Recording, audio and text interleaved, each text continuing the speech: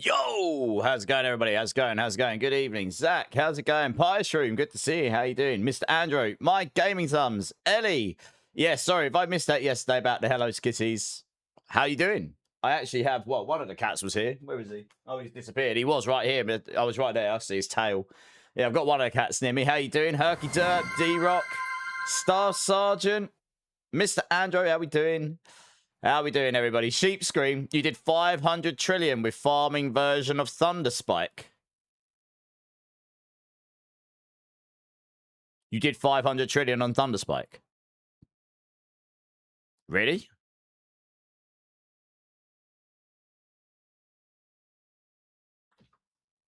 Okay. Oh, yeah. Reword that. I'm trying to fathom in my head how on earth you got to half quadrillion on Thunderspike. Right there. Herky Dirt with the 85 watch streak. That's awesome. Thank you. How are you all doing, everybody? How is everyone's weekend? How is everyone's beginning of their week, depending on which time zone you're in? Today, I will be testing, starting on Thorn's Rock Splitter, as said yesterday. And I might jump back onto my Crushing Hand build and just quickly test Payback on that setup, because I think the setup will be very, very similar. Like, I should be able to literally just change Crushing Hand to Payback, and I'm pretty sure that setup will just work the same. So I just want to see how Payback works, because that'll be easy to test, and then maybe move on to Quill Volley or something. I'm trying to test the ones I think will likely be decent next season.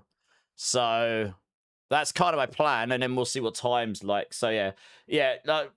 Let me know, Zach. I'm intrigued. If you did actually get to 500 trillion damage in one hit on Thunderspike, I am legitimately interested. Like, that sounds a lot higher than I would expect it to do. But, yeah. Okay, that's my plan today. As always, if anyone needs any help with anything, let me know. I think most people are probably chilling or playing other stuff at the moment, or taking a break, because it's kind of at that point of the season now, I guess. But I think Dawn's Rock Splitter will be, well, we'll see. First thing I need to test is if Variox Needle works with Thorns. That is definitely something I need to test with it. Because if it does, that's a fairly big damage boost to the builds. I've actually created another Spiritborn here, so I'm just quickly getting some stuff for it, because I want to be able to take footage tomorrow with all these builds. So I've filled up my armory on my other character, so I'm going to fill up the armory on this one too. Hey, Dexter, how's it going? Money or damage? I don't think he can hold 500 trillion money, can he? You're considering what to buy in the shop. You have a lot of currency. Richie Rich over there. Wow, I haven't looked at the shop in a hot minute. I've got... yeah. Oh, man. I'm sure you might be worth holding off until the new season, Mr. Andro. Or what I do, Mr. Andro, is I wait for the sales.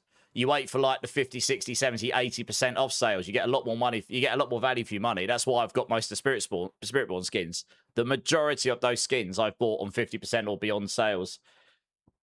500 billion. Okay, that makes more sense. 500 trillion definitely sounded... that almost gobsmacked me. I was like, no way. If you're doing 500 trillion on that, that's going to be a really good build. So like, what? Oh, yeah. Okay, that makes more sense. So I'll tell you what, let's just get straight into this, because I've got... I haven't got much time left on this PTR, and I do have a lot of stuff left I could test. So the quicker we get going, the quicker I can get through some stuff. I don't expect this Dawn's Rock Splitter to be giga.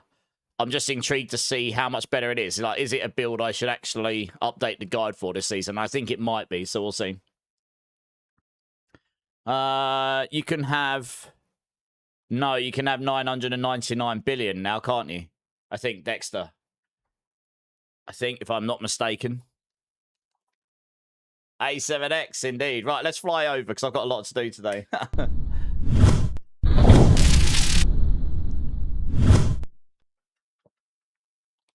Yeah, it's a pretty chill playlist today. I think it's an emo playlist. It's taking me back to my youth years. I saw some bangers in there. I was like, yeah, that'll do.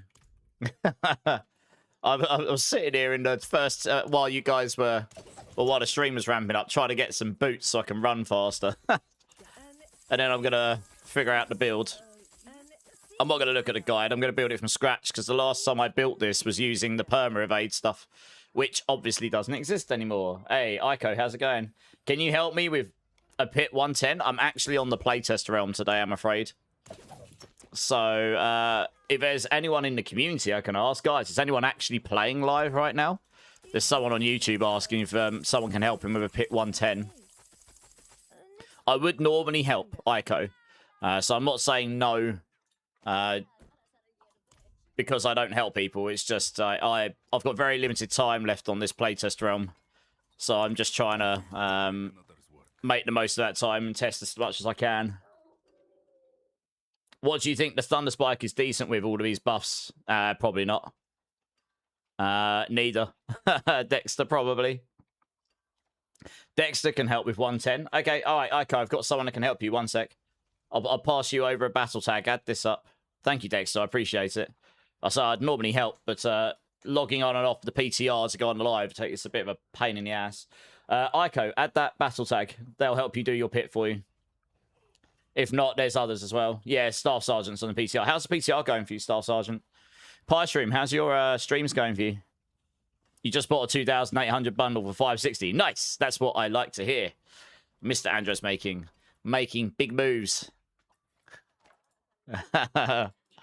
Good stuff. Right, we don't need any of this.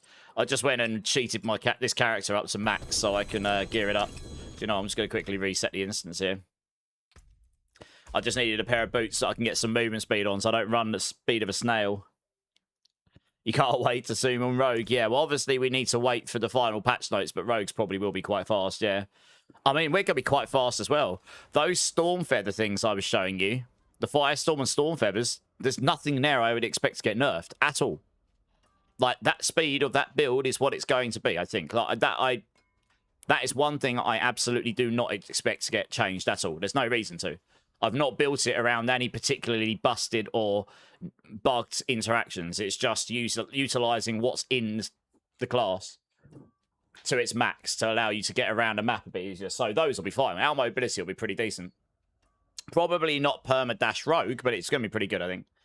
Although we're allowed to go for walls, which Rogue I don't think can. Only Sork. I don't think Rogue's dash goes through walls, does it? So that's one thing we'd have. Oh, I don't need those. Well, for now, I literally do not care about the rest. Oh, I can't because it's... Oh, for God's sake, it's a blue, isn't it? Okay. Fine. What we can do here, then... I do have some cubes, Matt. So that... Oh, yeah, I do. Yeah, okay, fine. We can add... That's the one. Focus reroll. Let's get that to attack. Oh, you... God damn it. I did this last time. Oh. What did I do that for? What a knob. I just nuked the freaking boots, didn't I? I did this last time. I was like, oh, yeah, I can change that plus max evade charges with movement speed on there, and then you nuke the movement speed, don't you? Ugh, never mind. We'll roll some more. I was just going to roll it up and use it. I literally just need movement speed on my boots.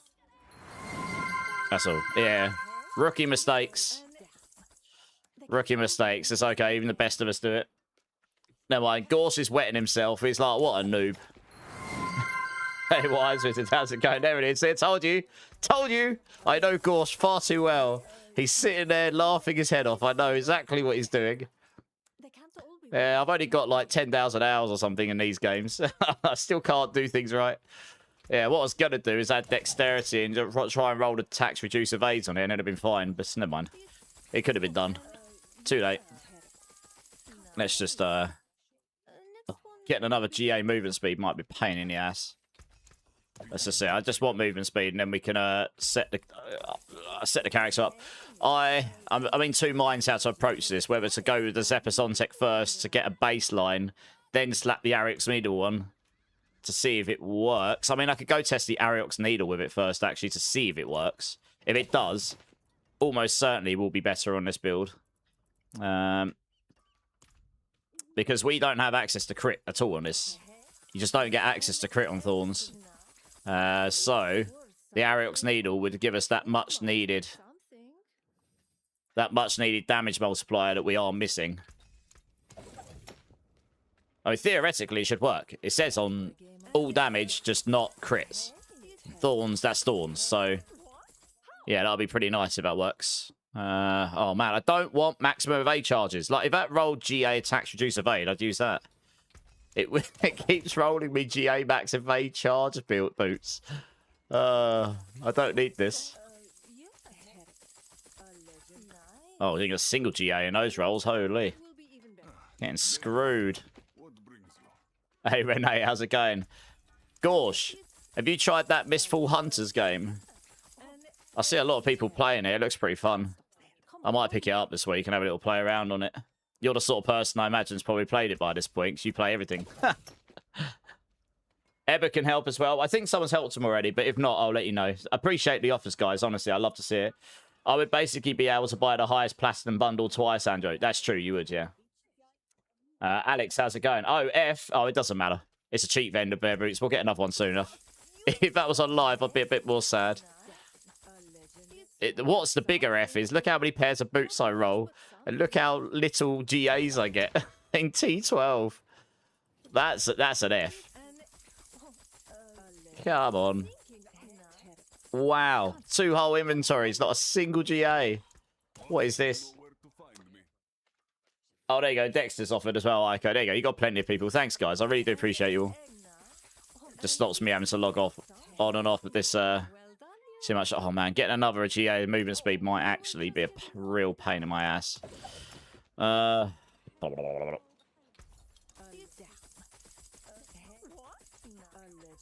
we got here? Full resistance. Oh, there we go. Nice. This will do. Right, this one we can certainly make work. Let's not do what I did before. Right. Actually, let's empty this inventory first. Right, there we go. Resource. We don't need the Vigor Gen, so we can just remove this. I'm trying to make sure I don't brick it this time. I don't need the resistances either. Okay, and what we do, we'll add dexterity to it.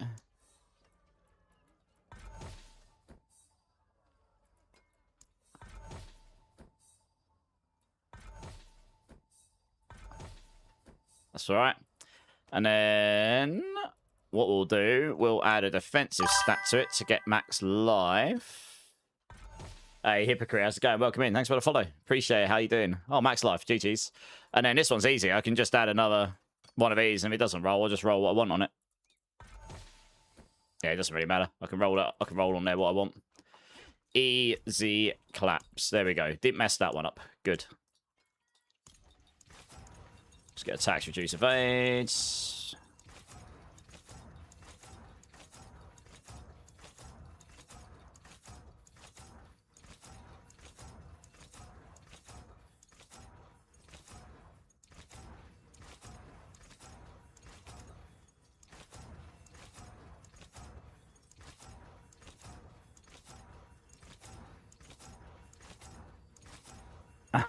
It doesn't want to roll for me. What?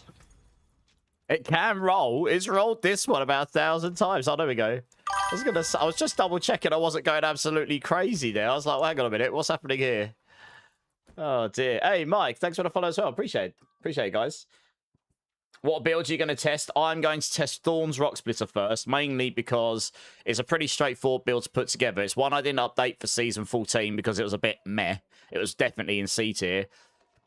I think the Ariox Needle will work with it, and if it does, which is what I'm going to test in a second, that gives us a massive damage multiplier, which we didn't have on Thorn's builds, because Thorn's builds don't crit.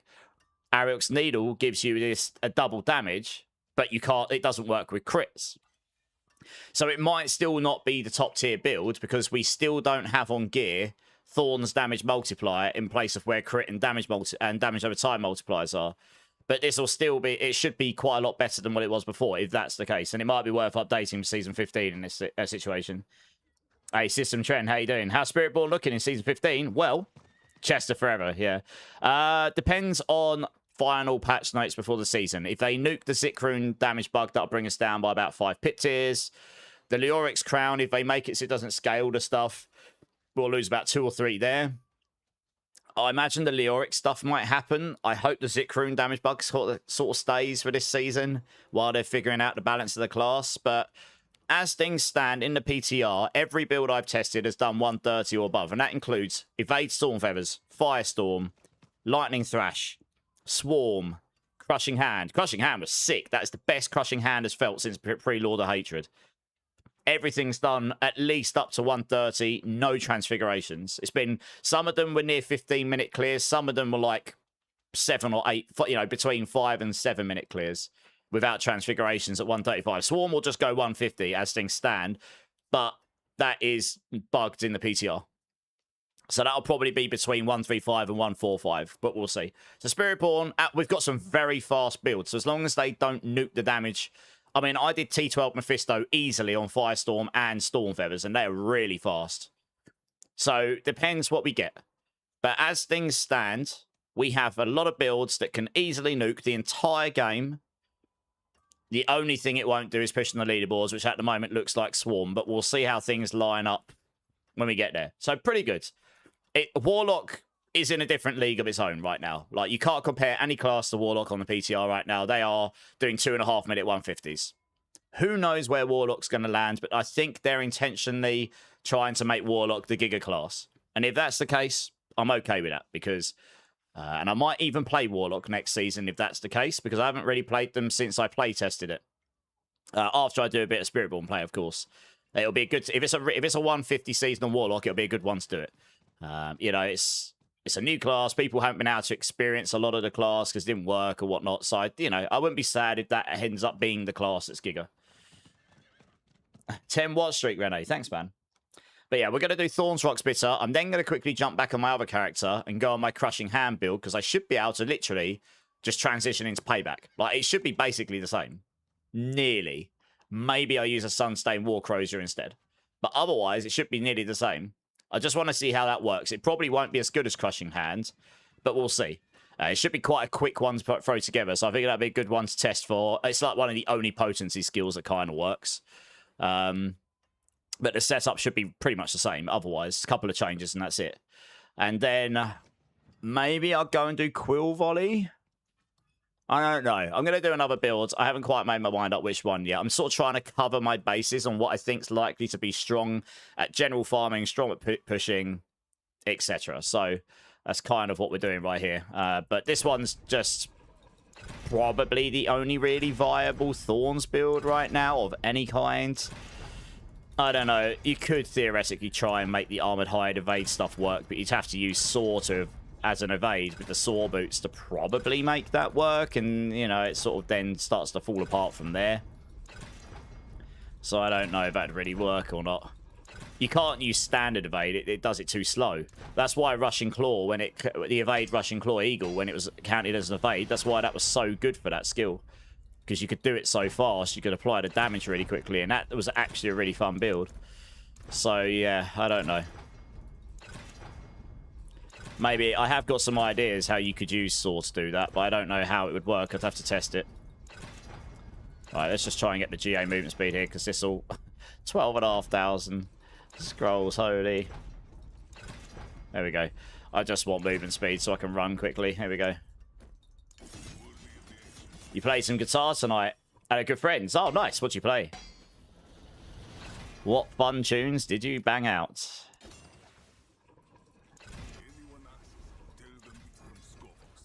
Right, let's G onto there for the movement speed. There we go. Right, fine. Good. I need an Ariox needle. Let's go get one of those.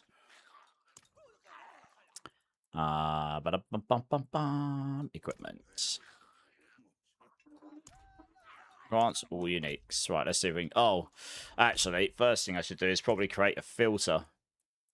I don't know how many more of these I can create at this point.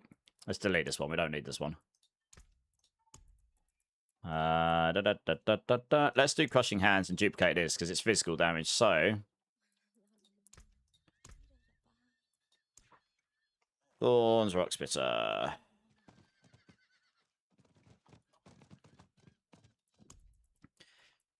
Okay, Talisman set. So, funnily enough, we're not going to use Wombers because the Wombers set is going to suck. Bliss of the Multitude will just be better.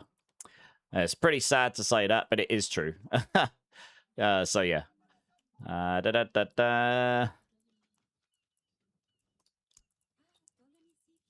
We don't need crit damage. Physical, yes. Skills work. Core skills not. Basic skills, yes. Yes, we can have all of those. Don't care about max resource, and this is fine.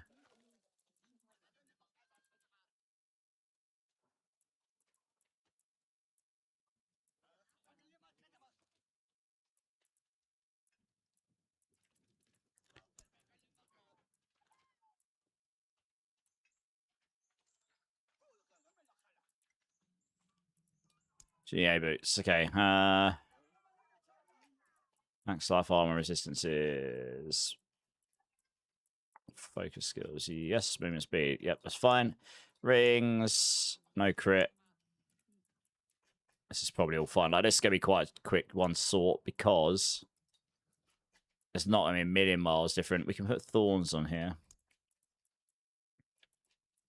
Basic skills, yes. Actually, we'd want rock splitter ideally, but this is fine. Gloves. You want the multipliers, really. You can get all damage and vulnerable or physical. Dex. And something else. Maybe cooldown. Yeah, cooldown reduction will be tricky on this build. Because we're not going to go Lord's Mantle on this, I don't think.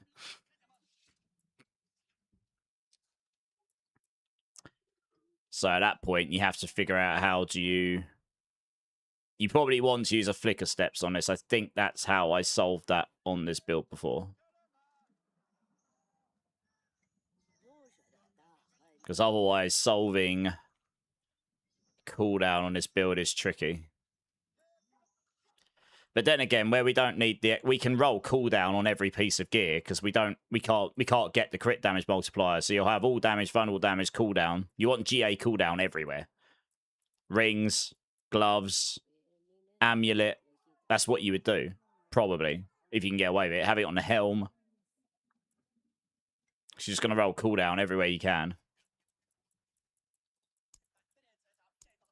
Body armor. We don't need max resource, which will be in here somewhere. There we go. Yep. We are huge fans of chili peppers. Oh, nice. Yeah, chili peppers are great. Razor plate for thorns. Probably use it as a charm, Mr. Android. Ultimately. Because then you can put the squirt's blouse on.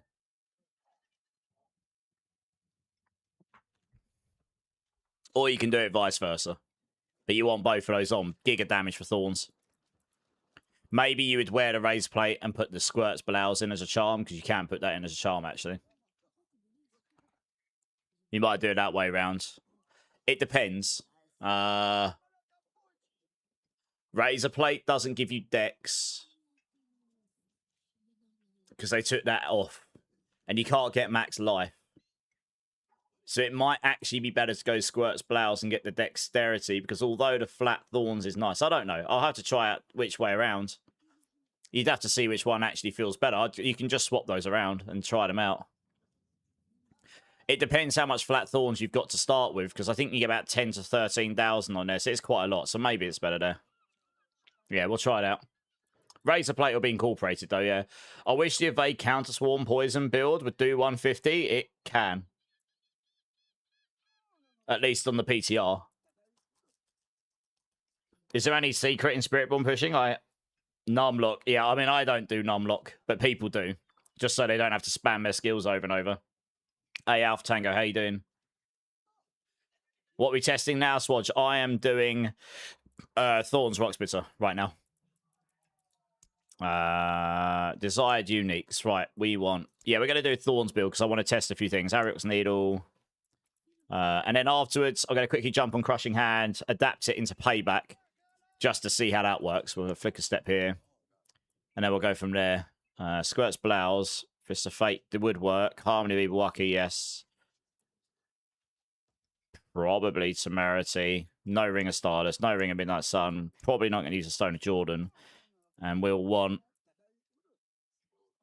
We're going to use the Protector on this. That is a good point, actually. You will want to use a Protector for the Thorns damage, so that does mean the Multitude set suddenly doesn't work as well anymore. You only get 3 spirits from that then.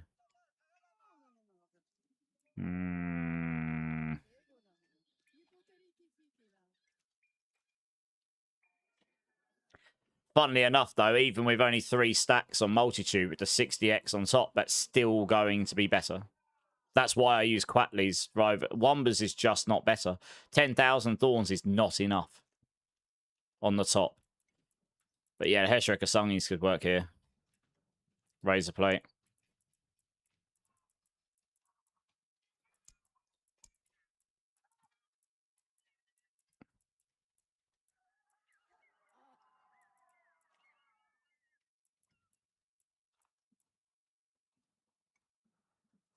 Hmm.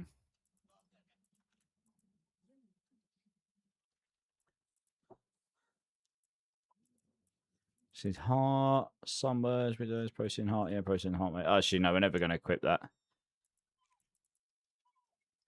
I mean, the wound drinker was adapted for thorns, but it's just rubbish for thorns, so probably not going to use that. I actually used the ban of first breath on this, but I don't think we're going to use that this time round. I think we've got other options now. Alright, let's adapt this then. That one there is Epson Tech. You might need Flicker Step for the ultimate. We'll have to see. It depends how much cooldown we can get. You want to be able to spam your Protector. The Protector gives you so much Thorns damage, you have to use it. But you need to be able to spam it. So that's one of the biggest problems to solve on this. I mean, using double Gorilla Loyalty's Mantle would somewhat solve that. But then you can't use the Multitude set with that. At all.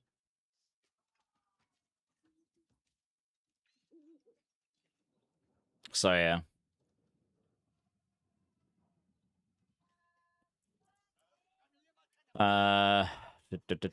Don't need this, don't need this, don't need this. Got a lot of stuff going through my mind now, trying to figure out in my head how I'm going to build this. Here's a plate. 9. 9, that seems fine. It is Paramore Renee, yeah. I mean, 1 but 60% thought. That's true. Oh, that is true.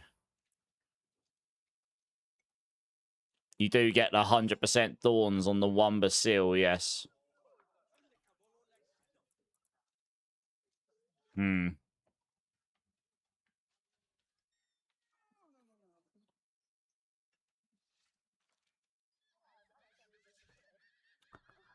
I'm just weighing that up in my head. If you got 100% of that on there, then yes, okay. That probably would outweigh the Bliss of Multitudes if you only using the 3-piece.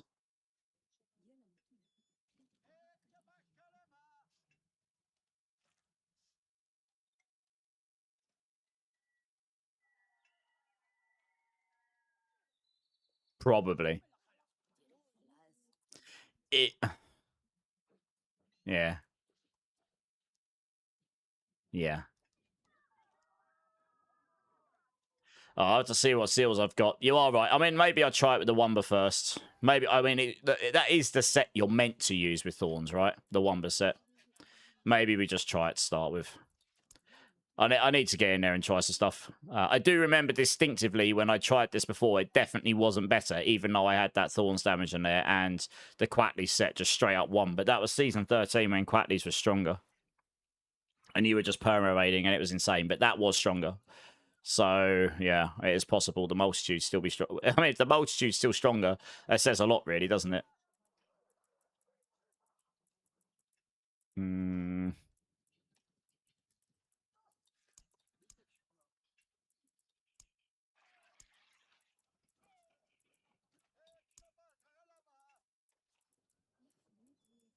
Anything else?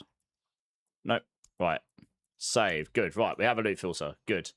I need an Eric's needle.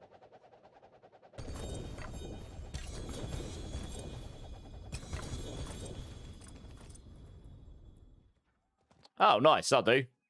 Nailed it, because I don't need the charts for poisoning damage. That'll do. Sweet. I probably have a Zepsontic I can use already. It would scour the thorns. Yeah, I might have one of those, you know. I've got a whole load of seals saved off, so I might have one. Yeah, I've got one here, although it's got a rubbish affix on it. Blocking has... Yeah, the blocking does a pulse of your thorns. It's just a bit meh. I have an all-stats Thorns ones here. Golden Epiphany. It's a Golden Epiphany I'd want, probably.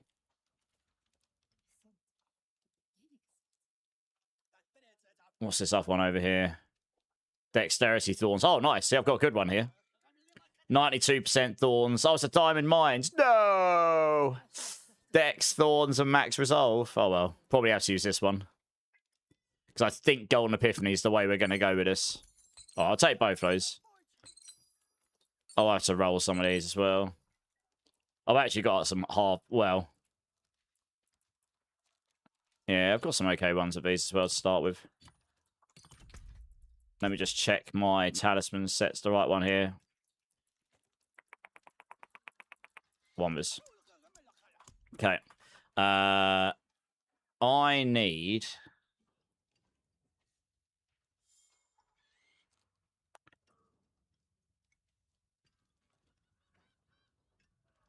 I think I just need, literally, I'm just trying to work out how I test this. I think I just need a 900 polearm with the same weapon damage and stuff. With a relatively similar setup here.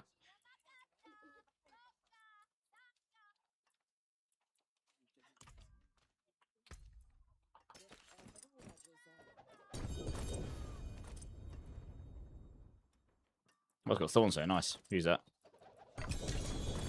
Actually, what was that? Yeah, let's just roll like, we actually want a quarterstaff. That's the only thing. Ariok's Needle attacks slower, doesn't it? But I think you're going to want the Ariok's Needle in here, so we'll see. You lose a lot of value on this if you don't use it on the weapon, if you use it as a charm. But attacking faster on this build will be better, for sure. I think actually for this test, I'm just going to use a polearm because it will be hard for me to get any relative idea if it's working or not. Just, it doesn't have to even be that good. I just need it to be somewhat relative to what I've got.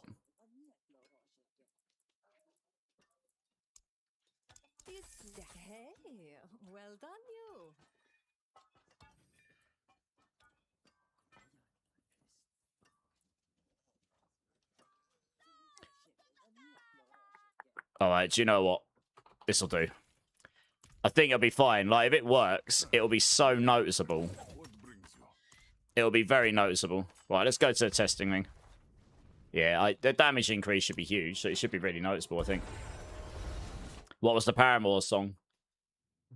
I kinda good. Nice. Thanks for the follow. Appreciate it. Tassif, how you doing? The Paramore song was... recently played. It was Let the Flames Begin. I'll need to see if I can figure out one day how to get it to show current playing songs and stuff in the chat.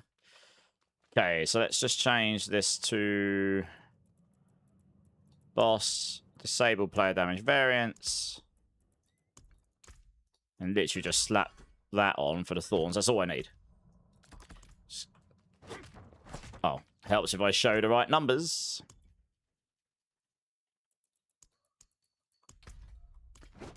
$558, and it's the third attack I care about.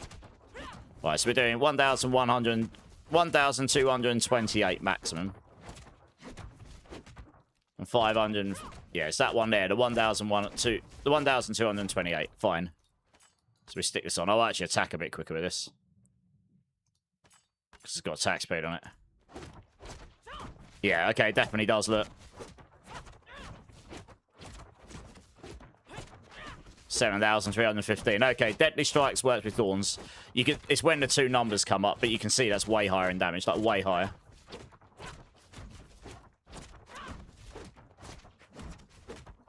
And we've got the same base weapon damage here. Oh no, it's not the same. Oh, it's an 850. Oh god damn it.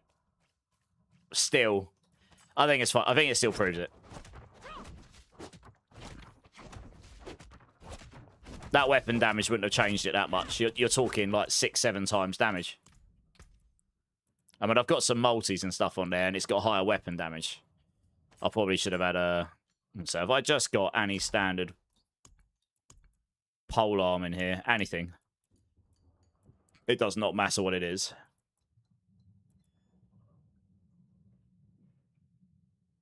Let's just stick this on. It doesn't matter. It just needs to be a pole arm. Here we are. 1,295. 1,272. Yeah. It's got the same base weapon damage. That's the main thing. Yeah, it's way higher. Okay, Ariok's Needle's definitely going on then, because it's definitely stronger there. Cool. Alright, well that's a good sign. Because that's a massive damage multi. It's like 5 or 6 times damage by the looks of it. It's huge. Ask Woody how he displays his. What do you mean, Pro Manicist? How you doing, dude? Sometimes streamer's got 500 plus viewers and chat is silent. Oh, ever. Ever. I'm just... This is the look you're going to get from me right now. I'm not going to say it. Or this. I'm not going to say anything more. Oh, no. Pro Manicist. I know how to do it on screen. I don't want it on screen. I mean, as in a chat command. Yeah, I don't want it on screen because I don't... You have to be careful due to copyright and stuff.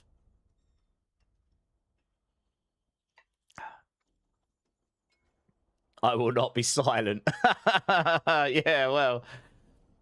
But yes, I mean, look, the community in here is pretty cool. We chat a lot. But yes, you're asking the tough questions that lots of people ask me off stream who are streamers, and I'm like, yes. Enough said. So I don't know.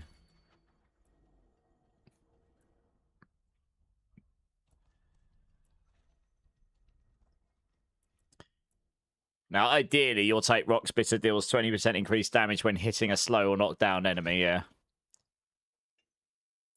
And I guess we just take the Resolve Gen on this. You could take the block one here, but... Yeah, they changed it so ranks in here do actually scale your thorns in there now, which is something I requested a long time ago, so that's nice that came. We're obviously going to take Vortex here. We don't really need the rest of that. We'll obviously be taking Ravager. Max Ferocity. Don't need Vigor Gen on this build. We'll take Toxic Skin, of course, because it's just Giga Chad for defense. I don't think the Multiplicative Thorns works on this, but hey. Are you not entertained? Indeed. You might need the increased durations on these, because cooldown will be a problem. Yeah. It is a good song, Renee, yeah. You like Spiritborn a lot more than Druids on current live or in the PTR? I've got cool sounds. I've got a few good ones, yeah. I like my Arnold Schwarzenegger. Want to test one song live? Depends what the song is. I think I have a request a song claim if you've got enough points. It has to be stream safe though. That is my only condition there. Well, we need this here. Concussive Stomp's just too good not to use. Right, now. Yeah, I don't know if the Toxic Skin Passive Thorns works. Armored Hide. I don't know if that works either. Yeah, we're obviously going to use Protector. The 350% of your Thorns is Giga Chad on this. I remember it being really silly.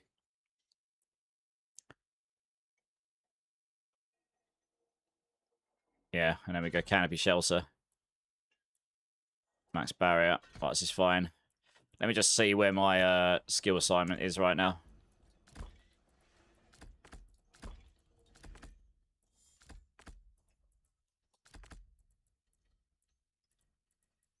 Okay, yeah, we put Armored Hide on as well, I think. We don't necessarily need Armored Hide.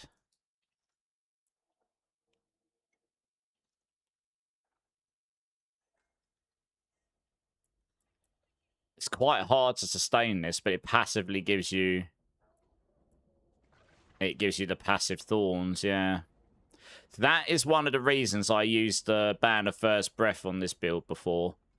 That gives you the passive to this without having to have it equipped. That's right, I remember. What skills did I equip on this in Season 13? Let's have a look. I had Rushing Claw. I don't need Rushing Claw here now. Yeah. Interesting, okay. So I do technically have space for... I mean, I could just put Arm and Hide on.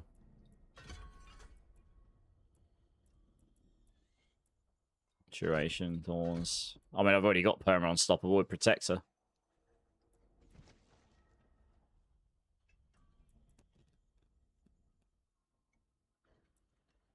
But you could go Ferocious Meal. This will help us stack our Veracity. Yeah, we might need that, actually. So that when we take a hit, each time you take damage, you gain a stack of Veracity. That'll just help us stack Veracity. That means I won't have to go secondary Jaguar, and I won't have to take the Hunter. That's probably going to need to be there. And then we can get the passive... I mean, if it works, you get the passive Thorns. So that's probably what we do here. And then I've just got 10 points left over, which don't actually do much for me. You don't really gain much for putting points in here.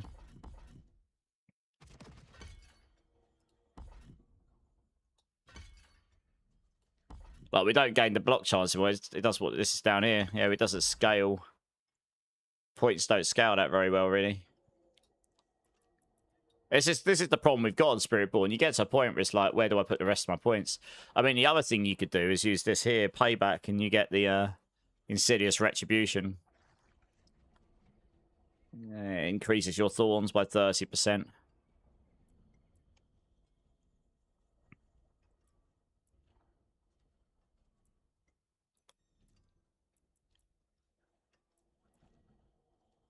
This won't really do anything for us here. Although Rushing Claw does... I wonder, do we... It doesn't count as evade, though, does it? And I think Ban of First Breath requires it to be an evade. Do I have one?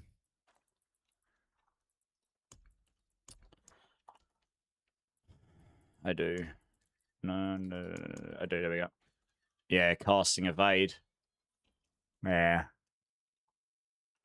So that works well when the Eagle version count is an evade.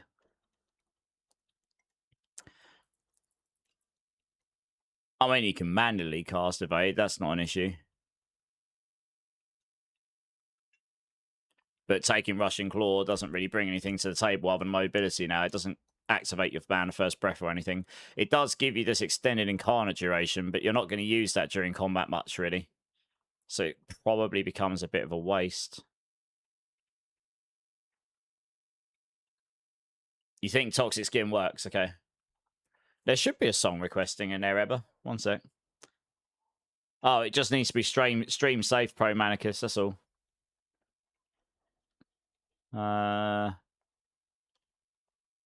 It should be in there. There's quite a lot of stuff in there. Choose next song. It is there. Yeah, you just have to scroll down. You have to scroll down.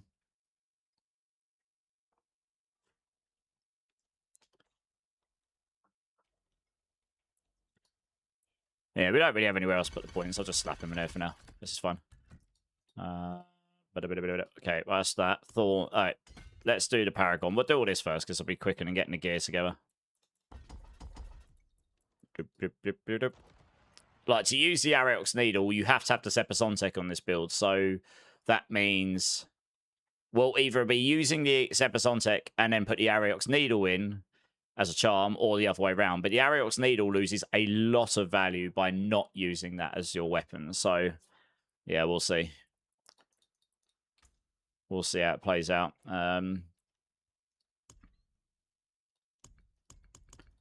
Now, Swarm of Storms does nothing for us. Prodigy's Tempo is kind of a bit meh.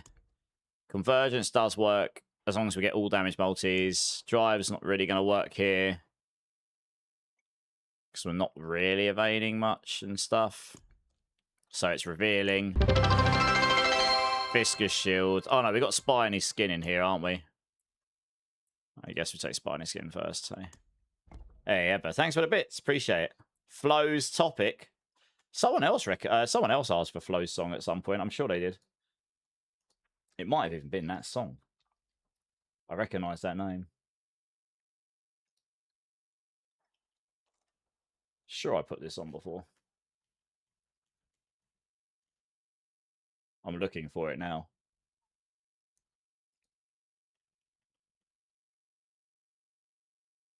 I do not see a song by Flows called Topic.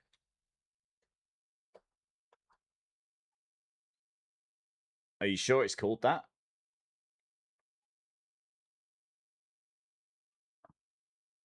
Dracula. I mean, there's an album called Dracula. There's a song called Dracula.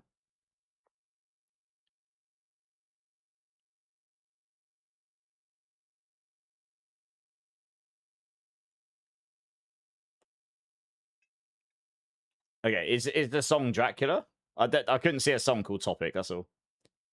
Oh, Fusco, sorry, I missed your message. Hopefully it wasn't too important.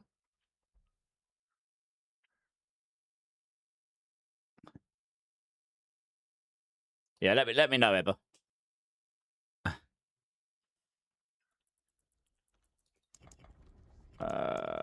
Let's put that in there. God, it's been a hot minute since I've used this board.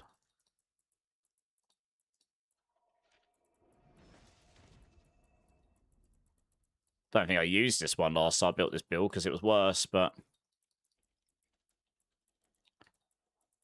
Yeah, I mean, you're going to want to take all those if you can, but I don't know if I've got enough points.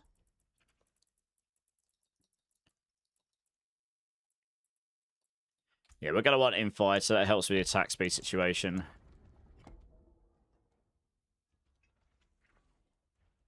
Might actually put infighter convergence. Revealing might still... I don't know, will revealing be better than this? It might be. Because revealing's a separate multiplier. I think this increases your thorns, so it just increases your damage within a multiplier you've already got. Like, if you've got 100% thorns and you add 60% onto it, you don't get 60% multiplicative damage, for example. But... So I might actually put this board last, just so it's... Because I can swap it out then. Refund, always to start this again. Because I have a feeling revealing's going to be better still. It's just a bit sad. It's not it multiplies your thorns, it increases your thorns. It's a slightly different... It's the way it's worded. We should be tanky enough to make this work this time. Dracula, okay. Alright, put that one on 1 sec.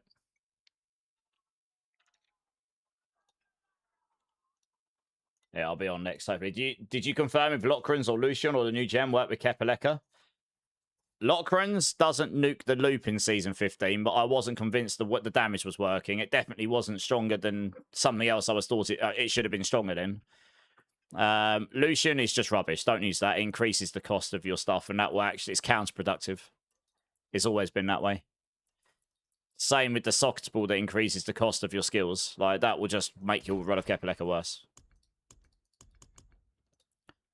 That's the convergence here.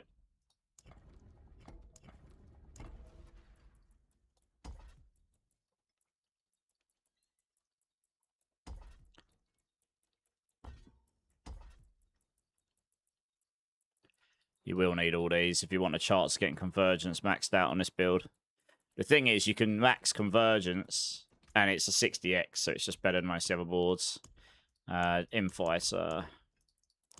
Because although that's only 45, it gives us that attack speed. We go, well,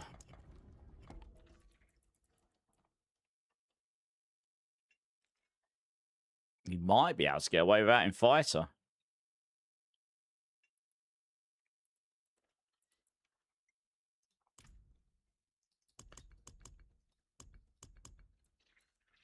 When that's 45 multiplicative, Spiny Skin might be stronger than that because of the base thorns and everything. We might be able to cap our attack speed without that. Because the Ariox need with the Ariox needle.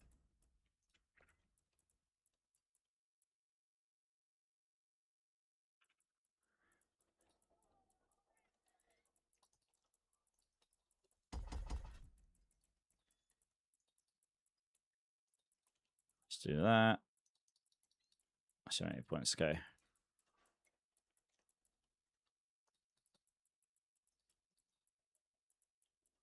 I'll take the cooldown.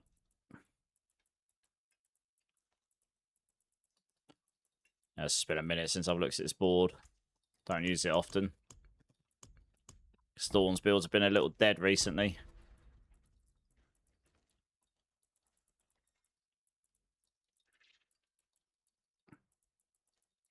Actually, we might not have enough points for that right now. Okay, so that'll be a Colossal. Colossal will definitely go in here. So that's easy peasy. You'll want to scour the basic nodes on these. Probably. So Outmatch will go in one of these. Where's Outmatch? Yeah, Hubris will go in here. Oh, that's a good point, actually. Oh, you need counterattack on this build, don't you, for the Hubris? That's right. Okay, we'll need to put that on. That might go on instead of... I guess it has to go in place of Armored Hide. And then you might need to use a Band of First Breath. Just so you can gain the passive Ferocity generation. Yeah.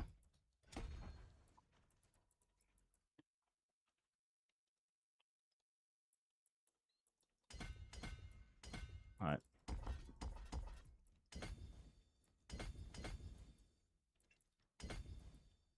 Yeah, you get a lot of thorns from this board. Like, in terms... They did up the amount of thorns you get here. You get quite a lot from it, so... Yeah, 1,400 thorns, and then you get this as well. You definitely want the thorns nodes here. If I've got enough points to make that work somehow. Yeah, okay. I will have to change the skill tree. Definitely. I forgot. It's been a while since I've played this. That Hubris glyph is pretty mega. So I think...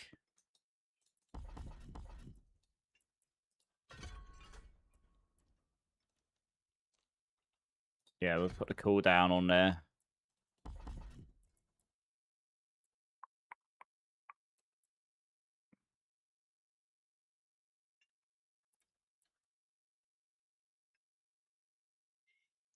I mean, you take that, but most importantly, you get the duration. Yeah, it's the fact this gives you 100% dodge when it's active, so...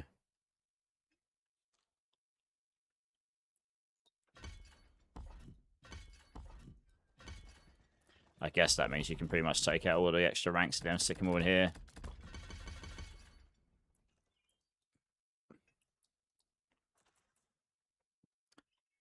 And then you won't need the active on there.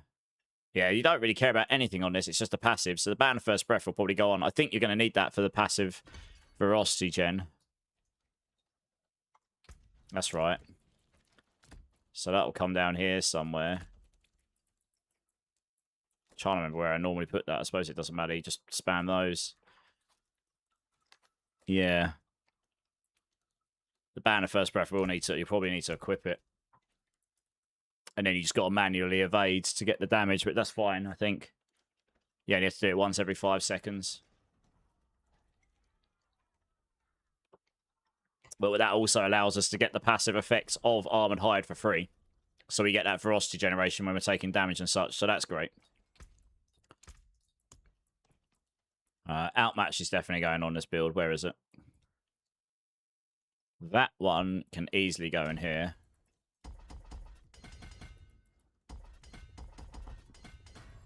Yep.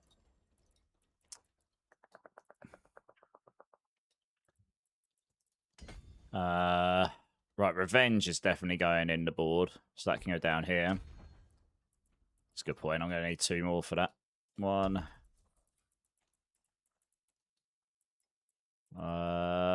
I am out of points. Where can I gain a point from? That's not ideal.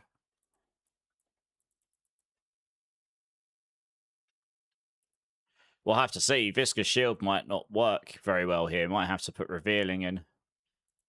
Depends if Temerity will work on this build or not. I guess we'll see. I'm running out of points here. Yeah, I need another one for Revenge. Because you're definitely having Revenge on this build. I mean, there's no doubt in my mind about that one. I did kind of want all the base Thorns, but we maybe don't need that there. Yeah. So sit down there. That's Thorns. And then...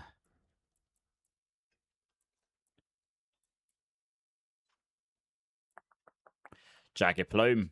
Because you get 30x in the middle. And it gives you the Giga movement speed. If they change that bottom bit to all damage, that would be mega. And that can go in here just fine. I would quite like more movement speed than this. But I don't have the Paragon nodes points. Yeah, I'd need another like 30 points probably to make this work. Expensive boards. Possibly get away without that for now. So that's 5 at least.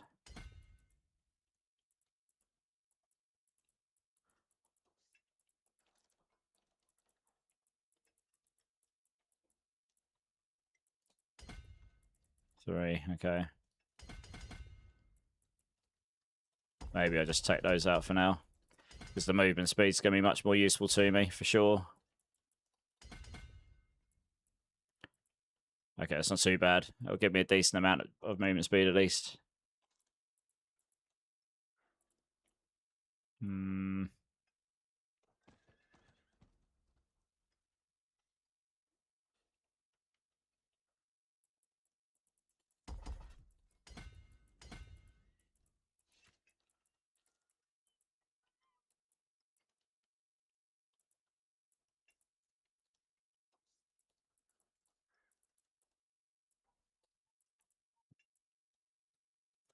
I'll probably have to do for now.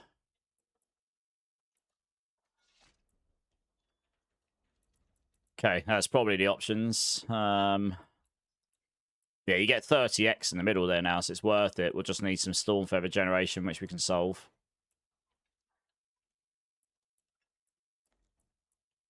So it becomes as good as anything. You can just use it for mobility as well. So that's the Paragon. Spirit Hall-wise, for farming, you'll go Eagle. Well, we're going to use Temerity. Go Eagle Centipede. You could go Eagle Jaguar. It doesn't really matter. Eagle Centipedes and then flip them around. Centipede Eagle would make you tankier. Jaguar Eagle would make you more damage. You could flip those around to whichever you like. I mean, you could go Jaguar here. More maximum velocity. Another way of stacking velocity. That works. That just gives you some healing. We'll see which way. We'll see how this plays, I suppose. It doesn't really matter which way. As long as it's not Gorilla. I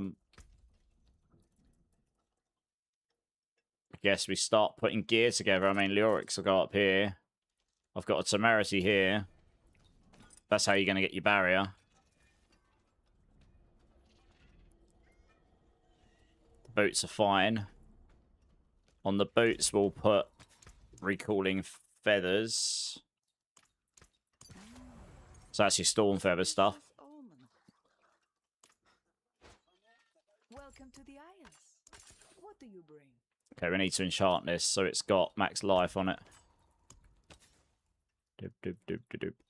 Or dexterity. I mean, you could go dexterity here. Depends how much max life you end up with. I might see how much max life we end up with. Hey, Rosie, how's it going? You got 500 all res. Ibawaka plus 12.5% all res transfer. Go nice. All of the reses.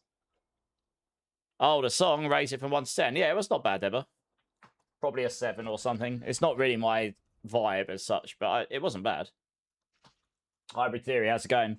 What am I most excited for Spiritborn in Season 15? The speed builds. Firestorm and Storm Feathers, probably. Crushing Hands was really good as well. That was fun. Ariok's Needle is decent. Yeah, we'll have to see what changes, though, because there's definitely a lot of changes are going to happen. I think there's a lot of bugs going on. Can You See Me in a Dark House Storm? That is a good tune. I haven't listened to that in ages. That is a good tune.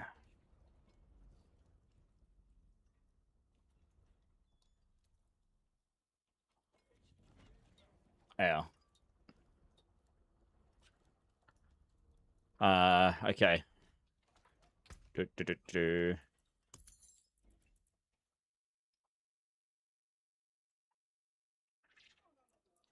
Yeah, that's the thing about the Wumbers set. You might equip that just to get the 100% Thorns here, but I think my guess is that +% Thorns there clashes with the spiny skin Paragon board. So you end up, they add together, I think. That's my guess. I say, spiny skin was a straight up multiplier. That'd be great. This one here needs to replace that top Thorns with a Thorns multiplier. It needs to be like +60% Thorns multiplier. Like, not +60% Thorns, multiplies your damage by 60%. Thorns damage, yeah. That's what that needs to do, really.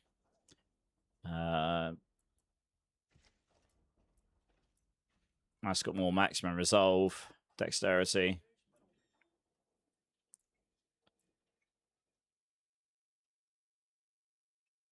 I don't know if I want to go. Probably want a golden epiphany on this build. And then I'll need to get some more charms when we get round to it.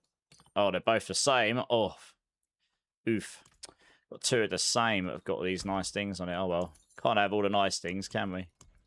So I'll go roll some more of those in a moment. Actually, let's do those first. That'll be quicker, won't it? Talisman items.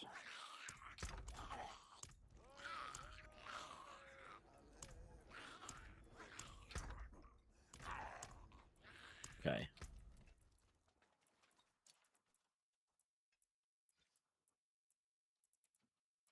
Set charms. There we go. This will be multitude and Wumbers only, hopefully. Yeah, mostly. All stats. Nope, nope. Just keep a bunch of these to roll.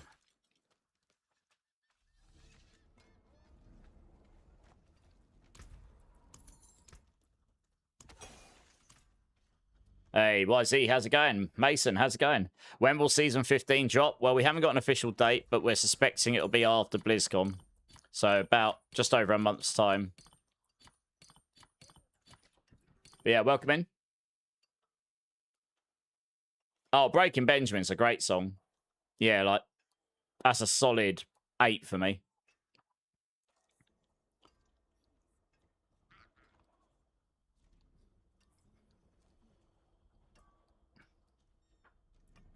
Yeah, I mean, a 9's like, wow, that's good. And 10 is like, Jesus, that's like a masterpiece. Yeah, I'm pretty strict with that because, you know, you're ranging across a lot of genres and a lot of songs, aren't you?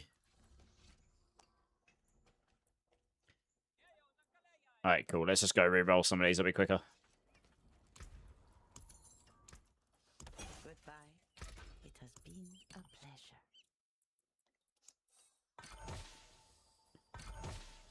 Gorilla skills. Not terrible. It won't affect almost... I want Eagle or Jaguar, really. Just, well... Yeah, Eagle or Jaguar, really. Eagle would be preferable, I think.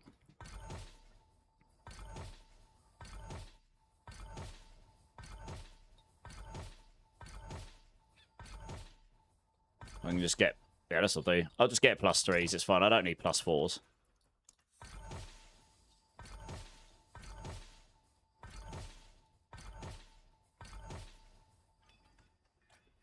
Spiritborn being most smooth.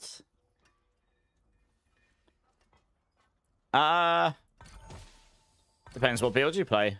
Spiritborn's pretty smooth to play in Season 15 if you build it right. There's been some really good builds so far. Is the PTR good? Well, there's a lot of bugs, and that's what you expect in the PTR. But yeah, I mean, it looks better than Season 14 was, in my opinion.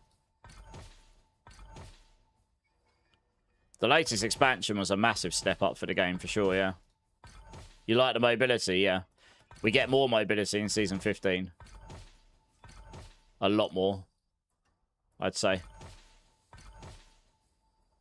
That's +3. Sweet.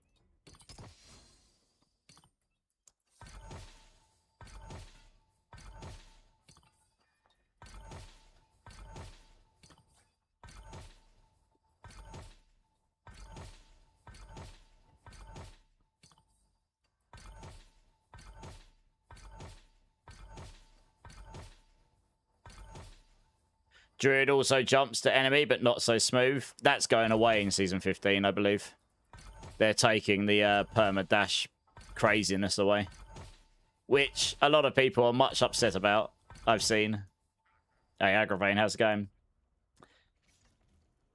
Firestorm is there. It's called Inferno Born. Storm Feathers is the Evade Storm Feathers, or Evade Storm Feathers build. But they're not updated for Season 15 yet. They will be different for Season 15. I've built them slightly differently. Oh, I could probably use that last one. Never mind.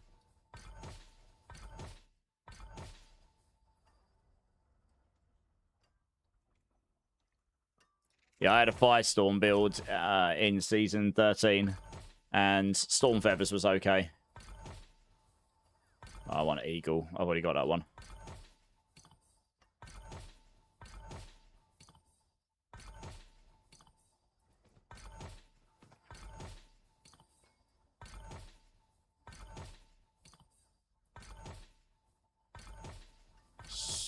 Oh, damn it. I've already got that one.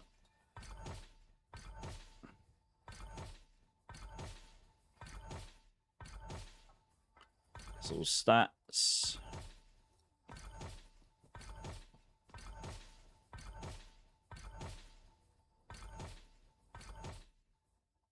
I already got that one.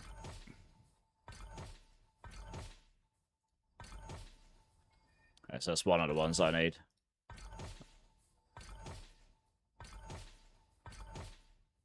And that one, okay.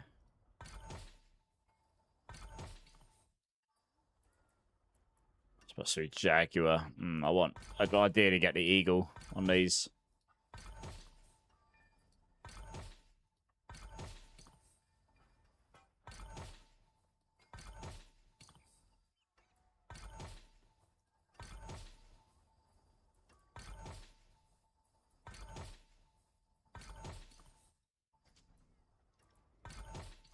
Might take me a minute to get what I'm looking for here.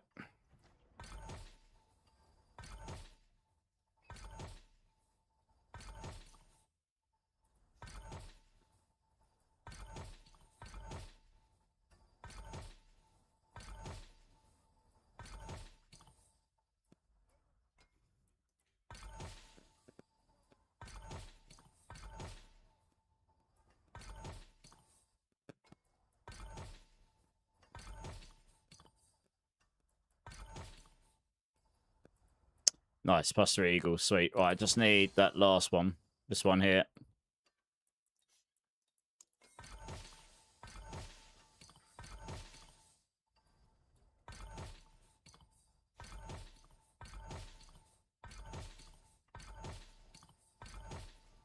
There, oh, sweet. Right. Good. Right, so we got we got all Eagle in there, so that's good. That will apply to those. That's Talisman. Right, gear. Now, if we're not using this Epsilon set there, that has to go here. Yeah, so actually, we don't need all 5 of these because we have to use the Golden Epiphany. If you want the Leorix and the Ariox Needle in, we'll have to use the Golden Epiphany. So I didn't need to roll the last two anyway. Zepazontic. I'm pretty sure I have got a charm for this somewhere. Here we go. It's Centipede skills. That's a bit annoying. That's not going to do anything for us, is it? Might try and roll another one of those. We'll want a Harmony of Ibawaka as well. Okay, I need to roll another one of those too. Fine.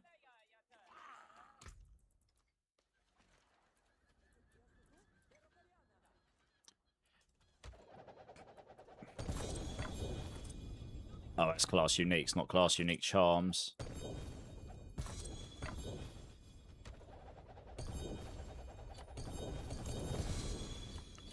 What we got? Oh, a razor plate. Okay, it's not got skills in it, but still. Zepazonsec with all stats. Okay, not terrible. We'll take the squirts. Harmony, but it's no skills. We might try and roll a better one of these. They're disappearing.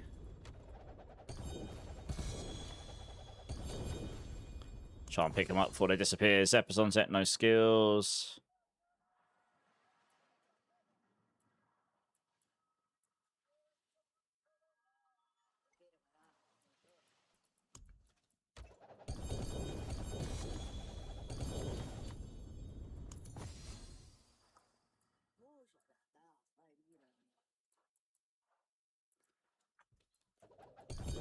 Let's drop those. Just gotta start a new instance because I think my items are disappearing. Would love to play more Spiritborn, but I play with people from NA from time to time, and playing at Spiritborn at 150 milliseconds is rubbish. Well, it depends what build you're playing. There are non-dash builds, Wisey, and there will be this season as well, I think. But obviously, the top build right now is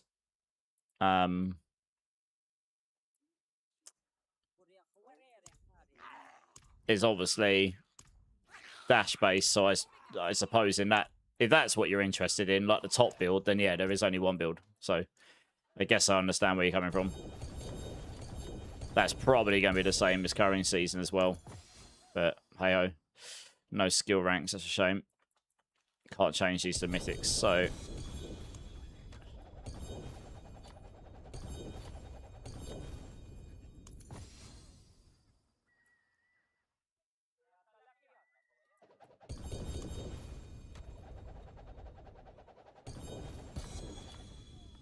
a lot of these just disappear.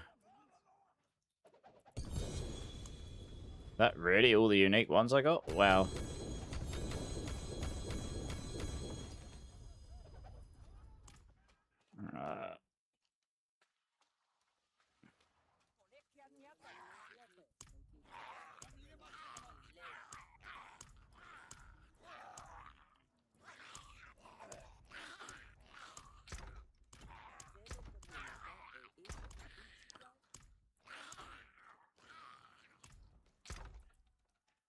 What we got in here? Oh, it's just picking those up again. Don't really need those.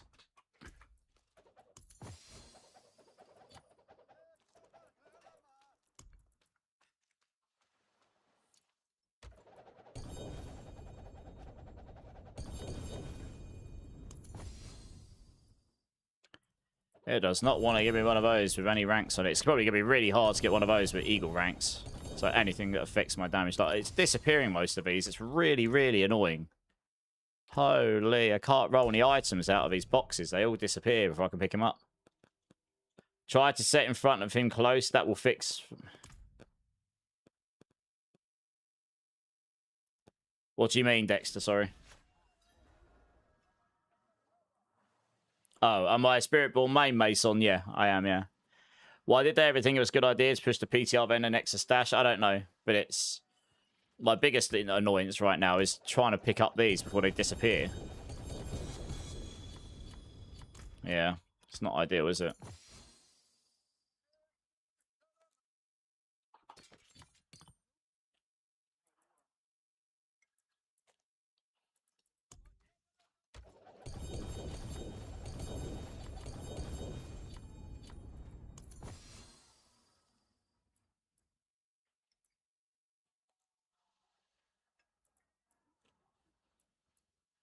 Yeah, none of these are going to be useful.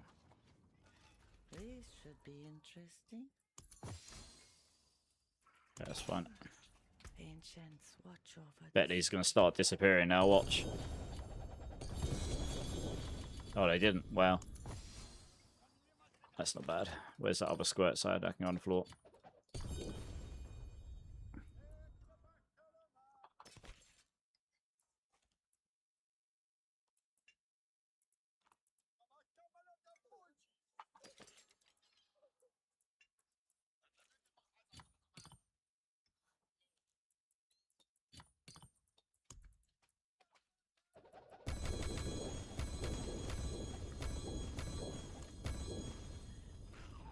I'm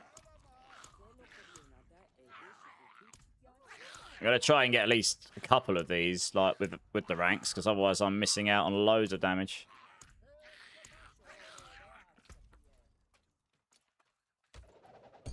Yeah, it's disappearing them now. I can't pick them up in time. It's very annoying for testing, this is. They do definitely need a better testing system than this. I mean, it can't be good for their servers. Ghost Keb Bardu. I hate that town with a passion. I can go to a different town than this one, for sure. Maybe that's a good play. Maybe it's a good idea. Go Serikar. Keb Bardu is AIDS. That actually is.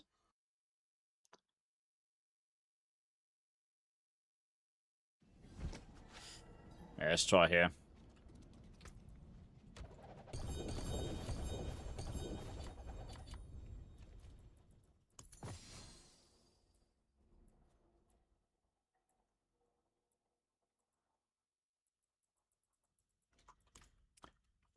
Where's a talisman person in this town? Is there even a talisman person in this town? I don't think there is. Oh, here it is. Yeah, there we go. Don't need these. Let me show you.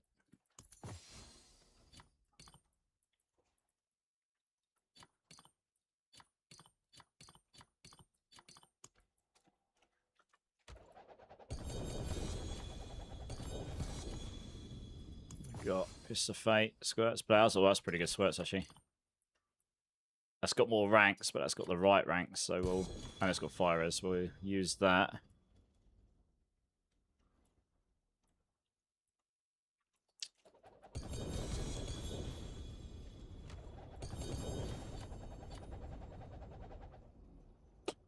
Didn't even drop me any mythic ones. Are you having a laugh?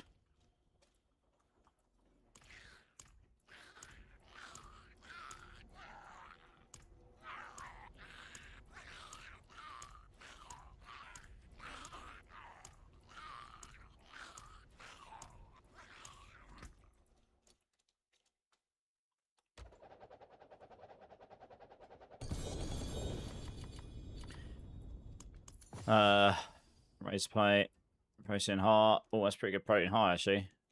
That's the one I already got. Yeah, it's better than that.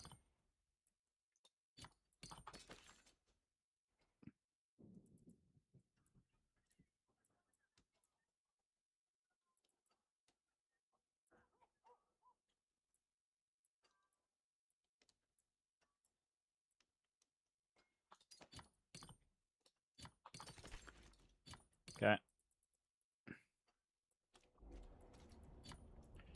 Let's put that over there. So let's put this down here. A lot easier for me to tell what I'm actually... What's new. Hey, Tony, how's it going? Yeah, not too bad, not too bad. How you doing? You got your farming version of Thunderspike to do 115. 600 billion, nice. Yeah, pretty good, pretty good. Echo Quackly with Eagle, nice.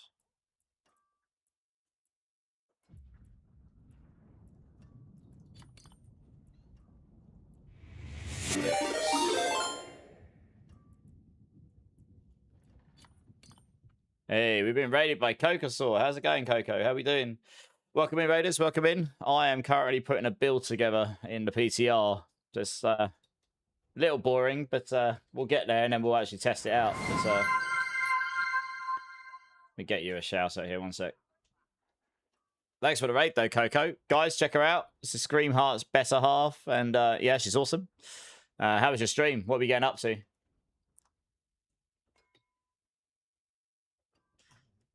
I'm gonna go salvage these up quickly. Sheep Scream, Rene, yeah.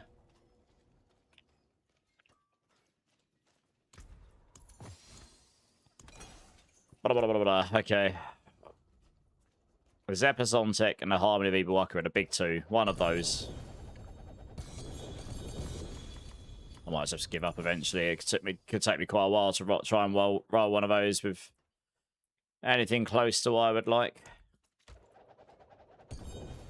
Yeah, it's a lot better here, actually. Temis is terrible. Oh, it's much better here, for sure.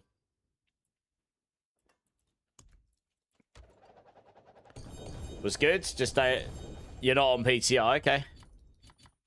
Fair enough. Well, glad you had a good stream. Scream Heart is partner to Coco, blessy.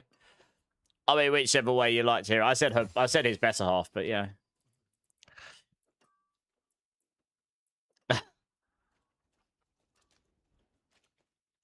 No, that's what I said. I said Coco's his better half. Yeah. But yeah. How you doing, blessy? You good?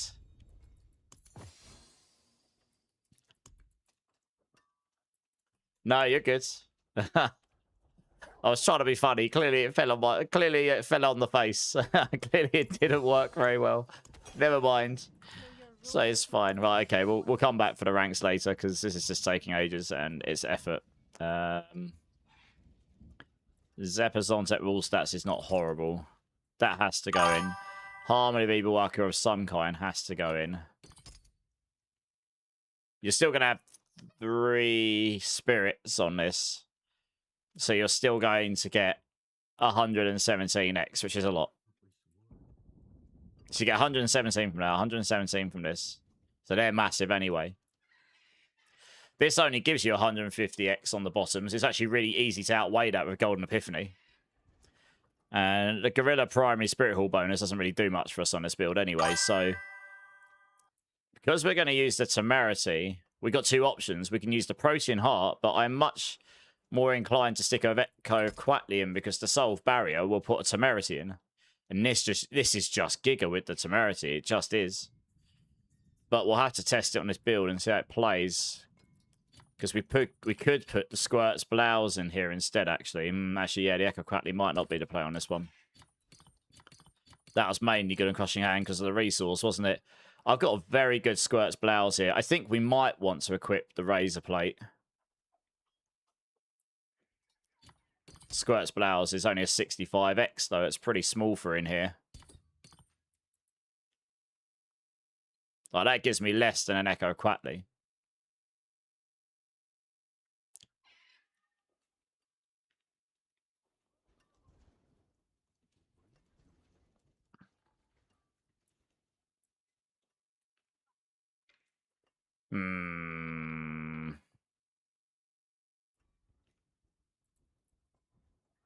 Maybe Squirt's Blouse just doesn't go on this build. Question mark. I don't know. We'll try with it on start with. We can play around with these other ones. The Echo Quatley technically gives you some more damage, but we'll see. Marge, how's it going? Welcome in. Thanks for the follow. Appreciate it. And bless you as well. Appreciate it, guys. That's fine, bless you. I don't mind. It wasn't your first message. It was not, no. You're using Rushing Claw to proc Thunder Spike using loyalties. And Wuxia and Koja combined. Okay. Sounds good. Hey, GBD, how's it going? Is Storm Thrash a thing in Season 15? Yes, I did. I was doing Pit 130 with no Heart the Stone in about 7 or 8 minutes with a broken Paragon board. So it will do 130 plus next season, at least, I reckon. Okay. Right, now we've done that. We can... Let's just reset the instance because I've got charms literally all over the floor. Now we can sort the items out. We'll just get this build going and we'll see where it lands. Yeah, Storm Thrash, Lightning Thrash, I will have a build guide up for it for sure, yeah. It's pretty fun, actually. It's pretty decent. Yeah.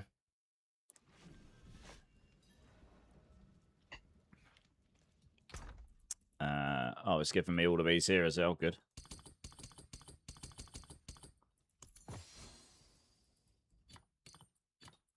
Fine. Right, I don't need all these for now. They can go on the floor. I should drop those before resetting the instance, but never mind. Now, I think I already have a fairly good razor plate.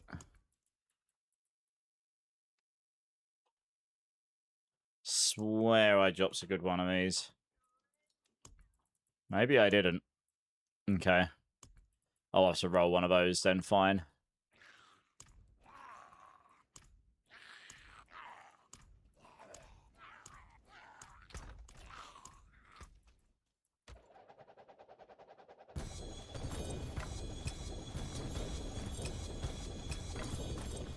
Let's just see what it gives me here.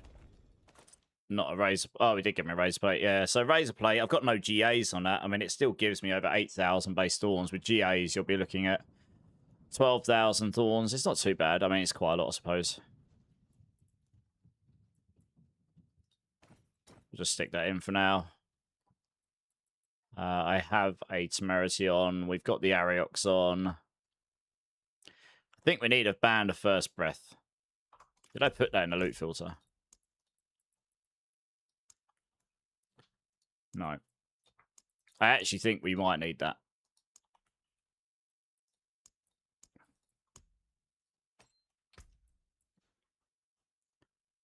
It's not very good, that one, so we won't use that one.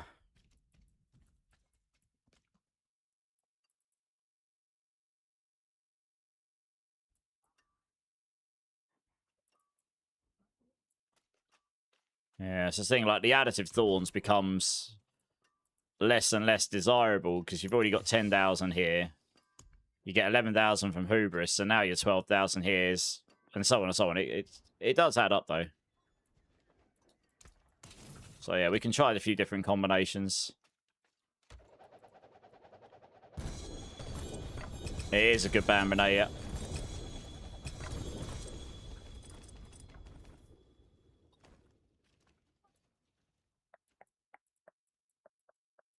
Band of first breath, Dex.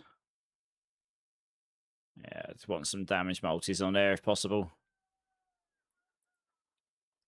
We might use the Hesher. Yeah, we'll use the Hesher Ekasungis on these, actually. Have I got a good hair of Hesher Ekasungis? Because we're going to use the Protector.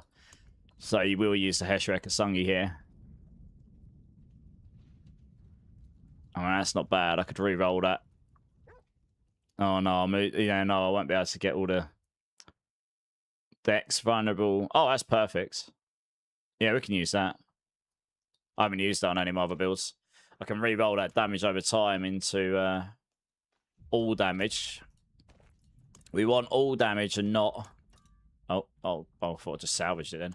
We want all damage and not physical because of convergence. It's the only way we'll be able to get it up there. You need to get all damage in places. So even though it's slightly lower than physical damage multiplier, you get your... It'll help you scale the convergence up. Here we go, 20. Nailed it. 25%, yeah. That's perfect. Dex all damage, vulnerable gorilla. I mean, you probably would want cooldown reduction here actually as well, but hey-ho, we'll see how cooldown plays. I'd want cooldown on the helm, but rolling that on one of these is going to be really hard because you can't enchant them. Oh, actually, I say that, and look what I've got here. A GA cooldown Lyrics helm. I think I'm going to have to put it in instead of the Thorns damage. I'm going to need the cooldown. That's actually a really good one for this, so that's fine. That was lucky. Okay, we don't need these. Fine.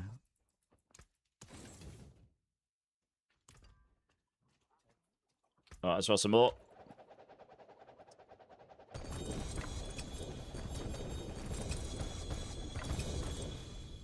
Perfect. I would have wanted cooldown on this, though. I mean, rolling one of these with cooldown, all damage. I think it rolls Dex. It either rolls Dex attack speed or Dex max life as standard here. So getting this with what you want is going to be really hard.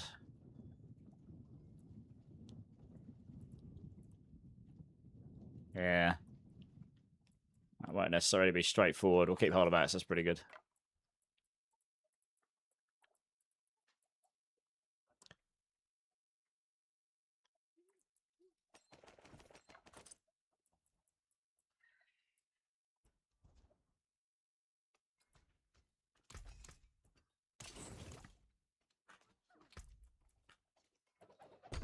Let's get rid of these, roll some more.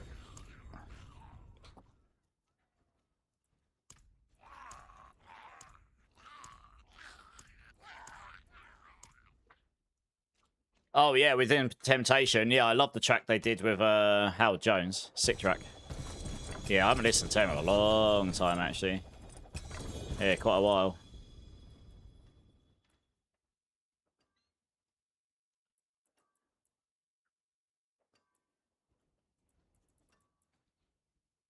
None of that was useful.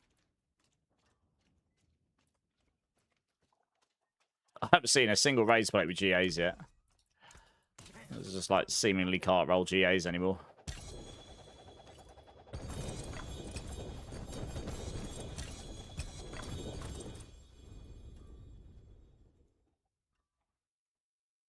It's pretty crazy locker rooms right there. Huh.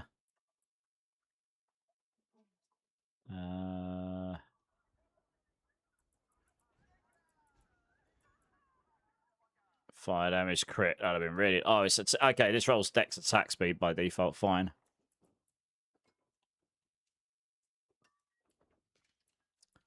Yeah, you really want the all damage, vulnerable damage on there if you can. You want the. I'm gonna need cooldown reduction in places. We won't have enough cooldown reduction on the build if I don't roll cooldown reduction in places. It's a problem.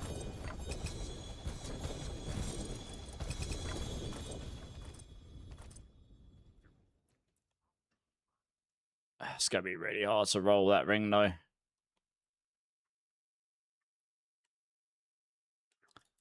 that's the best one I've got so far. I'll roll 3 more and then we'll see how it goes.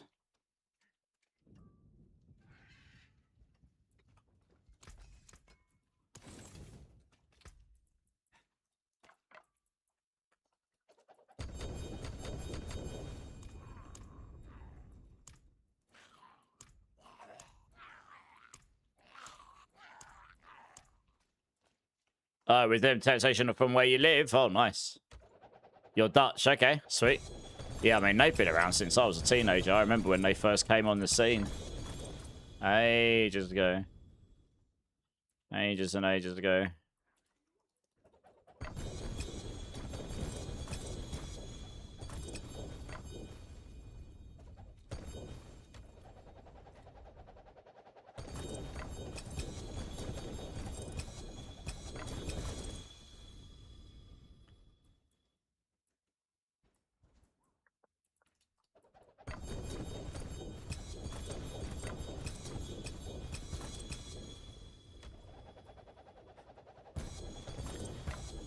GA boots. I don't really need those for now, though. I'm not going to test. I'm not testing the saw build in this PTR, I don't think. It's rolled the same thing.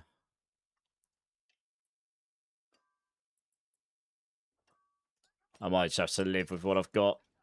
It's going to take so long to roll what I want otherwise.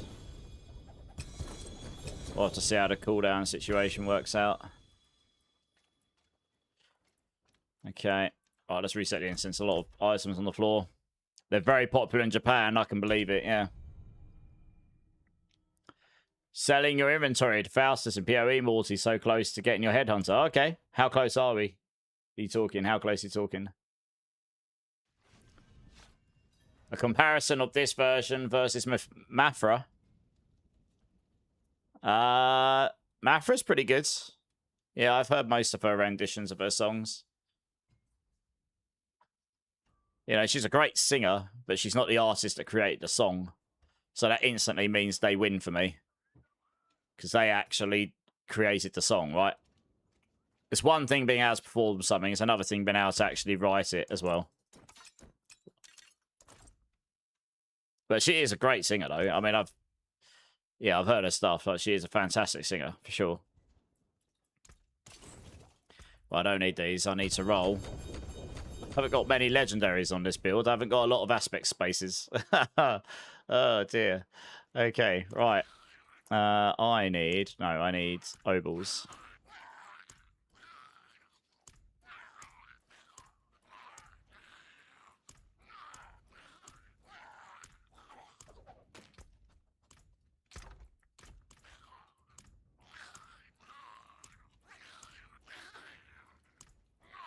Yeah, very rarely does someone come along and do a cover of a song and actually nails it, you know what I mean? The same music taste. Oh, yes, a lot of it's just my childhood stuff with a little bit more modern stuff. The mythic situation when it comes to builds, having only 1-3 legendaries equipped is a bad thing. Yeah, well, that's kind of where we've ended up. We might chop and change some of this stuff. Where's the... Oh, he's here, isn't he? Yeah, we might change some of this stuff at some point, but we'll start with the obvious and then you work outwards. I mean, theoretically, right? the Blau's probably stronger than this. This has got a 10% chance to do a 3.6 multiplier. So it's basically the same as saying it gives you 36% multiplicative damage. I think a Squirt's Blau's will be stronger than Razorplate here. And I don't think the Razorplate's probably that strong because it's only 10% of the time. So it might well be that the Squirt's Blau's is just better than this. But we'll see.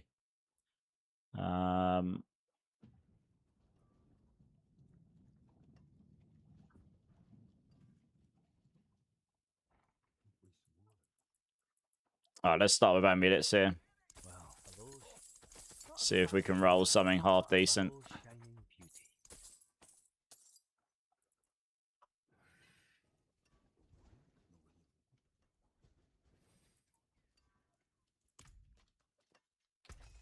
I'll keep my forge hot. Return soon. Well, hello, shining. Well, hello, shining. Not a bad pull, that. All finished, are you? What's still got some good in it? Can't even click on the vendor. There's too many ovals on the floor. There we are. Trying to select the vendor and I can't. Hello, shining chamber. Well, there's something special.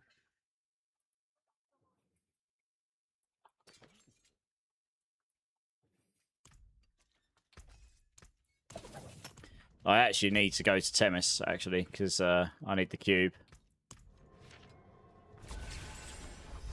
Yeah, Lincoln Park, great. Yeah, Lost isn't bad. Yeah, Blink-182, obviously. I mean, I grew up with those, right? Alright.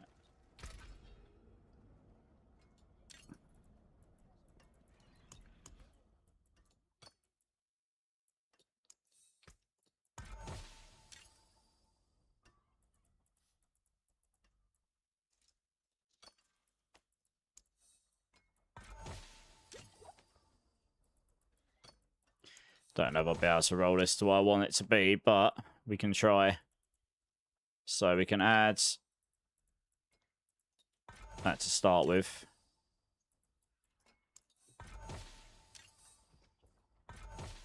Oh no, I should be able to make this what I want.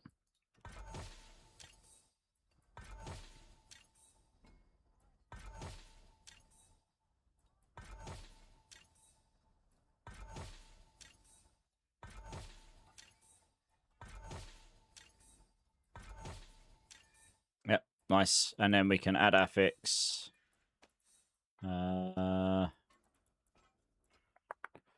Utility.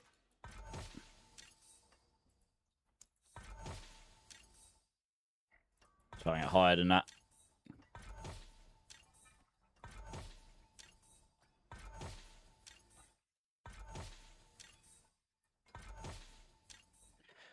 Just trying to get cooldown reduction, I think, here. It's not the highest amount of damage, but you're going to need the cooldown reduction, I think.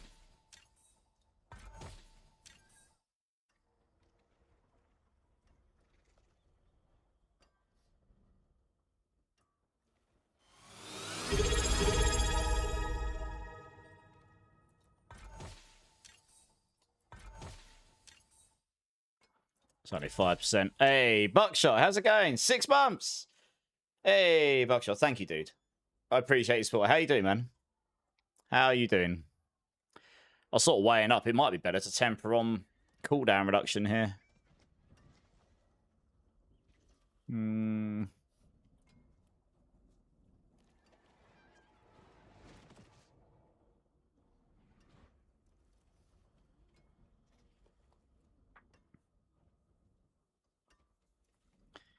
Oh, I don't know, actually. You roll 8% here. Masterworking, it'll give you like 9. Yeah, we'll just go for the cooldown here. That's the play. You're waiting season 15. Yeah, I'm just trying to get this Thorns build together. I'm not trying to like giga min-max this. I'm just trying to get it to a state where it's like, okay, this works. Okay, 6%, god damn it. I need that cooldown to be, well, preferably 8%, but at least 7. Might take me a minute to roll this. Yeah, it's trying to prove some builds out. We've got some pretty good builds in this class, actually. Warlock's looking really good next season.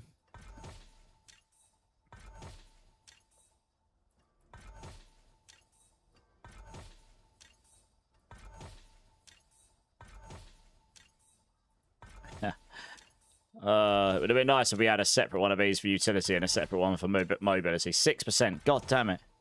5.5. No! The 7 and 8 not exist. God damn it. What even is this? 7. Okay. Do you know what? I'm just going to live with this because it's taking too long. And then... It does not matter at this point what that rolls, because I can roll it into what I want.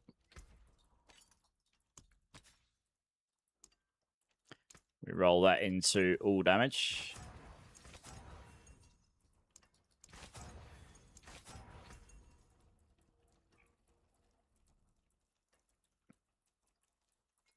Can you roll all damage on here? Yeah, you can, yeah. Yeah, all damage would be better just because, again, it helps you cap your convergence.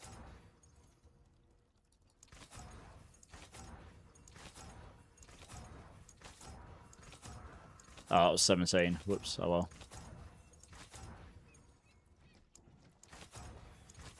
Try and get near that 20 mark.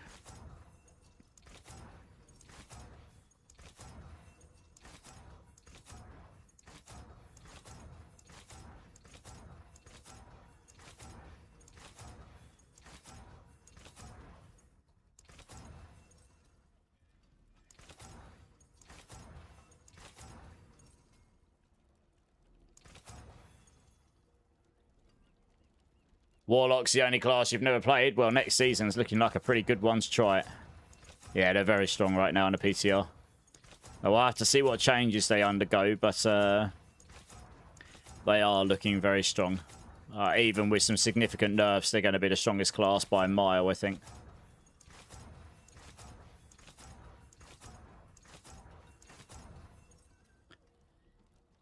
Solo song by Chester Bennington featuring Mark Morton. Yes, I've heard the Mark Morton one, yeah.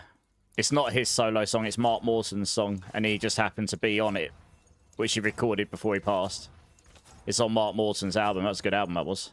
Yeah.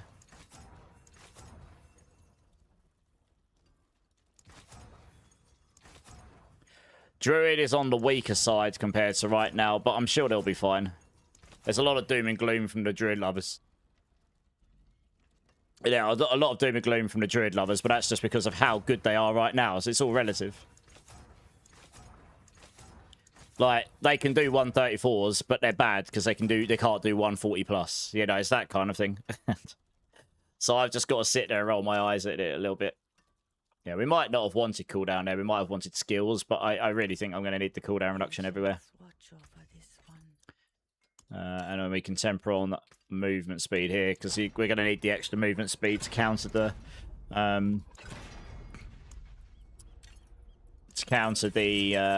splinters.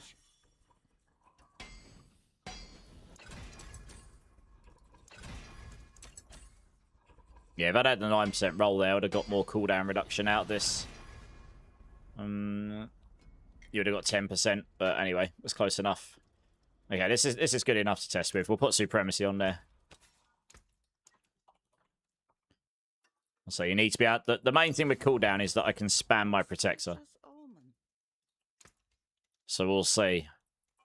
I don't know if we're going to be able to do that very easily. There's a couple of ways you can do it. You can use Flicker Steps. We could use a Jack Imp Shell. It's not damage, but that would work if we use an Echo Quackly over here, maybe. But then you lose that damage there. Or you've got to go Lord's Mantle, or you've got to stack enough cooldown everywhere so that you can achieve it. They're your options, really.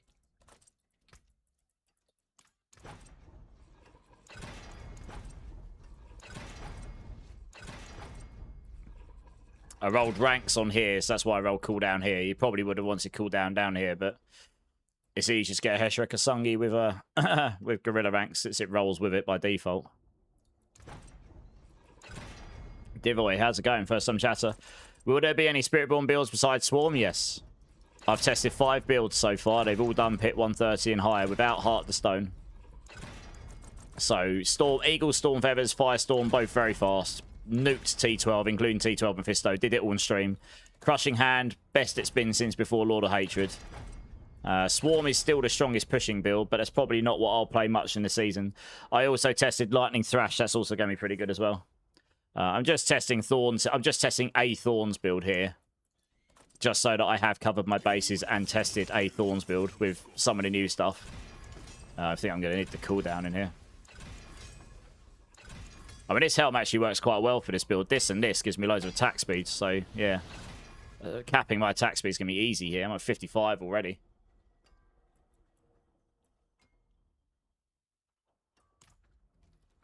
Easy peasy. Max life is very low. I think we will need max life on here. We're going to be giga squish otherwise. Giga squish. But yeah, I mean, if I roll attack speed on here as well, that pretty much solves attack speed for me.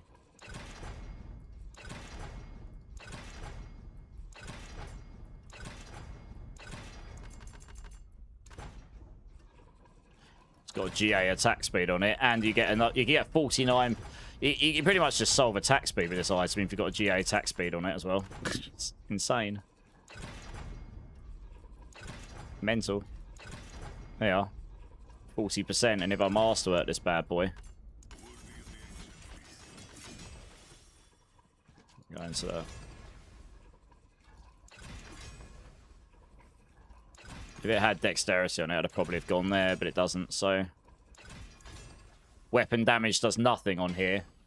So that's the only thing about equipping an Ariox Needle. You will never be able to get a perfect weapon. You'll always have weapon damage on here, and that's useless to us. So that is one... I mean, we might swap this Epizontek and the Ariox around. We'll have to try it. Yeah. In which case, you can get a better Epizontek than this. It might be this Epizontek ends up being better in here. Because then you'll be able to get Dex, Max Life, Physical Damage, Multiplier, and something else. Weapon damage, there's nothing, yeah. I suppose there's still not that many options in there that you can get. I mean, yeah. This just rolls 2 stats by default. Aren't that great? But that does give you a lot of it. I mean, look, I'm at 84 attack speed. When in fighter kicks in, that's it. Job done. Although my block chance isn't very high. Oh, no, I have 100% dodge, so yeah. My attack speed will just be capped by default, no problem. In fact, actually, I won't even need it in fighter. My ferocity caps me here. So I'll be at 100% cap attack speed, easy peasy. Doesn't the charm halve the chance of deadly strike? It does, and it halves the damage, so it becomes significantly worse. That is why I've done it this way round. You lose twice as much. You don't just lose half the damage, you lose half the chance to deadly strike. So you lose a lot more than half the power of it. It becomes a lot worse as a charm, I'd say. Yeah. Yeah. Now, if it only lost the damage, but kept the chance in the charm, then you'd use it as a charm. But yeah, as a charm, it's significantly worse right now. Half the damage and half the chance. There's no way to get Deadly Strike anywhere else right now. If there was, then maybe you could get away with it as a charm, you know?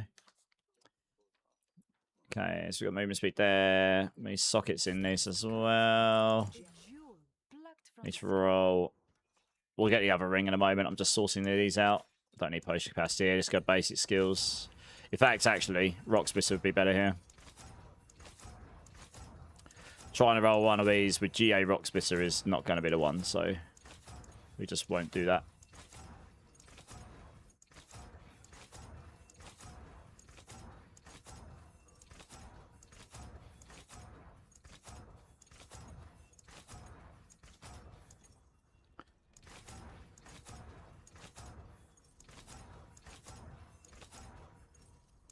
Yeah, it does take a long time to put these builds together. Oh, I probably would have wanted thorns on here, wouldn't I? Never mind.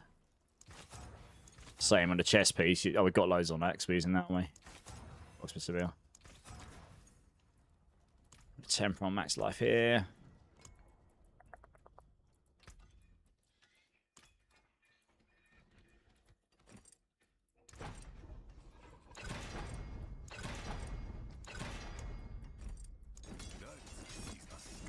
Throw that into the ranks. Probably. Actually, no. You probably want to go in dexterity on this, because I think that'd be stronger. But I suppose ranks is fine as well. Just each rank doesn't actually give you that much extra thorns when you've got a lot of ranks to start with. Yeah. So Rock Splitter here is giving me 18,000 thorns at only 36 ranks. You can get a lot higher than that. That's what I mean about the Wumbers set. The Wumbers set's only giving me 10,000 thorns. That's less than half the thorns I get from... Yeah, it's less than half the thorns I get. But yeah, I mean, if you're going to use this, it's going to be because of this thorns thing here. There's a good chance that the Multitude set will be much better than this, though, to be honest. I think. Because you get, even with just 3 spirits, you'll still get 60% multiplier, like separate new multiplier on top. And you'll get crazy resistances from it. I think that's just going to be stronger. And then you can get damage multis in here as well, which will probably just be stronger. So there's a good chance that will be stronger, and we'll try that over this. But we'll start with a Wumber set just to say we've tried it. I'm going to need some runes shortly. Let's temper max life here as well. Okay, max life is not looking horrible here, actually.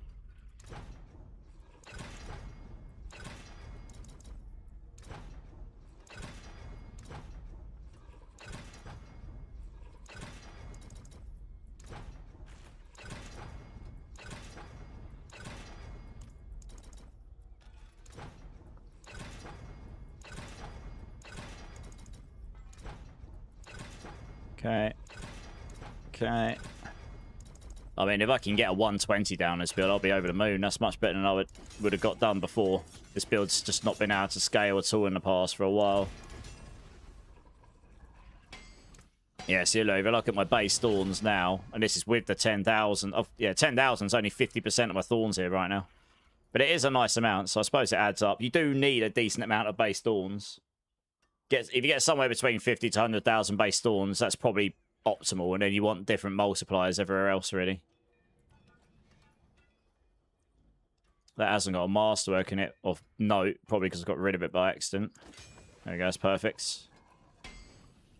Speed. So that's 86. 94, 124. So we won't be quite maxed out on movement, but pretty close. I need to sort the Band of First Breath out. What do you seek?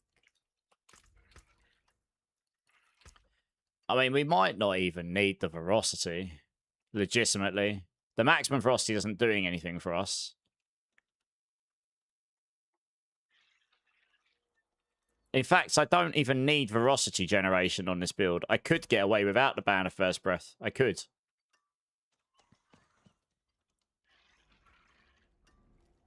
It is a 78 multiplier.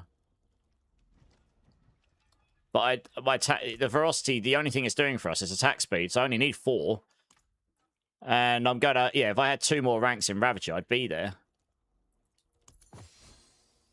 I'm missing ranks on these. So I've only got 9, 13. Yeah, I'm missing 2 ranks on Ravager. If I had those, I'd be at my 4. And I get attack speed from Infighter, so I probably don't need that as such. So let me have a look at... I mean, aspects-wise, if you're at 280 movement speed, it'll be a lot stronger than this. So... I'd have to do some mathing. But it might be another thing we could do. Well, that's a good point, actually. They buffed up Expectant, didn't they? Basic skills grant up to 8% multiplicative 10 times. That's an 80x. We don't need Moonrise. That's only 60. We'll use Fleet Wings, because at 280, that gives you more than 78 anyway. Yeah, I'm not really a big fan of that. So yeah, Fleet Wings. We don't really have any like specifically like strong. Yeah, losing resolve. So this works really well with the evading with Band of First Breath. Losing resolve grants you flat thorns 20 times. So that could give you another 14,000. But when you've already got 30,000 thorns, 14,000 thorns actually is less than half of that. So it's not a 50% multiplier. It's 50%. It's less. It's like 45% of that multiplier. So it's like insignificant. That would have to be gigabuffs compared to what it is right now to be better. Plains power would be very strong if we had the ferocity, but then you have to sacrifice other multis for it, and it's just crappy playstyle. So I'd really rather not. Expectant's a pretty solid choice. Yeah. An 80 and a 105. The other option, because these aren't very high, but yeah, the other option would be to go... Let me just math something out here quickly.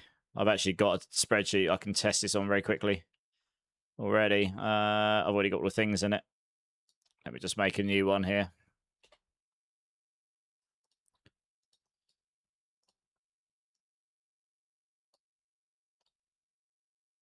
Okay, actually, let's... Alright, base damage 100. Supremacy 405. Banner First Breath 78. Fleet Wings 105. Ibawaka 117. Oh, do you know what? I'm just going to put in the Quatley set. I'm going to put in... Oh, no, we got nothing in there. It's fine. Ariok's Needle averages out to 299, I think. No, Expectant. Right. Okay. So, if I...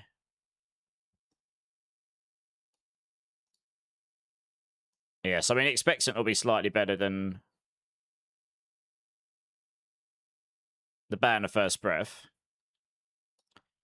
So 2 Legendary Rings is a no-brainer. The question I've got is, if I reduce Supremacy to 270, put on an Echo Quatley, which is something like that, which is a 130...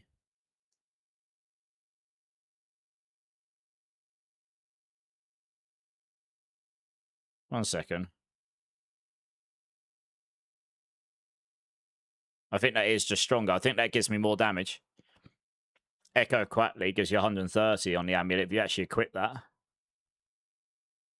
It's massive damage. It'd give me Giga Healing.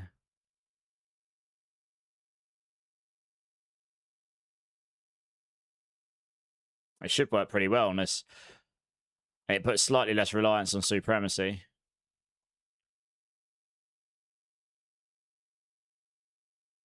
Yeah, it's a lot more damage. A lot more. Like 40 or 50%. So I'm probably going to do that, actually. I did have an incredibly good one, but that's on my other character. Let's see if I've got another one here. Dex Vulnerable Focus skills. I would have loved to have had the cooldown here, but... This also gives me crazy damage reduction. So I suppose that's kind of nice. Oh, no, it's a protein high, isn't it? No, it gives you the healing. Yeah, 130x. It's a lot. A lot, a lot, a lot.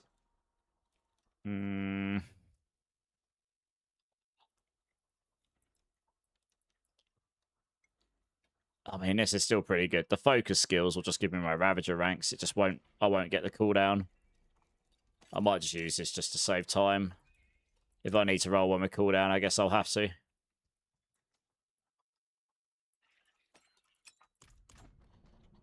So it does mean in the skill tree, I won't need this. It's literally not doing much for me. Put them in here.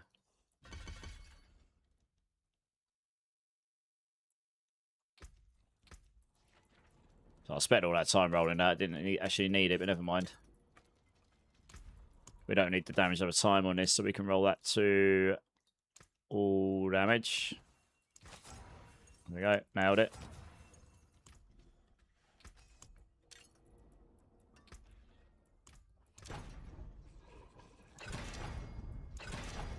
Yeah, nice.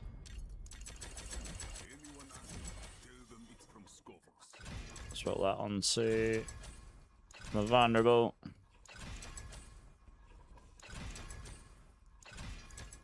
Yeah.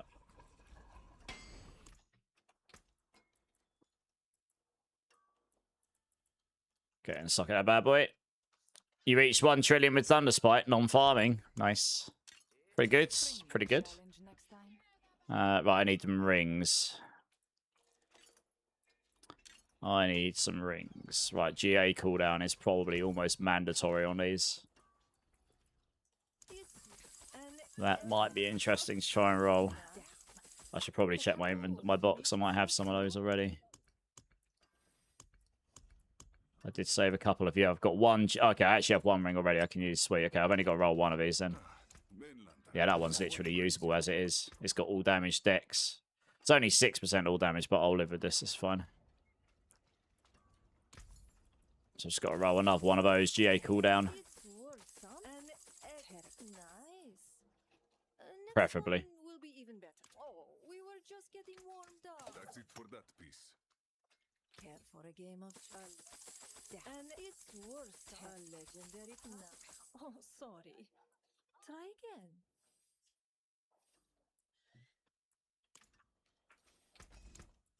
To break another's word. Cooldown without loyalties. Yep. Yeah, well, that's it.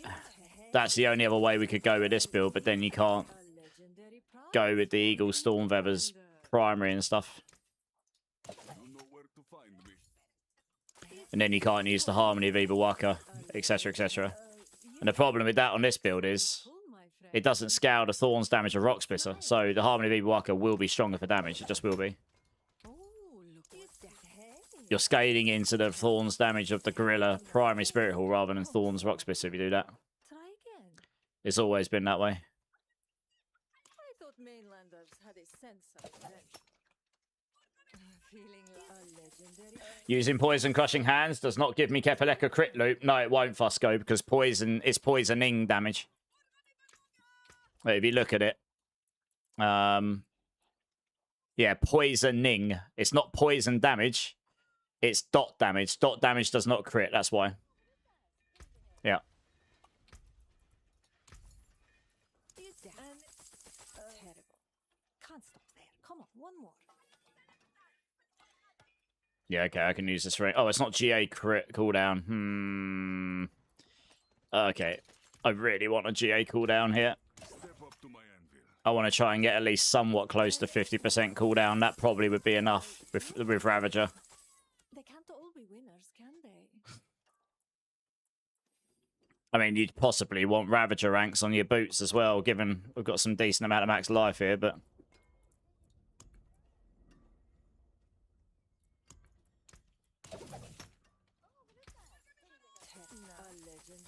It's worth something. Hey, well done, you.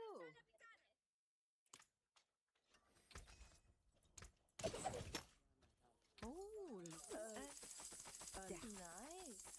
An excellent pull, my friend. Fate smiles. Taken apart. Left it down. It's a legend. It's worth. Hey, nice. Chances of rolling another GA cooldown ring are probably quite slim. I might have to live with that other one I've got. Oh, nice. Oh, I just got one. Sweet. Alright, that works. I'll try and see if I can make this any good. Just getting warmed up.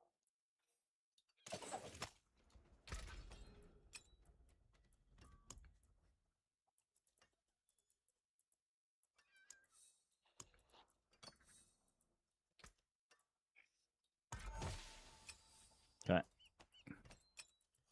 Add dexterity.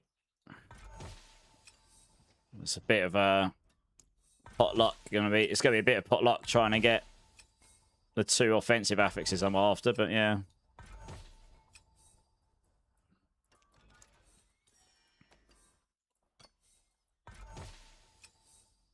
Damage over time. Oh no, it won't be actually. No, this is fine because I can just focus re-roll this.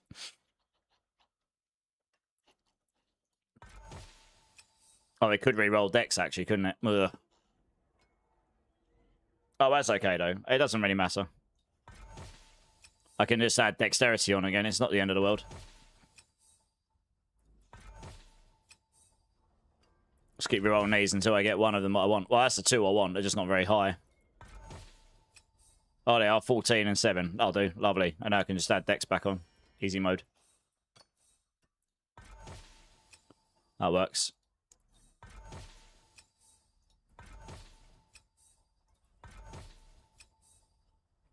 You're using multitude for Thunder Spike since it involves moving around. Yep. Makes sense. Well, I mean, Quatley's could work with Thunder Spike as well, right? It could. Okay, cool. This works.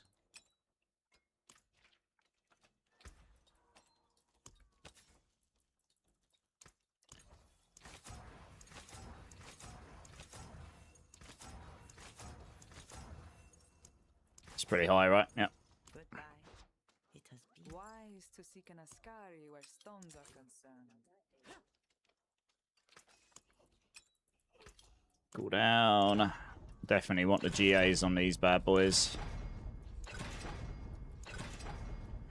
Yeah, I mean, if this is not enough cooldown, I can't remember how much cooldown I needed before.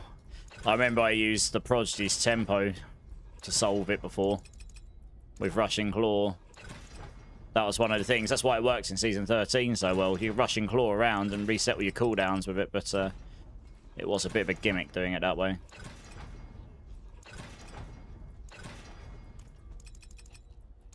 They really put a pressure on the cooldowns of the ultimates if you're not using the core skills. And there's no cooldown Splinter right now.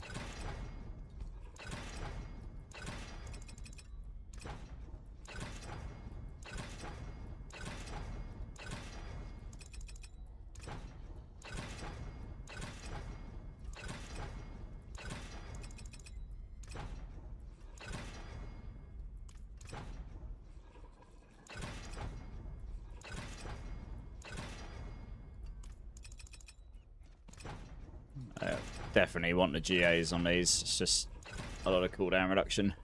It might at least push me into 40 to 50% bracket. Yeah, or at least put me that far into it. Come on.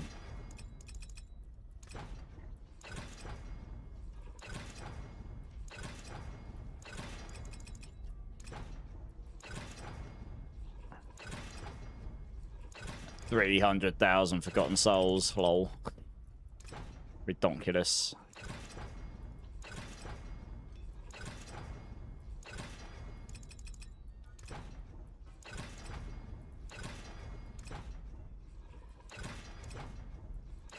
How many? I've got 30. Here we go. So I've got 13,500 of these. So right, with this amulet on, Supremacy up here,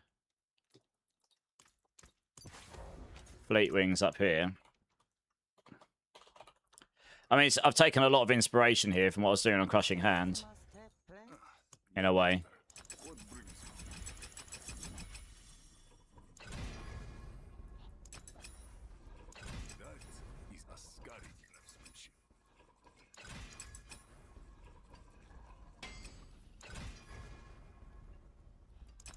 Anyone tell them it's from Scopus.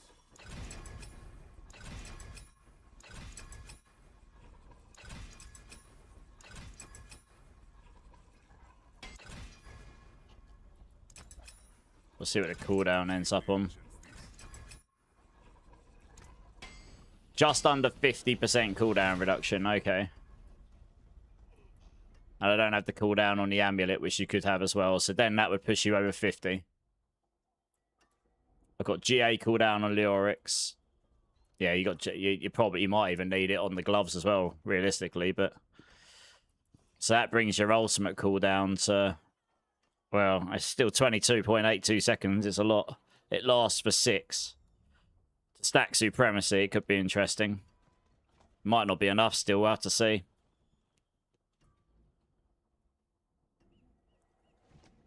We used to have an aspect called the Hectic aspect, which helps. But, yeah.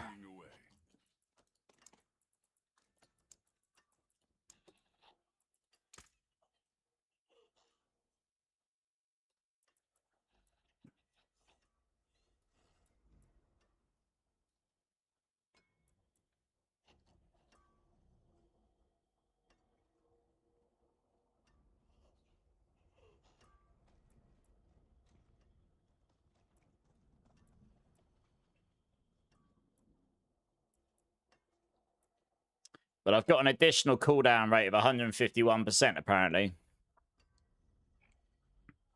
So that should bring the cooldown of this down to about 8 or 9 seconds, maybe.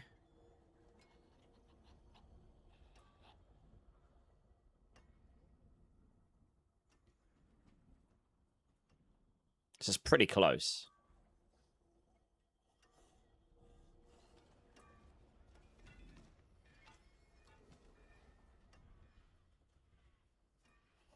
It might be okay. Might work.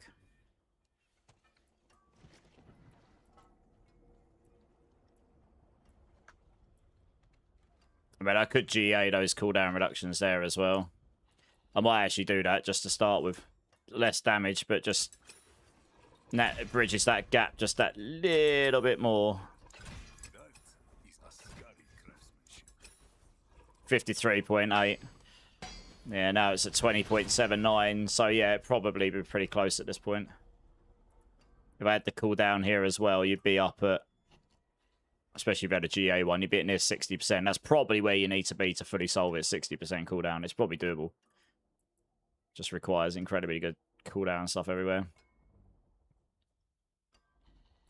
And I can get more ranks as well, so that'd increase your Ravager speed, etc. I mean, you can roll cooldown reductions on these seals as well, can't you, actually? But I don't have one of those right now. Coolian Amulet. Yeah, that's true. I could. Oh, yeah, that's a good point, actually.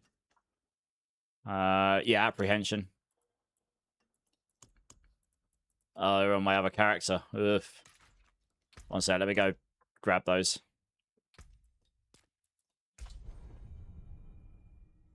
Yeah, it'll be that'll be Apprehension.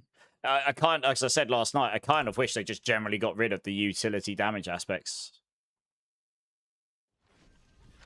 In a way. Because it takes away, like, you're not using it for anything but damage. Like, you're not going to prioritize anything over that. You're just not. Not unless you absolutely mandatorily have to. But in 99% of cases, you don't. The damage is just too good to not take.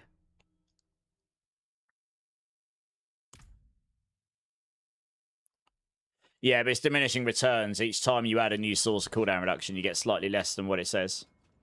So you want less sources, but bigger sources, yeah. And then you'll get more from them. Alright, let's grab those. Hopefully I've got enough here to get something good at least.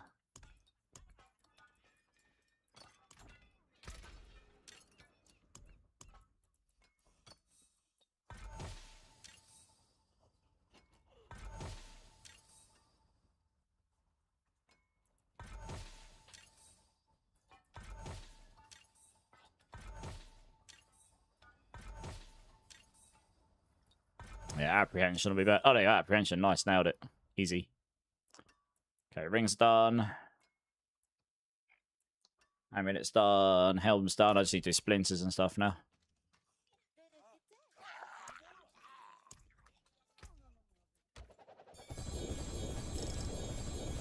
Doesn't really matter. I'll just grab the legendary ones as well. Just need to put 2 copies of each. The ones in the helm. There we go. So we will put in... where are they? Here we are. The damage reduction one and the damage one that reduces crit chance, because of course we do not care about crit chance on this build. So, and I'll need to put those in here as well. It doesn't really matter which one, it just needs to be that, so we get the damage from it. So that's that one, and we did DR one as well, so it puts the DR in. I mean, that DR is almost certainly get nerfed. So we'll have to see what it gets nerfed to. But on this build, it'll be fine. No, we'll be fine. We'll just figure it out when we get there. Yeah, 92 all reduction is ridiculous, isn't it? What's the last one going to be? Probably the same as others. When you kill, you get extra stuff. Yeah, all stats as well. You've got to take that one, really. We don't need the attack speed. We just don't care about... I mean, you could take more maximum life. You gain 40% maximum life, but you lose maximum primary resource. You could take that one, but I think we take the damage instead. We don't care about the attack speed.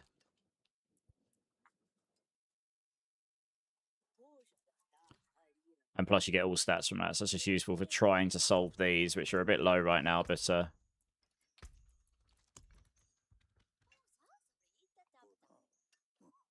Like, what we're really losing from that strength. Losing a little vulnerable damage there. Need a bit more dex, but you could get that on your gear, but we don't need the attack speed anyway. Losing a bit of life there, I guess. But yeah, you could reach, with this, you could reach your break points either way. Just need more Paragon points to fill stuff out a bit more. Take all the blue nodes, and then you'd be... Yeah, actually, yeah, if I took these, that'd be that. In fact, that would do it. I just don't have the spare points. But yeah, if I took both of those and that there, that's it. That gets me my all my Paragon boards, so I don't need the Protean Heart. Probably get away without these for now. Is that enough? I think so. Yeah, nailed it. There you go. That's all we needed. Easy peasy.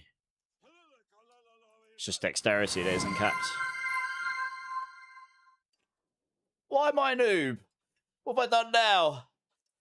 Headhunter required. Nice. Is your crushing hands updated after yesterday's findings? No. I'll update all the planners after the PTR's ended. I don't know why I'm a noob. But yes, I concur. Must be a noob.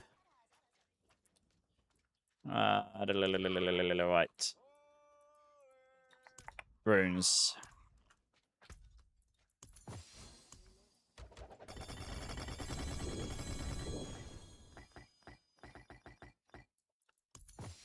Okay. Right, we're using a mobility skill. So Moni Zik. Where the hell's the Zik rune gone? What? It didn't give me a Zik rune. Rude.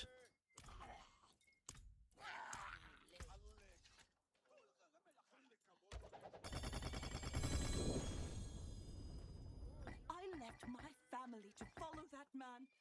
That thing. What will my husband say? Oh, it's disappearing them all. No. No, Fenta, no. God damn it. Oh, this one. I don't think I've got a spare Zik in here, have I? No. Gosh, that's annoying.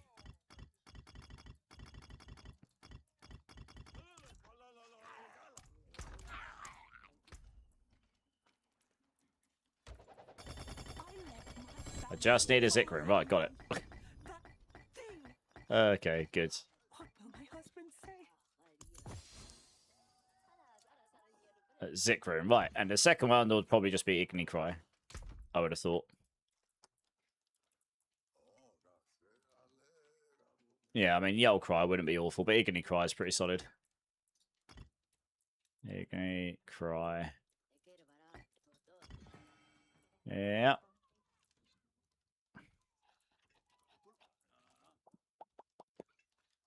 Yeah, the Eon rune's always been bad. Like, you can't get much cooldown from it. It's just... Yeah.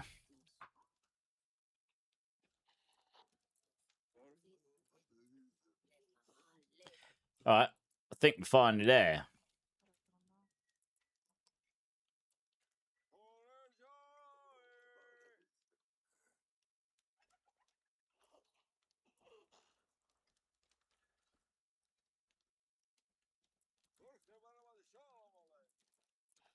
Looks good. Let's dump these things away.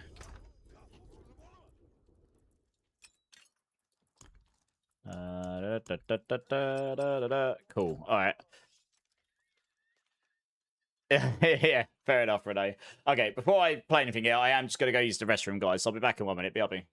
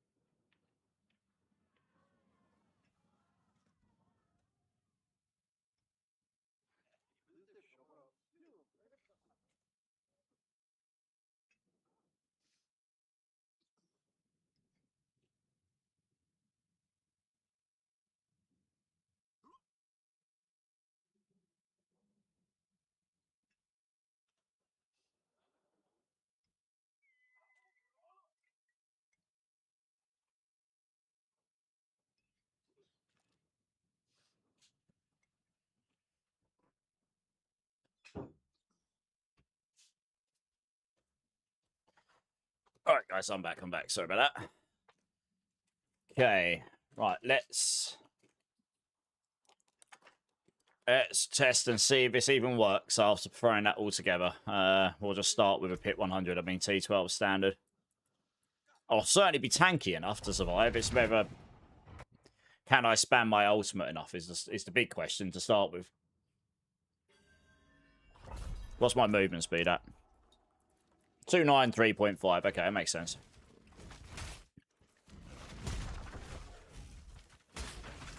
Yeah. I'm probably not quite getting... My protector just insta-slaps them, yeah. Alright, yes, we can do T12, so that's good news. Alright, we don't need to finish that. Right, if you load up a T12 and can't kill trash, then you're like, there's a problem. But if you're one-shotting even the elites, I think you're probably going to be able to finish that. Right, let's bump that up to 1. I'm pretty sure last season, or the last time I tried this, I think I, like, absolutely min-maxed in Season 13. I only got this to, like, 115 or 120 or something.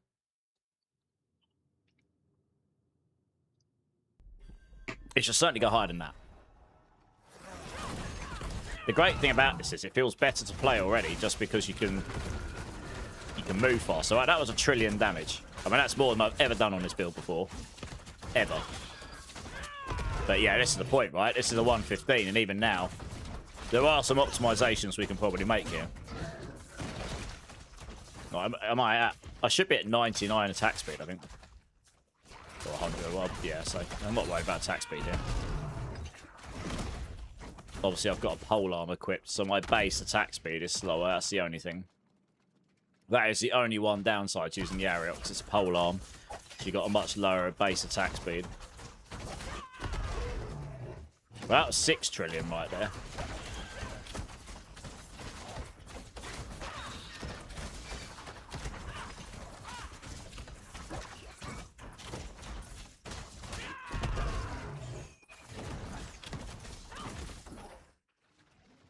I mean, yeah, we should clear this. I think a 120 would be viable here. Even with what I've got now. I mean, I've still, in my predictions, I've still got this down as a C tier pushing build. But I just want to see, like, is it actually possible to beat the game on this? Like, because it's actually a pretty good leveling build. It might be like a brand new player can pick this build up and actually play it now.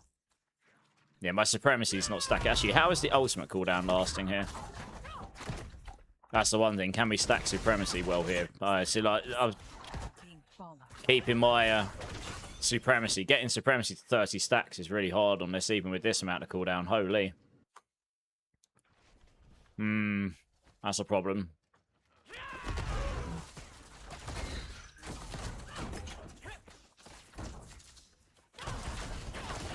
The only way to do it otherwise is using flicker steps. And evade through enemies reduces the cooldown of the ultimate.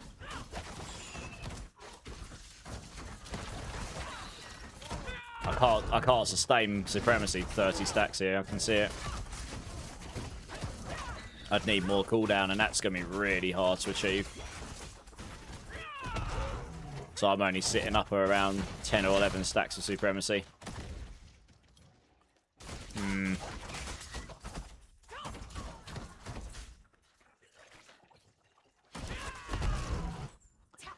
Don't really, I mean, yeah. If we weren't in Zik damage rune jail, we could use the Zik rune with the lightning variants. You get your storm feathers on the floor, so that would work fine. You wouldn't need recalling feathers. Then you could put the flicker steps on. That would work. But as things stand, I'd have to transfigure recalling onto my amulet. And then put the flicker steps on, I think.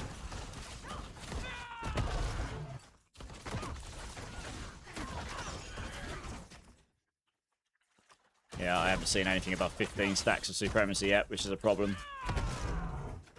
You can get to 10 just by killing stuff. I have asked them, however, there is actually one thing. I have asked them to nerf supremacy down to 15 stacks, but hopefully transfer that damage to other places instead. That would mean what we're doing right now would work. You would get 15 stacks when it dies, and you always sit at 10 when you kill stuff.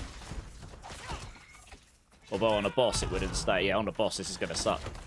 So I'd be doing a lot more damage here if my Supremacy stacks more. But as things stand, I'm only getting 90x damage from Supremacy. I'm casting my ultimate more than often enough because it lasts for 12 seconds, but annoyingly...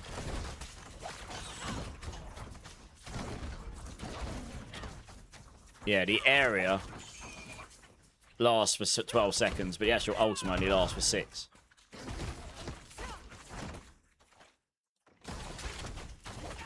So I'm not getting anywhere near my max potential from it right now.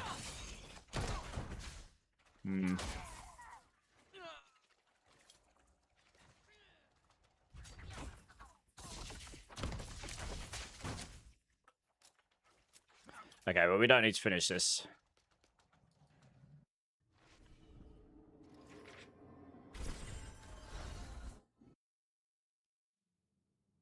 You don't want loyalties on the charm, really. So what we can do...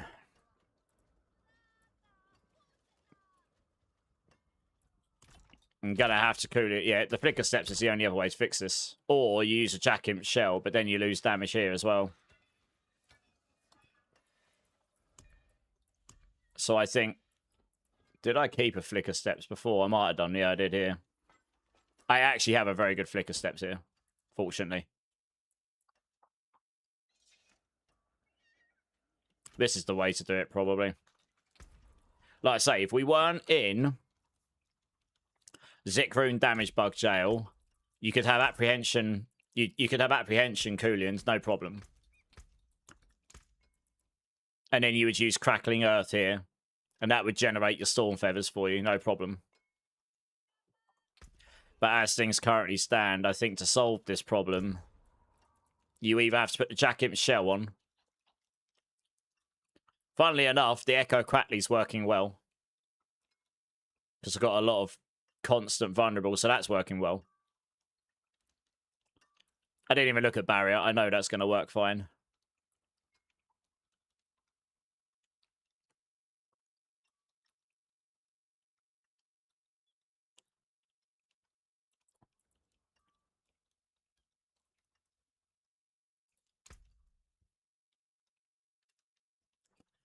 Yeah.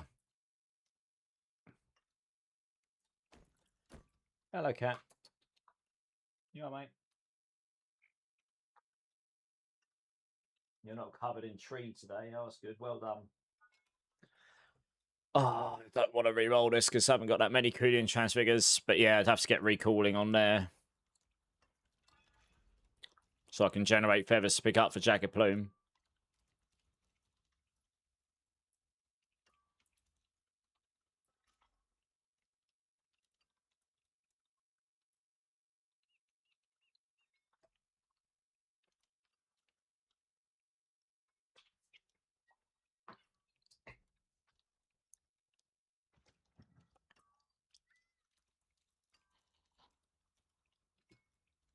Yeah.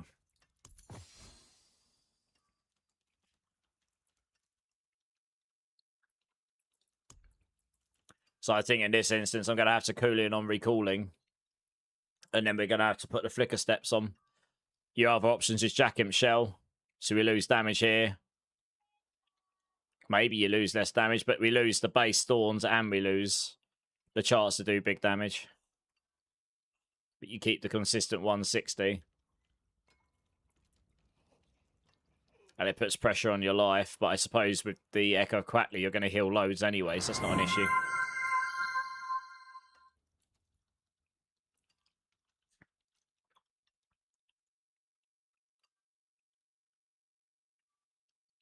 The Zepasontic as a weapon is fine. The Ariox Needle as a charm is less than 50%. I told you, you might as well not use an Ariox Needle as a charm. You lose half the chance to Deadly Strike, and you lose half the damage. So it goes from a 299% damage here without any base Deadly Strike to like a... Well, way less. Way less, like...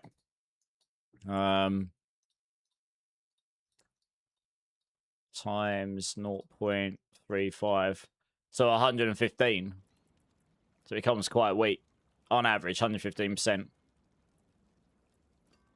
But yeah, I mean, and this gives you a lot of attack speed, which is kind of nice. But yes, you could flick those around, but it doesn't change my current predicament. I need a way of generating feathers. That's what recalling is doing, because I can't use the Zik rune feather thing, because we're stuck in Zik rune damaged rune bug. And to solve the cooldown, you've either got Flicker Steps, Jackimp Shell, or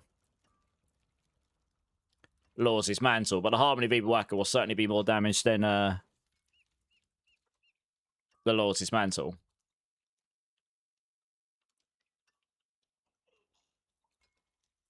I'm just trying to weigh up in my head, like whether the Razor Plate would it be better just to put a Jackimp Shell in there, maybe?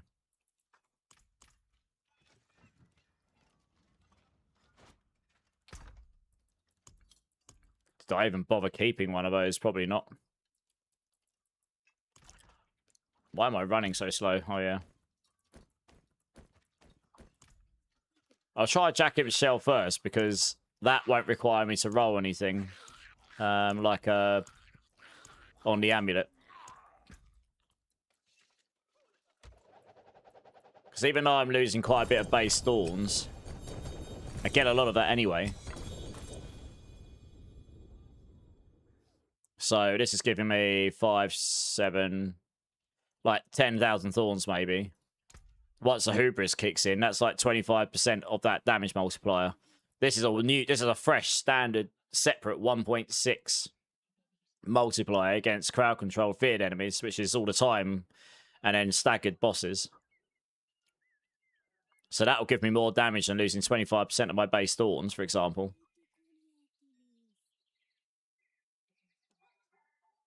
And then sure, you lose a big damage multi, but the problem is it's only 10% chance. So that's the same as saying this is a 26% multiplier. So it's actually not that big. That overall all probably still costs me less than losing a 1.6 here, but I'd have to try it. I haven't got it in my loot filter, I don't think.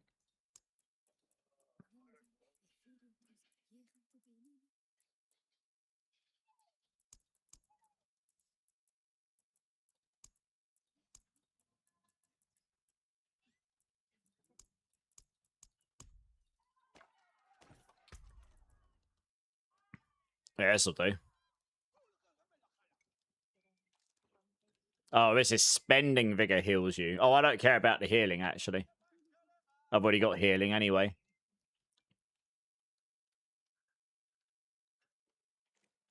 So maybe it won't, maybe it won't. We'll try it. It's weighing up which one's the better option. Stones to cut, gems to set. I just haven't quite got enough cooldown.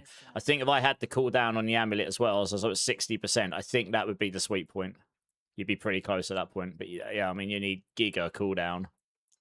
So I think if you had GG gear, like you could also get cooldown on the seal as well, actually. You can get cooldown on these, I think, can't you? I mean, that's the other approach. Just to try and actually get the extra cooldown. I think you can get cooldown. I think, yeah, you can, but here we go. Maybe I roll a few more of those and see if I can get one with thorns and cooldown on it. That's going to be giga hard to get those, to make the builds like actually work.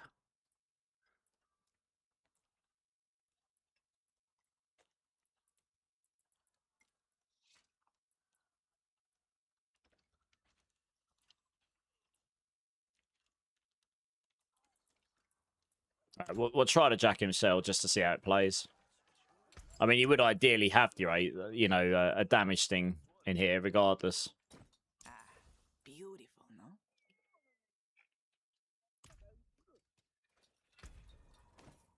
Because, I mean, I can roll thorns on this.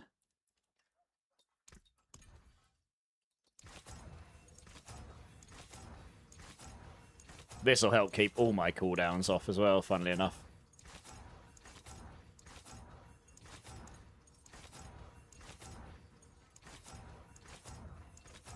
You can roll thorns on this, can't you? Yeah.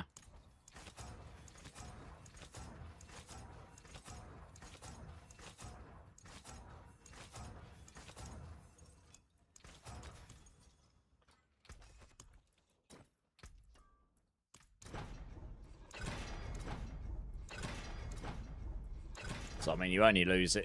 You're losing some base thorns, but you mitigate that down with the fact you've got some thorns on here to begin with.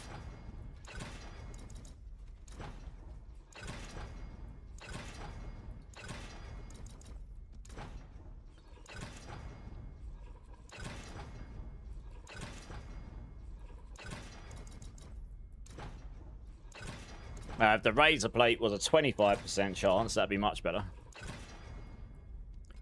But yeah, it's 10% chance to do the big damage means only 1 out of 10 of your attacks is going to do the big hit, which is kind of poopy.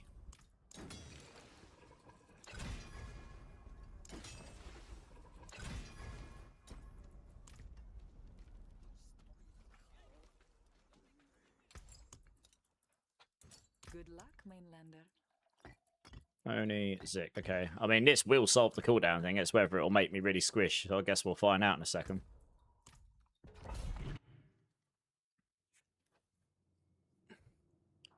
Means I could change my... Yeah, it's either this or the flicker step, but it will solve the cooldown problem. See, look, I can use my protector off before it's off cooldown now. No problem.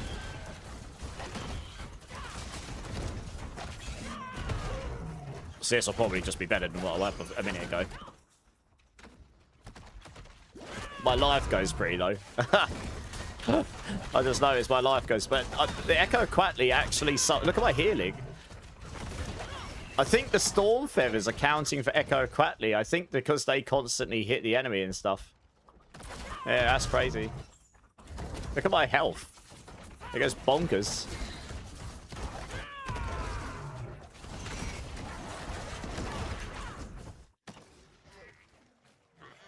You just lose all your life between enemies, so you got to make sure you're careful with that. This does allow you to spam all your abilities, though, like, no problem.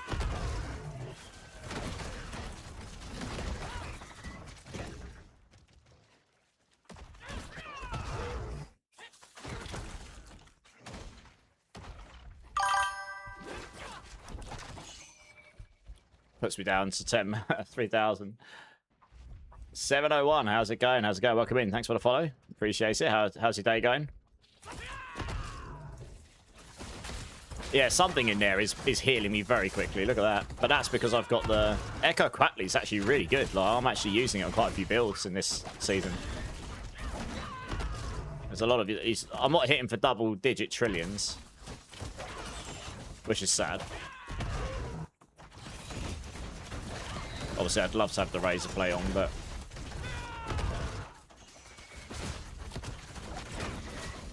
Yeah, this works alright. We can spam all our abilities. Good times. Allows us to keep Scourge up and everything.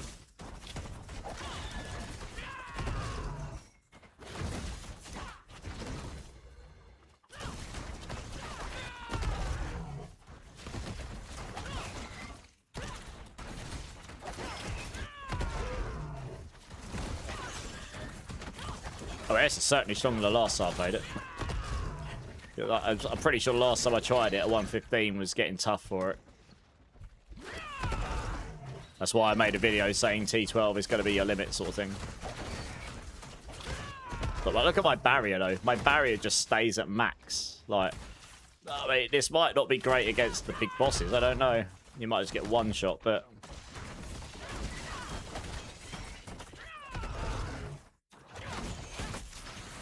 I imagine the boss is going to die pretty quick here, yeah. Ha! Once we did hit big, he died in... did half his life in one go. Good. Alright, well, we can definitely do a 115, so that's good news.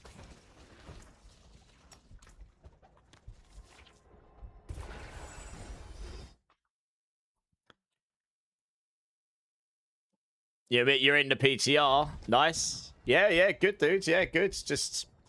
testing out Spiritborn builds. This is just me messing around with a Thorns build. I'm going to go save this so I haven't lost it all. There's a few things I can play around with here. But, yeah. Just wanted to see, like, how a Thorns build would work. It seems to be working okay, though.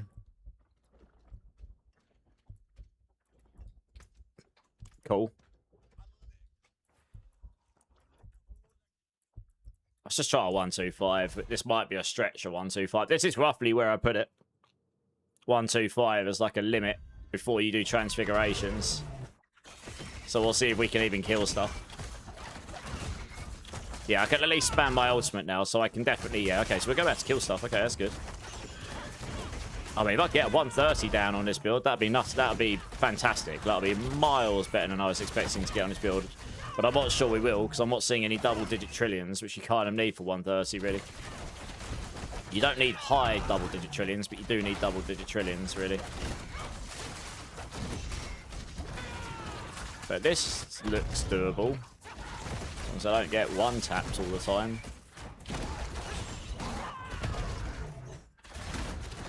Yeah, I'm at 30 stacks. That does solve supremacy. Like, my supremacy is at 30 stacks. This guy's got Berserker, so he's giga tanky.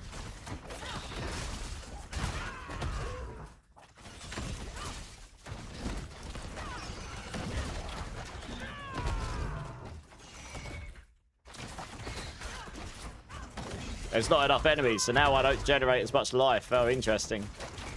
Gotta look at my life. That makes you quite squishy when you haven't got enemies around. Oh, no. That is, I guess, a problem with wearing the Jacket Shell.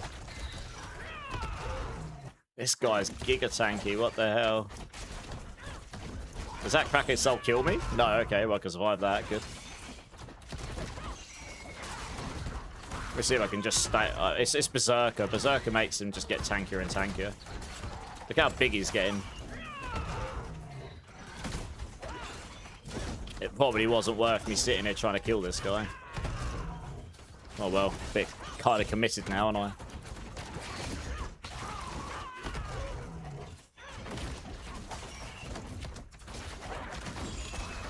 Ugh. Is he dead? Go on, die. Wow, that definitely was not worth me sitting around trying to kill that guy. Yeah, you heal very, very quickly when you got lots of enemies.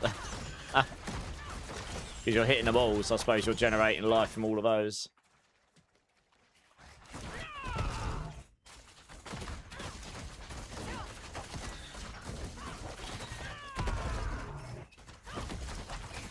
But there is one thing we can try straight away after this. Which could be amusing. We'll see.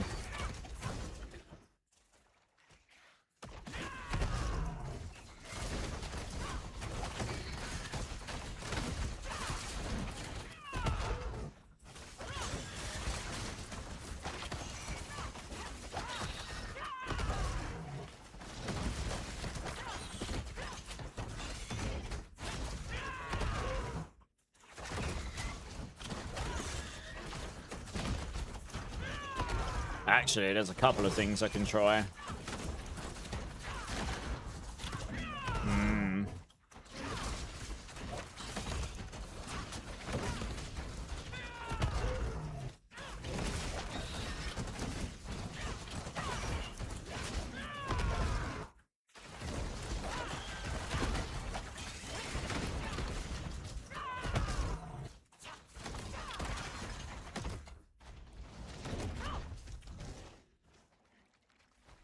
Okay, well, it's good to know that Jacket Shell does work. The flicker step route is still a viable option as well, though. But I was just thinking in my head about something. Well, I'm not going to finish this. I reckon I can finish this. It'll be a grind, but there is another setup I could try here. Let me go see if I've got the charm.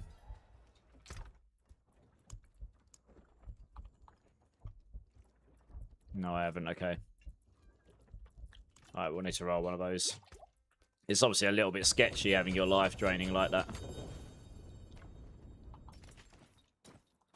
The Fist of Fate, not the Fist of Fate, the Flicker Steps might still be the way to go.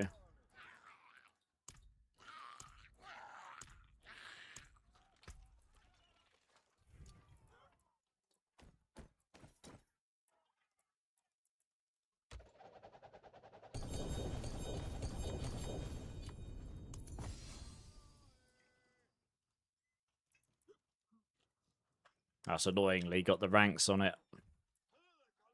I would absolutely want to get one of those with ranks on it then, really. If I don't lose that damage as a result.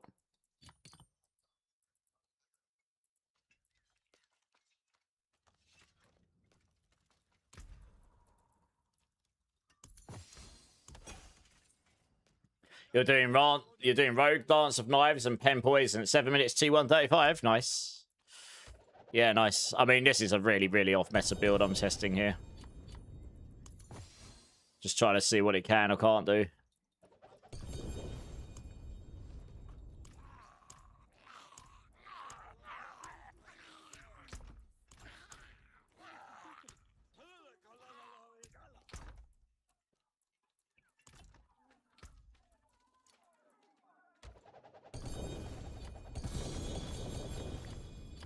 Probably going to want to go to Seragar because they start to disappear very quickly in this hemisphere.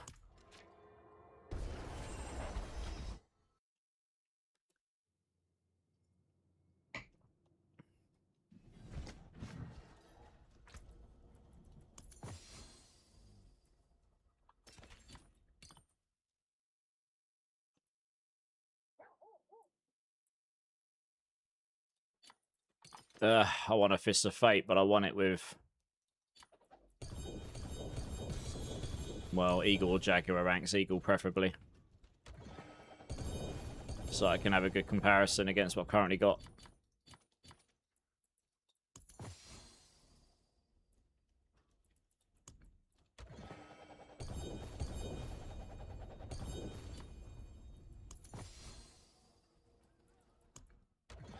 Oh.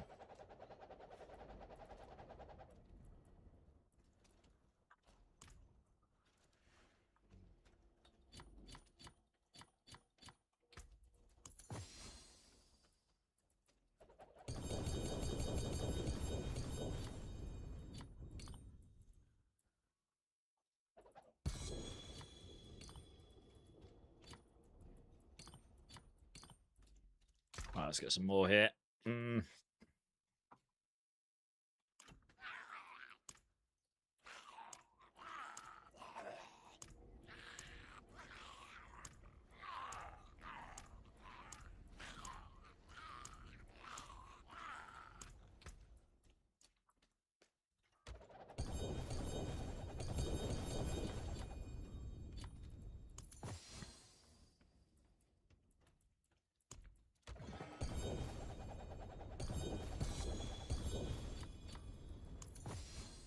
Fist of Fate, no skills. God damn it.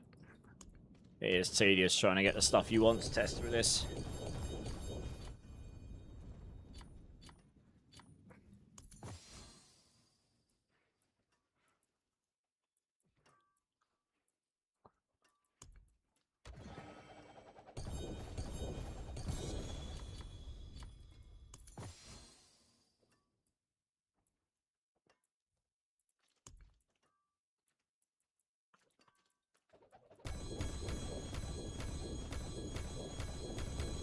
Don't need those. Oh, the Elder and Execute Smite effects, yeah. Yeah, I think they're going to change that. Someone's already mentioned how that can be abused, so I think there might be a change coming to that, but we'll have to see. It won't happen during the PTR, it'll happen before the season goes live. But I have seen some chatter about that.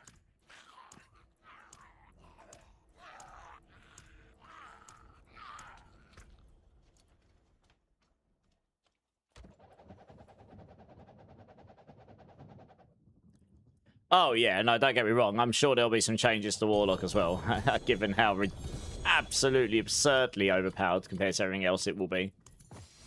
I mean, they obviously want it to be strong, but oh, god damn it, 2GA for Fate, but no skills. I can't roll it. No. just want skills here so I don't lose the damage. That's all. That is all.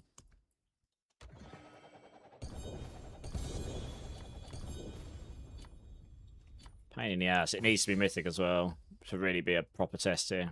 Centipede, but that won't work because it's the one skills I don't use. I could theoretically change to centipede secondary, I think. Eagle, eagle, eagle. I could make that work. That's fine. I can get away without Jaguar here, I believe. I don't need the velocity. I can use this instead. Doesn't really matter which one. I don't think I've got anything Jaguar on, so...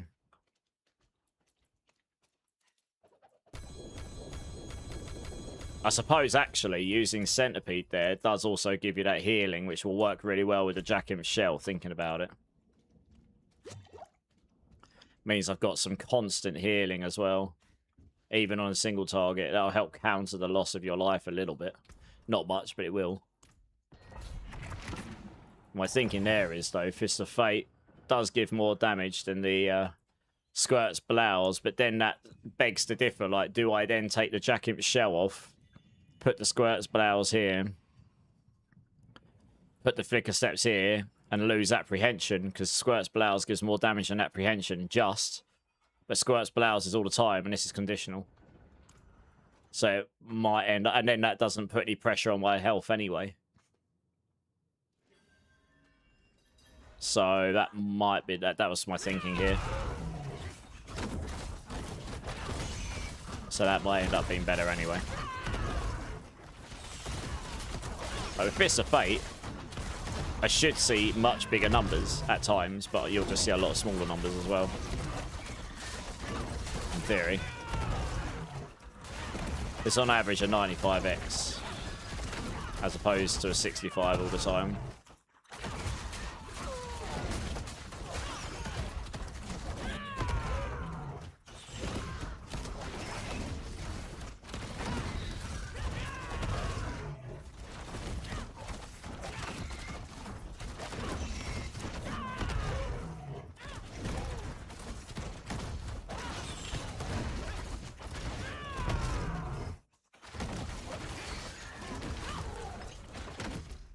Your life does go very low here.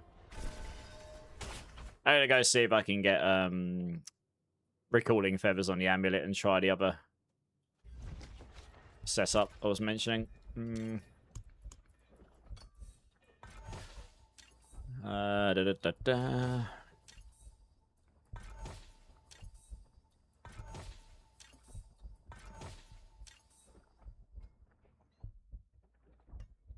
No, that's the other one. That's the one where they spawn behind me. I really need recalling. That's much better for this build than that one.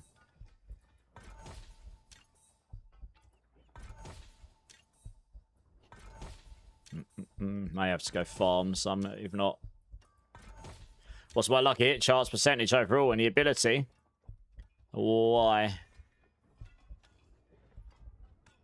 Yeah, on this particular set, yeah, it would be better, yeah. But I'm going to try another set in a minute as well. But that's... Oh, I've got Apprehension again. But that's going to be separate to what I'm trying here. One thing at a time, you know. I really need to get recalling feathers here to make this work.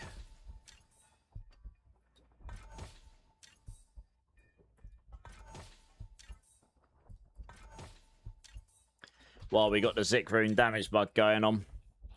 That's the only option, really.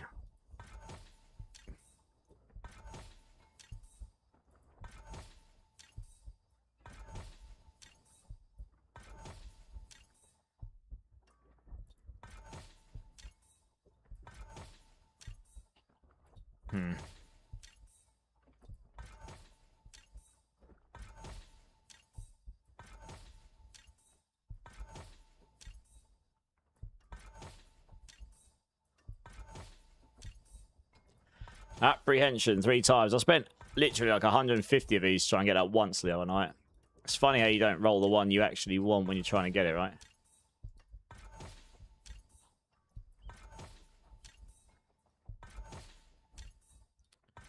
I'm probably going to have to go farm some Coolians here.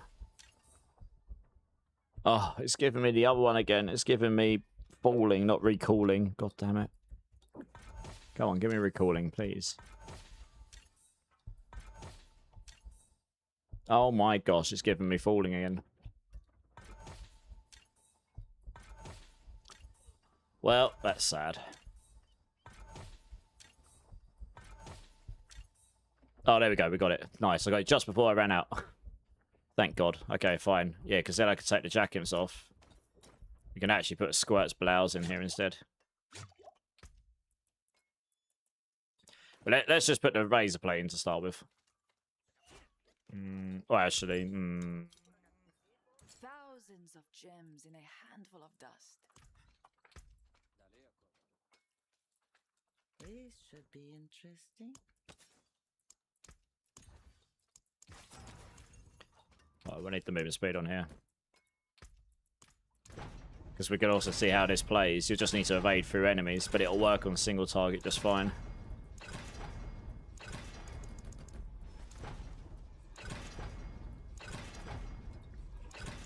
See how the rest of our skills play.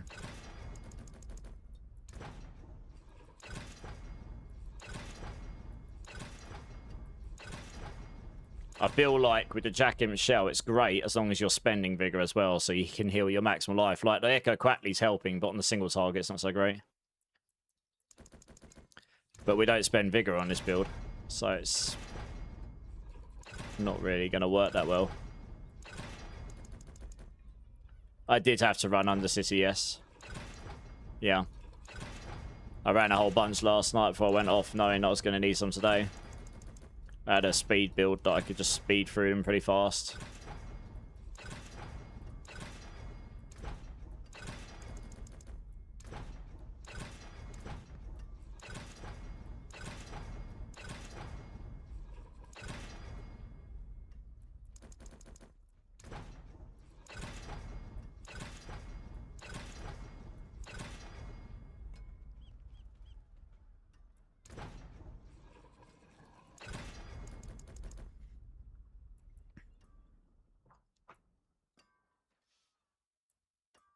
Yeah, the Coolians don't drop from MRACs, unfortunately, so you have to go get them. Undercity was the quickest way.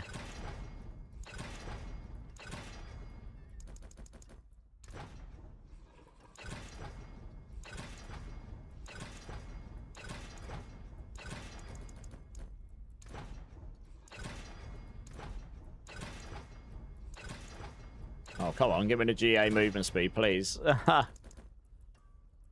many times do I have to roll this?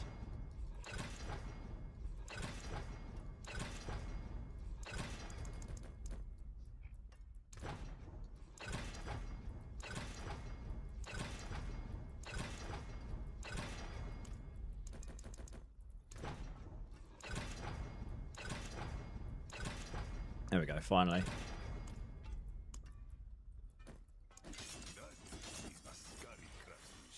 Yeah. It's just a straight up replacement from what I've got right now, I think. Back to it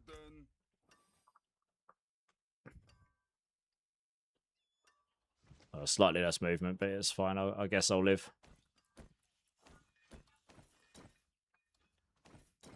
Okay, I need those socket balls as well. Moni, Zik.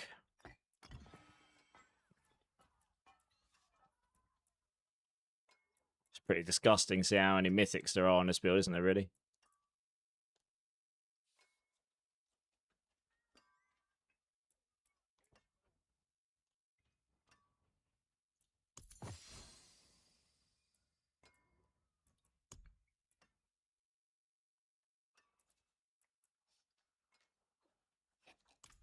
Okay, let's try that and see how that feels.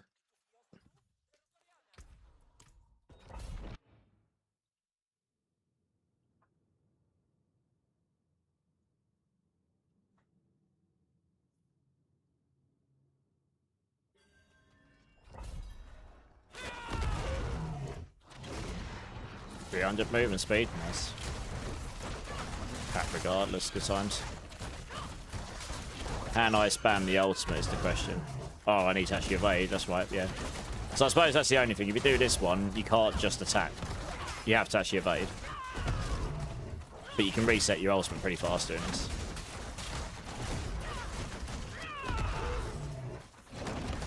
probably got less damage because of the chest piece I've got on. Yeah, so the razor plate is definitely worse than what I had on there. You can see there. This is literally showing that apprehension was stronger than... It's slightly more annoying having to do the evade thing, I guess.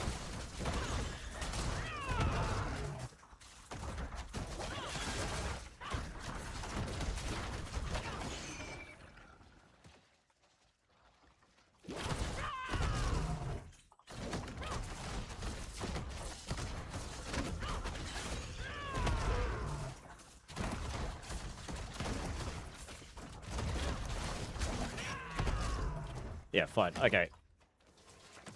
It's alright, because there's one thing... I suspected that would have lower damage. But it will probably have higher damage if I go and make this one other change. And I'm pretty sure I might have a spare one of these. If not, I can get one. Okay, I might have to roll one. Get myself another Squirt's blouse. Yep.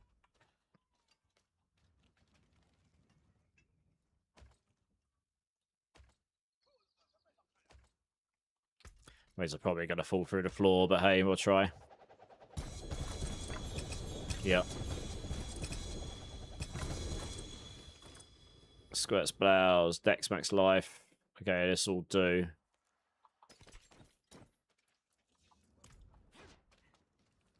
But it kind of goes to show like how womp the razor plate is. It's added all that base thorns, but the multiplier on it is just... Yeah. The 1.6 on the apprehension outweighed the entire of that razor blade, which is kind of wild, really. Good luck, mainlander.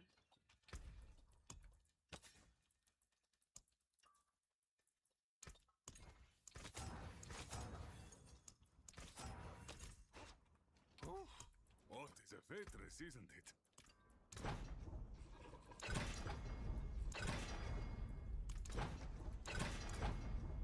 I believe the mythic situation has taken overhand. We barely use legendary. I agree. Yeah. Yeah.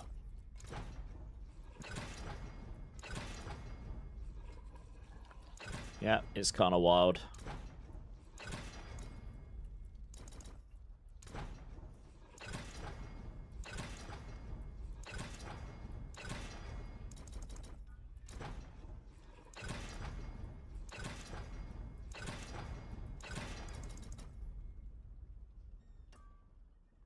Yeah, I mean, a lot of people are probably saying the same thing.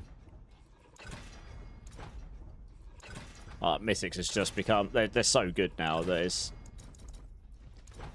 they are now taking precedence. This is what I keep saying to them as well. Like, we're never going to reasonably be able to use resource aspects if they only do stuff for resource. You rarely use legendary aspects anyway, and if you've got to sacrifice a 60% damage multiplier just to make your resource work, you don't really want to do that. Oh, damn, that was the GA, wasn't it? Throws me off a bit, this one, because it's got the affix rolls in the wrong place.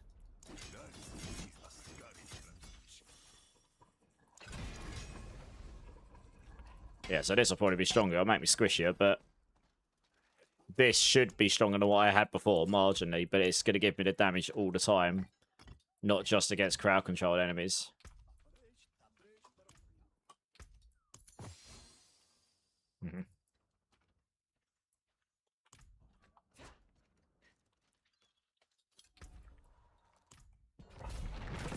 Yeah, so we basically transferred the 60% damage multiplier off the amulets here, but it does now mean you've got to evade through enemies to reset your cooldowns.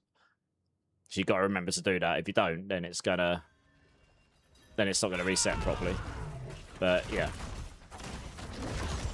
Whilst a Jack Imp Shell, you can just blast and it'll reset your cooldowns for you. So it's... Yeah, we'll see how it feels though. We'll see how the damage feels. These got a life link, so they might be quite tanky.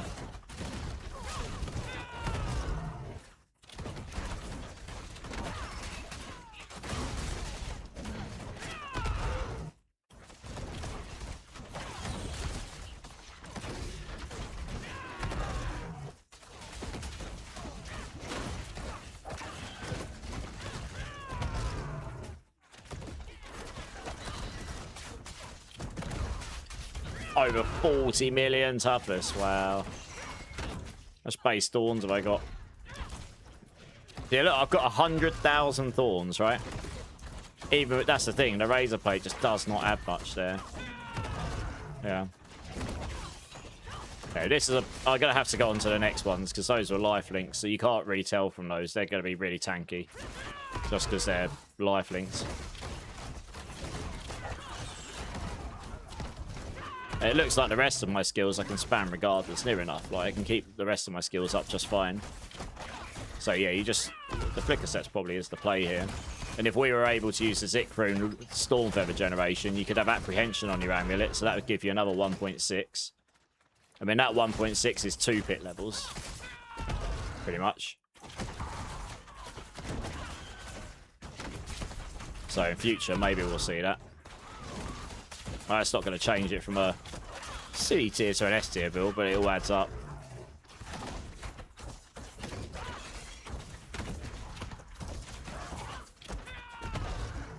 So this is where things might get interesting again.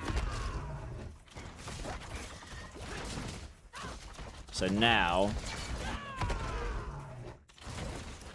here's a what, Executioner and Berserker. Okay. Yes, there's no doubt I reckon I can finish this, but I'm going to go and try another setup here quickly. Now this may be worse. We'll see.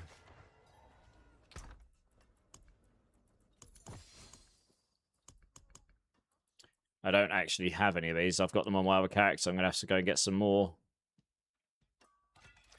I just need 3 of these.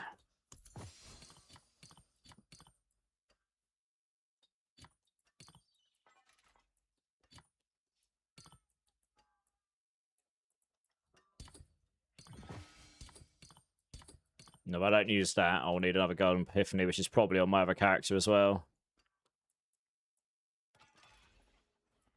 Jack your damage resource cost.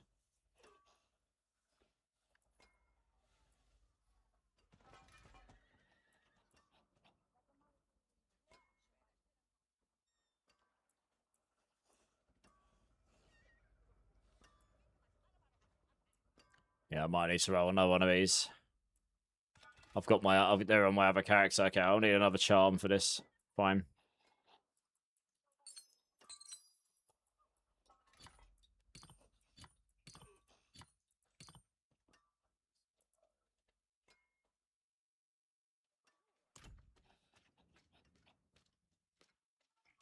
Right, let's go to Saragark and roll stuff about falling through the floor easier. Yeah, I'd wait till next season, Mr. Andro, yeah. Right, this may or may not be worse, but I want to try it with a multitude set.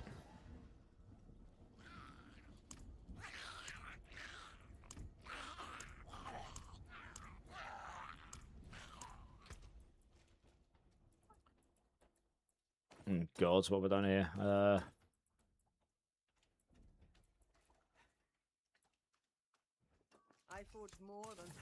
I can see what else going on now.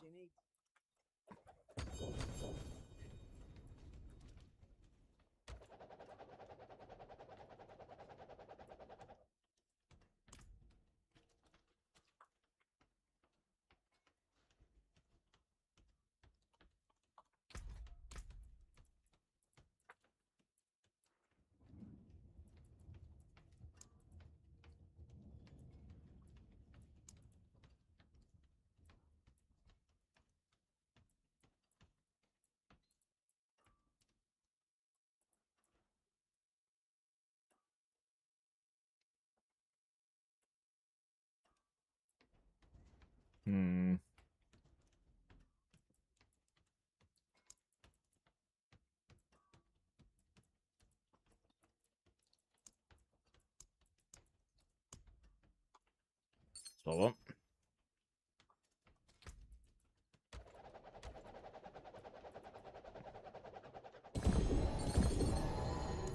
Just gotta hope we get lucky.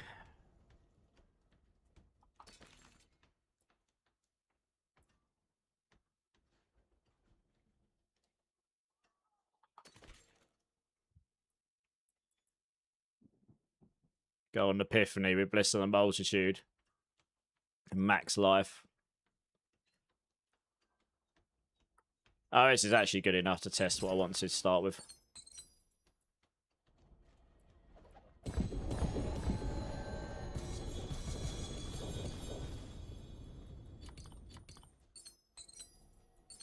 It's got a damage multi on it, at least. It'd be better if it had 2, but... Alright, back to Temis so I can use the cube. You lose that massive Thorns increase, so I suppose that does scale your base damage. But you already got 60% of that on your board. Yeah, so I don't know. It may or may not end up being better.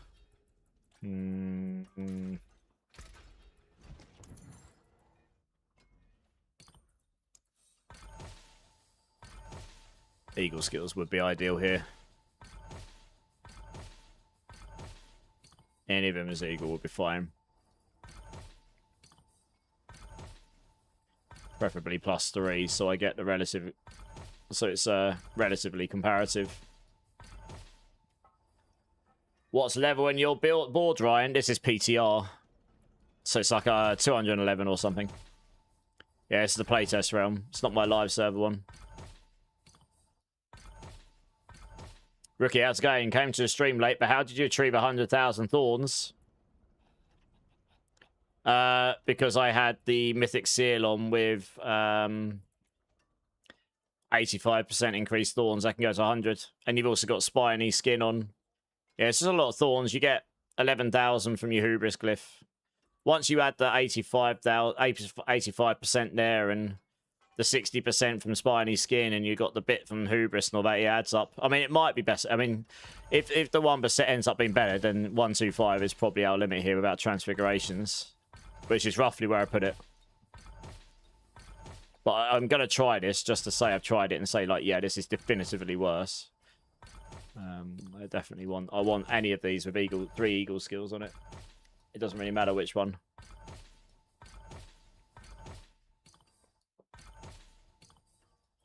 This is the only other set you'd realistically be able to use with this build. I say the Wumba set got beaten out by the Quackley set in the previous version I had in Season 13.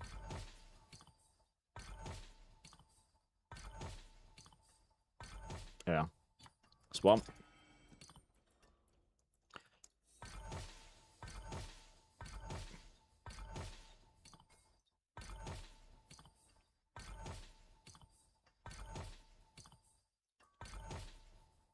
That's 2.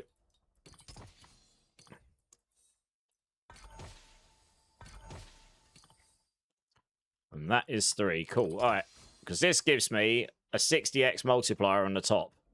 That might outweigh it. Plus, I get this. You could get 3 damage multis on here. You can get a 1.1, a 1.1, and a 1.2. And overall, that probably beats the increase of Thorns. I'd need a much better seal than this, probably. But I need a Golden Epiphany, so I can have all these 3 on. But yeah, we could try this. We'll see how it plays.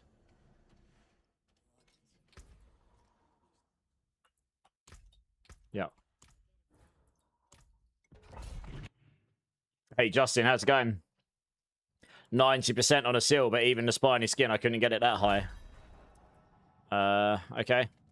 I mean, this is PTR. I have got a lot of Thorns in places. Let's see if I can even do damage to them.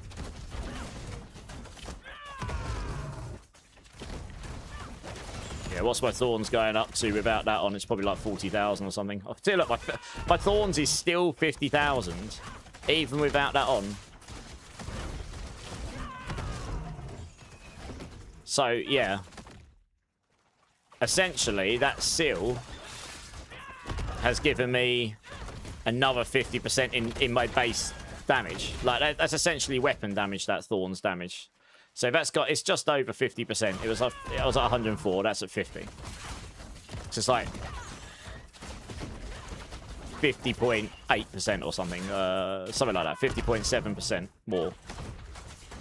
in that bucket, but that isn't a 50% damage multiplier as such. It's like a 40% damage multiplier. So the 1.6 on multitude is probably going to be stronger as a result. It's what I was trying to say, yeah. And I haven't even got and I can get the damage multis. Oh, well, I could have got a damage multi on that other one. But you can only get one damage multi in the affixes. So I just hit for... Yeah, look, I'm here for double-digit trillions. Told you. Multitude's stronger, look. That's where Wombers is falling over. Like, this has also got a higher damage aspects on the bottom if you use the 5 set, for example. But you wouldn't on this current setup, probably. So yeah, this is just stronger, definitively. This is what I thought would probably be the case. I just started on Wombers just to prove the point. Yeah, this is the problem with Wombers. Like, for the Thorns build, you don't want to use the Thorn set. If that was a damage multiplier on the top, it would be a lot better. It needs to be like 60% damage multiplied Thorns, or even 100%. Make it so it is literally definitively better as a set for Thorns. And it just currently isn't. 10,000 base Thorns doesn't end up being that impactful. Not when you start stacking Thorns in other places. Yeah. So yeah, this is just stronger. I may be able to do a 130 on this once I put a couple more bits, optimizations in maybe. But I was definitely not getting to double-digit trillions before at all. And I'm still not getting there very often, but I am guessing there now.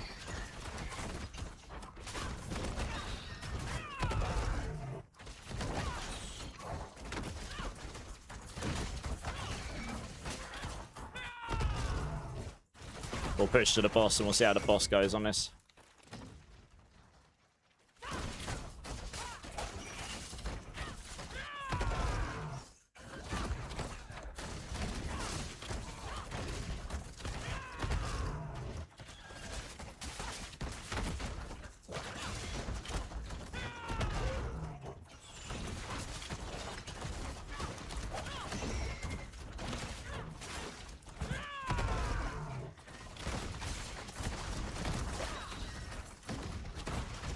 Yeah, I mean, I've been giving feedback every day, like in my direct feedback to the devs. I haven't had any responses from anyone, but I'm like, I'm pretty much going like, this is my feedback from day 1, this is my feedback from day 2, and I'm just giving them a few bullet points for the builds I've tried and what's good and what could be probably improved about them.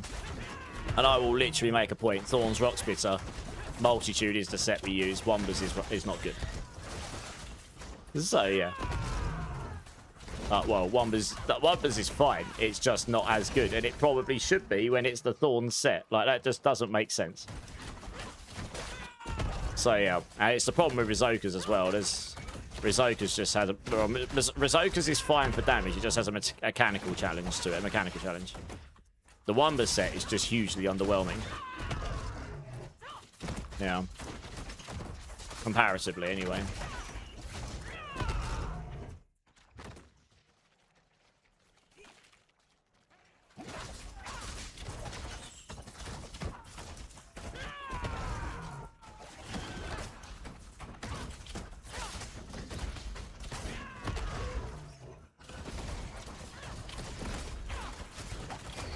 It's kind of nice being able to tank all this stuff. I bet we won't be able to when we get to the final season, but yeah. And we are finishing nicely from Viscous Shield here, because my barrier is pretty high most of the time.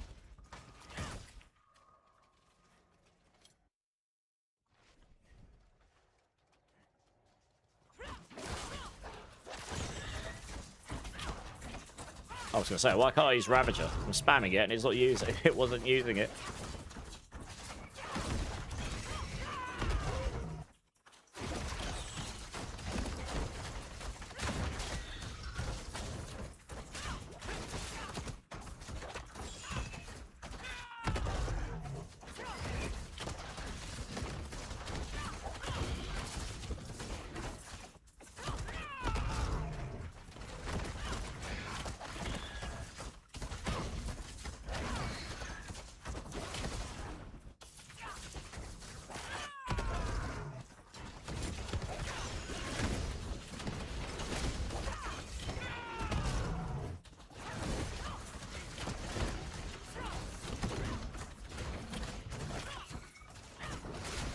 Yeah, there is an optimize. There is a couple of optimizations I can make here. Potentially. Actually, I've got an idea how we could probably get quite a bit more damage out of the build, maybe.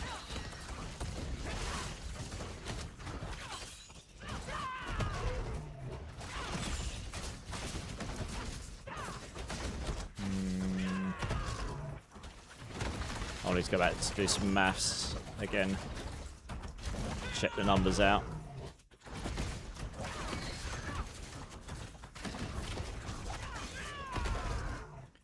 This guy's got berserkers, it's pretty tanky.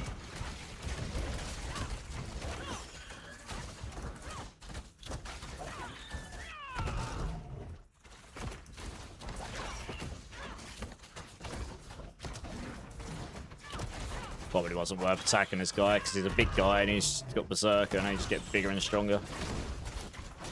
Well, one of the issues with running the Ariox Needle is the fact that you attack slow at the pole arm. You want to attack as fast as possible on this build, so quarterstaff would be better in theory.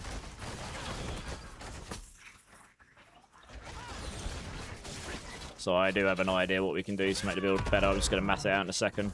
I mean, yeah, the boss goes down okay, though. This build doesn't have, like, a... Apart from that splinter, it doesn't have a must-have mobs to kill boss thing in it.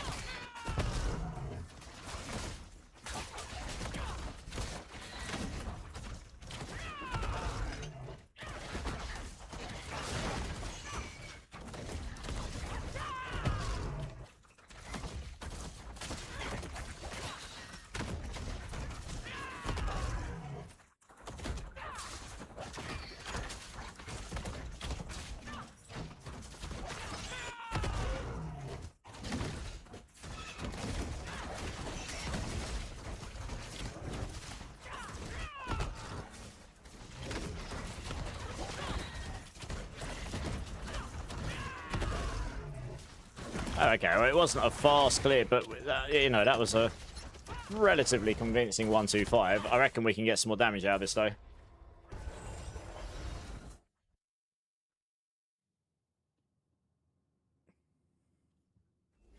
Yeah. Razor, Thorn support is definitely lacking right now in a few ways there. Right, okay. So, I can... Let me stick this gear away, because this is working pretty well. Drop these. I need obols. I need to roll me and... Actually, I'm going to do the math quickly. 1 second.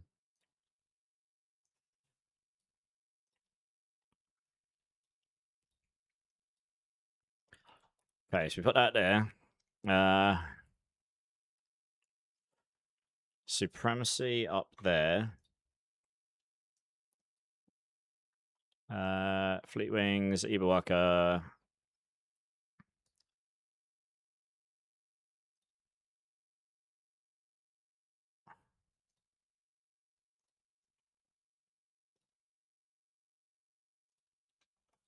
Okay, that probably is stronger then. Let me just remath the Ariox Needle here.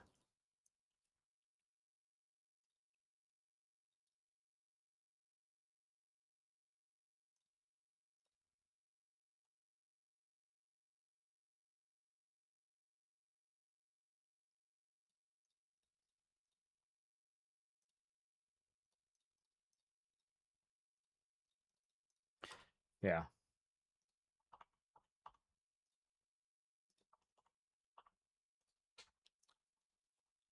Okay. There is a very good chance that we can get quite a lot more damage here, actually.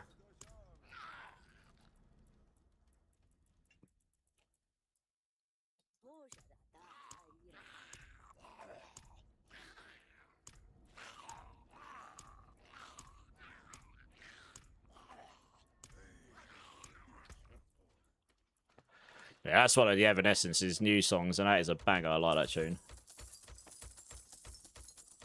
That is a good one. Yeah, because the thing is, right, I want a quarterstaff, really. So I am going to try and roll me a half-decent quarterstaff Which also means I can roll one. I will need to sort attack speed out. 44.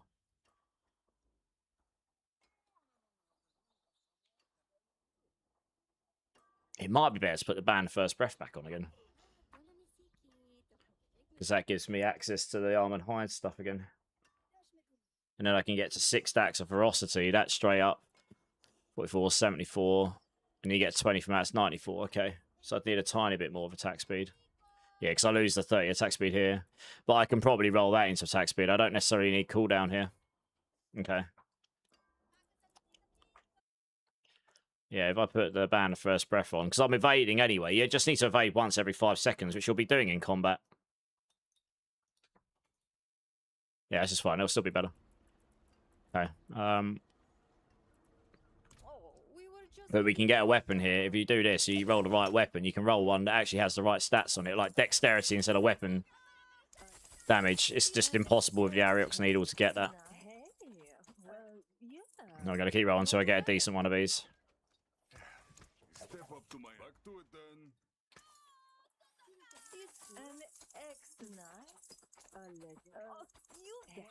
Where's the GAs at? What? There's like 3 inventories, not a single GA one.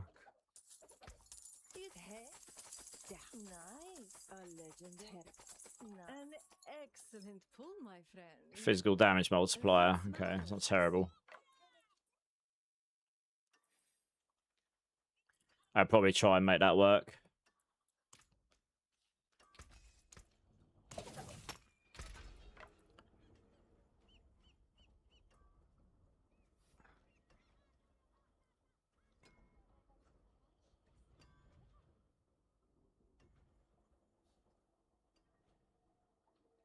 So, okay, so...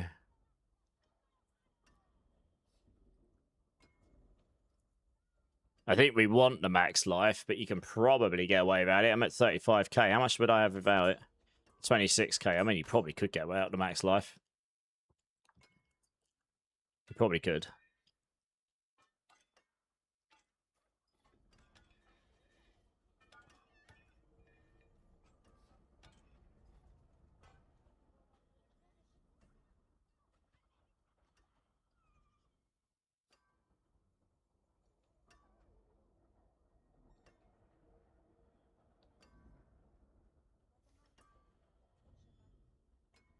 Okay. So what I'm going to do, I'm going to add dexterity on here. I was zooming and R-ing then which route to go. I'm going to go full glass cannon with this weapon and just see if we can survive and get the most possible damage out of a weapon we can. Because now I can just... I've got the weapon damage. I can just roll that life on hit to... To the ancient isles.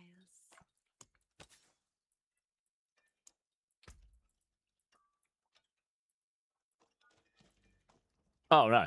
Yeah, this is fine. Yeah, you can just roll life on hits, max life. It's fine, because these just don't matter. Life on hit would be the only thing, but we just don't need that. So, okay, that's fine. We won't need to go glass cannon.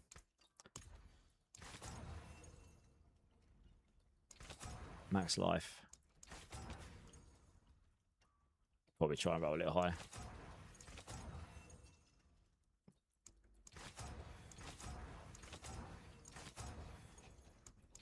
So we can get 4th out. Yeah, that'll do. Lovely.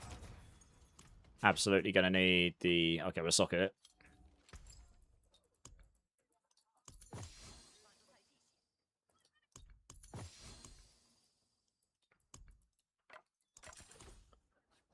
Oh, this is one of their new songs. This is a pretty good song, this was.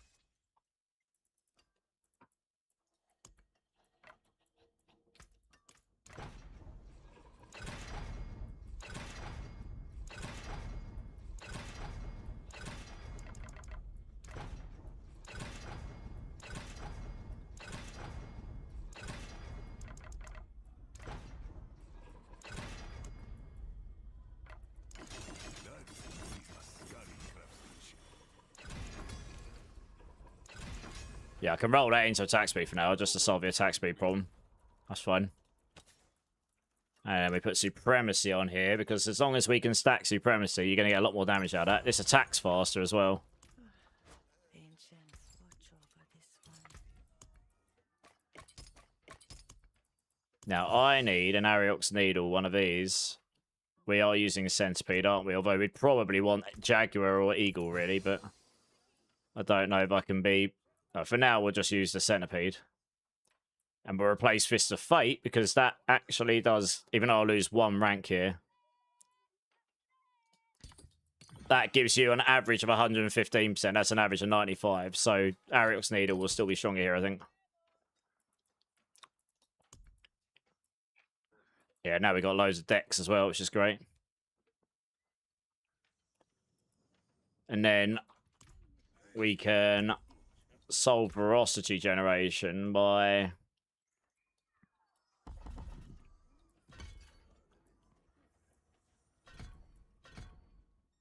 having that there, putting the Banner First Breath back on, which I did have one earlier. And I don't need cooldown on this, so I can make this decent. And it's got attack speed on it, so that's fine. Again, helps us solve the attack speed problem. I mean, actually, it would have been nice to have had one with cooldown, but we can probably get away without it.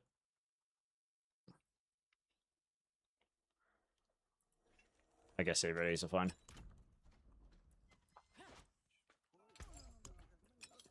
We'll have to see if we put too much pressure on the cooldown or not.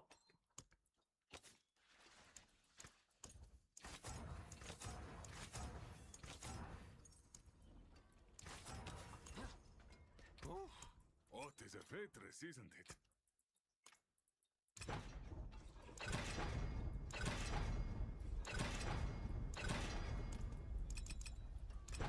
I listened to the new Electric Callboy album last night. That is a banger. It's a really good album. Yeah, they're going to be festival headliners if they keep releasing stuff like that. There's no doubt in my mind they'll get there. Okay, I'll leave that cooldown there for now, just so I've got some amount of cooldown here. Back to it then. 125 is the limit. I mean, that's pretty good for Thunderspike. Especially if that's on current live as well. That's pretty good, actually.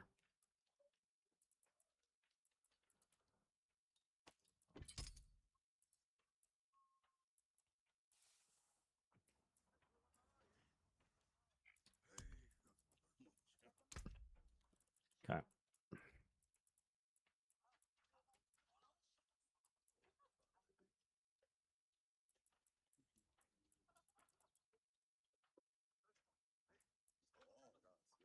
Yeah, we shouldn't have any problem with attack speed. It's fine. I don't necessarily... You wouldn't need attack speed on here. You could roll this with cooldown reduction as well. I just don't have it right now. So we'll have to see if that works or not. Yeah, okay. I mean, look, this is not perfect gear either, but this will be very interesting to see how this plays. Theoretically, it should be more damage this, but I need to be able to spam all my skills, so losing that cooldown... I mean, I only lost 7% cooldowns. It's not the end of the world.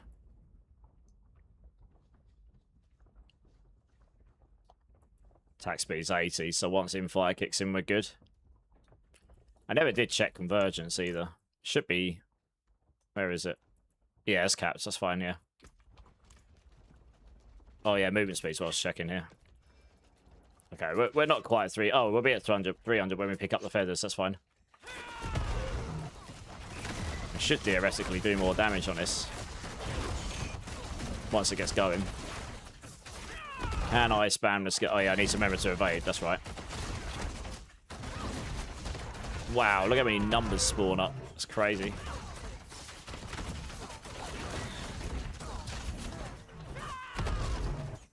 Yeah, on average. Okay, yeah, on average, the damage should be higher.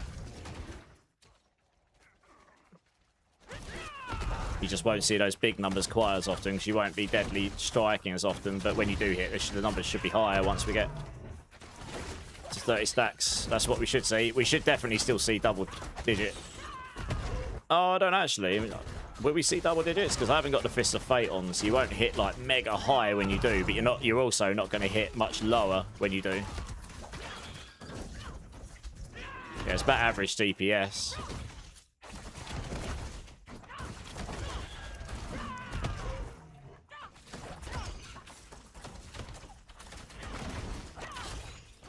Yeah, but I'm still able to spam all my skills, so I think Ravager's enough here.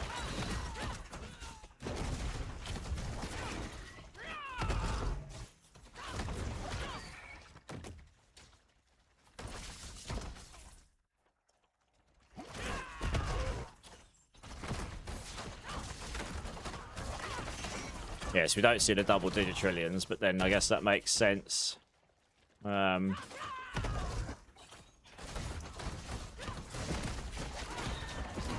Oh, I did. I saw 11.5 there, but you're waiting for everything to line up. That's the problem. Yeah, the more conditionals you've got, the lower those conditions are, the less likely you've got of the big numbers lining up. But we're probably just hitting more consistent. We're hitting in the single trillions way more often here, I think. The average DPS should be higher.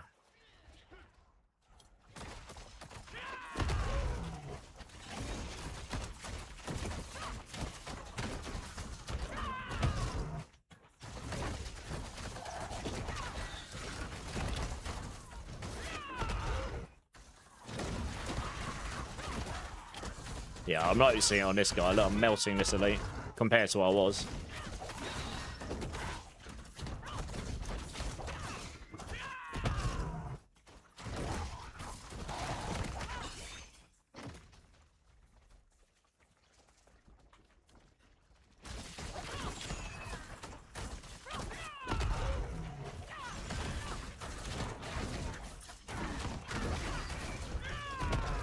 Okay, I gotta try something else.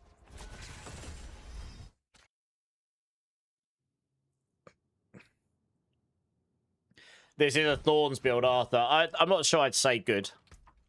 This is just me testing out what we can do with Thorns Rock Splitter. Try it out. I'd prefer to have Jaguar, Eagle, but I think I've got some Centipede ranks here. Yeah. Yeah, if these were Eagle or Jaguar, I'd be able to use that, but let me just double check in here in case I have an Ariox in here that's better for this. No, I don't. Yeah, I don't. Bummer. But yeah, my seal here, I could have much more damage on it, and then obviously you could have more ranks on there. And then if I had Jaguar on here, I could put... I mean, it might still be more damage even without those ranks. To be honest. But we'll start with that. Yeah. Yeah, Jaguar Eagle would be more damage. You just need to have Jaguar or Eagle skills, preferably Eagle everywhere. What's my move speed go to, though? How bad is that going to affect Fleet Wings? 263, okay. I haven't got it maxed out on Jagged Plume. I think it'll go to about 280. So I lose a little bit of damage on Fleet Wings, but you're gaining a 1.2 multiplier on the bottom, and then if I put Jaguar on, it'd be a 1.15 on the top as well. So yeah, if you hyper-optimize this build will go to 130, but that will probably be its limitations, which is a lot better than it was. But you're not using the Thorn set, which is sad. So that's like, yeah, that's definitely sad. It needs to be like at least 50. Oh, that's 10 trillion. Yeah, you're doing double-digit trillions here. You'd need to have like 50,000 Thorns on it or something minimum if you don't want to put a multi on it. 10,000 is just way too low.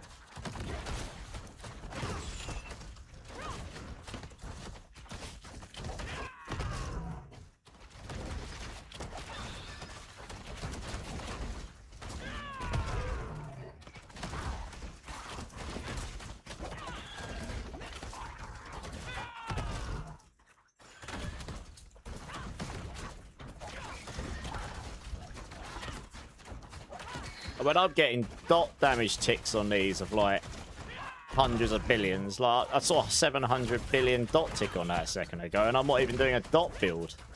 That says a lot, really, doesn't it? Like, the thorns should be hitting in the hundreds of trillions, really. Right.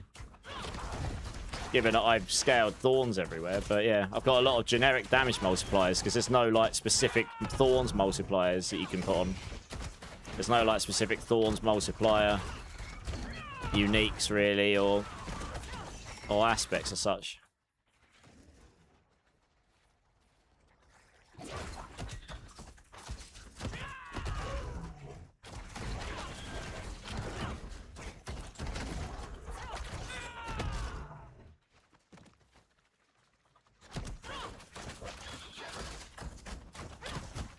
I might not even have Infighter on, actually. Is my attack speed getting to 100% here? Pretty close.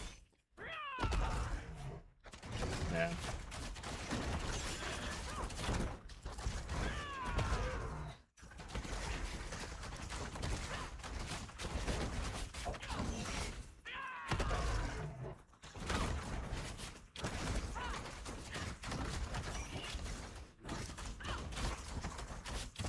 Oh, he's got physical resistance on it, so he's obviously going to be tanky. I don't know if this is stronger than the last setup I had.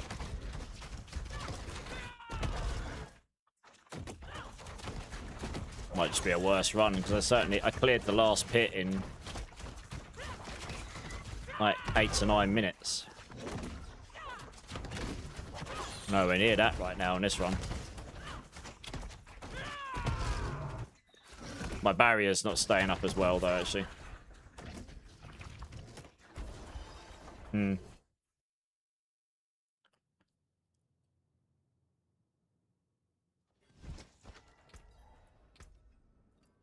Oh, I suppose the Echo Quatley might not work so well without it this way round.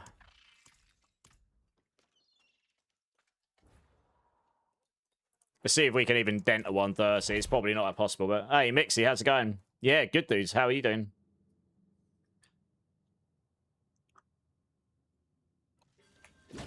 See if we can even dent a 130.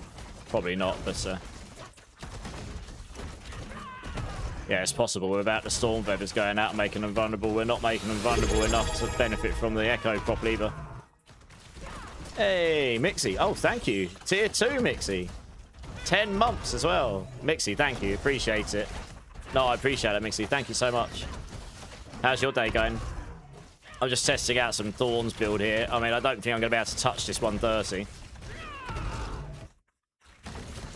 Oh, I really appreciate that. Thank you.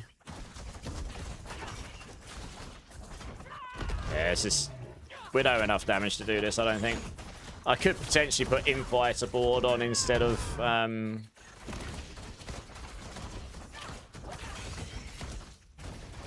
Spiny Skin. But you'd lose a lot of base Thorns and the Thorn scaling, so... We've kind of gone bare minimum base Thorns in other places instead, so we probably do want Spiny Skinning. Yeah, these guys got reprisal. We're not doing this. Like, I think 125 without transfigurations is probably the cap on this build. Although I'm missing damage multipliers on my seal. I'm missing ranks on my charms. Yeah,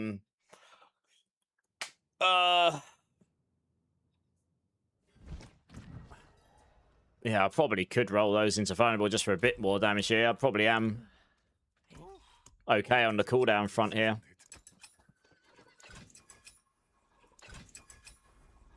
So you get a little bit more damage out of this, maybe. And here. I reckon we got enough.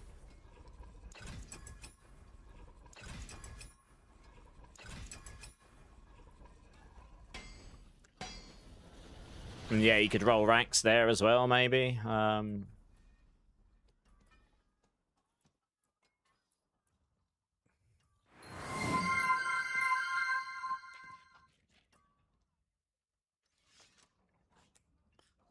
Mixie's like, woo! You're playing Baldur's Gate 3? Oh, nice. That's a sick game. If you played Baldur's Gate 3, we could be best friends. I have played it. I don't play it at the moment, though. You found some DJ stuff I need to test out. Oh, nice. What kind of music in DJing? Yeah. And then, I mean, theoretically, if you can get your movement speed caps, you could flick those around maybe, but... And then, yeah. I mean, it's just 150 glyphs. Oh, I haven't got my mercenaries on. Rip. I did this the other day when I was testing out Swarm. I forgot to put my mercenaries on. I mean, that is a little bit of damage I'm missing right there. Take me in because you think I'm a pathetic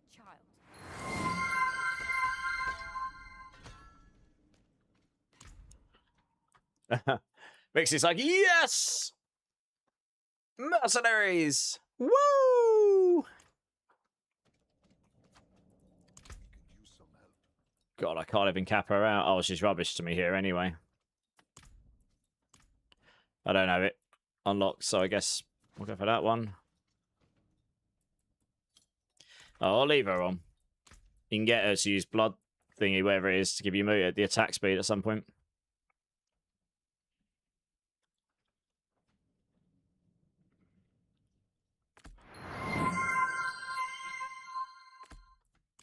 I mean, Alkin's pretty solid as well. Stronger together.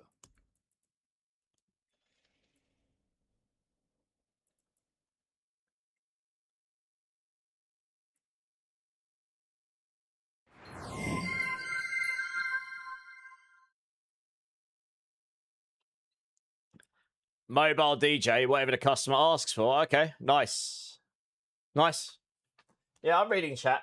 I'm just also trying to focus on this at the same time. Huh. Yes, bear with me. Casting combat, there we go. Okay, right, well, I can't imagine that's going to put me to 130, but, you know. We'll just give it another go now. I mean, there's quite a lot of little gains to make, and then, the Mythic Seal, there'd be a bunch of damage to gain there. 2 damage multis, or 3 damage multis. Get ranks everywhere here. You probably need 1 roll of all stats here, maybe. Just to max these out. Well, these are a bit under now. I haven't actually capped out those things, have I? But if I had both of these, I would be. Yeah, not quite capped. But they would be if I had both of these. I'm not losing too much from that right now, though. I'm bad at multitasking. I try. I'm sorry. FK.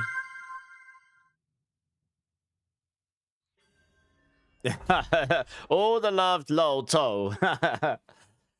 You wish mercs were optional. Woody suggested it in his feedback, similar to how Necro can sacrifice XYZ. Yeah, I saw that actually, I think. Yeah. I mean, I can't imagine we'd get anything like that in Season 15. But,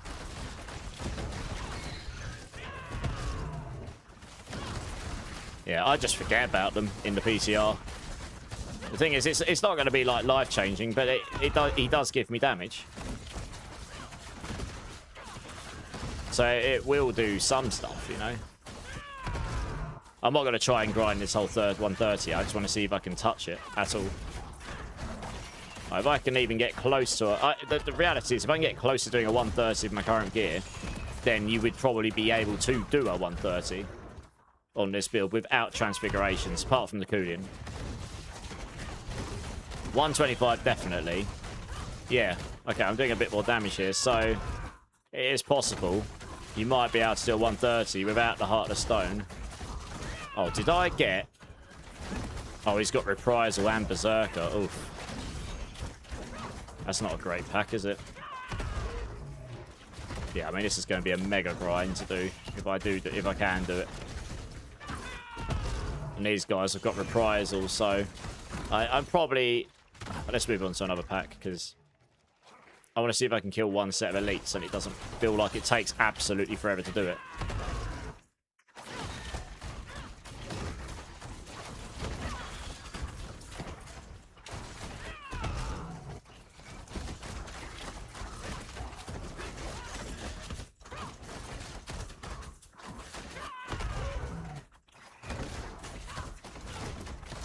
I mean, it's quite possible that that splinter... Their mounts, etc. to what we own or bought. Customize their appearance. Oh, right, yeah. Yeah. What a noob. Why am I a noob? Yeah, there's a good chance that the Splinter of Pain won't be as strong, which would then put this into 125 territory anyway. So I think this is probably a 125 without transfigs, 130 with transfigs. Like, transfigs and giga OP gear, like, if you actually wanted to, but... you're going to comfortably get to 125. Like, if you can do a 130 on this build at all, you'll be able to beat the entire game with it. Yeah, I'm not going to grind this out, but I'm not a million miles away from being able to do a 130 here on this setup.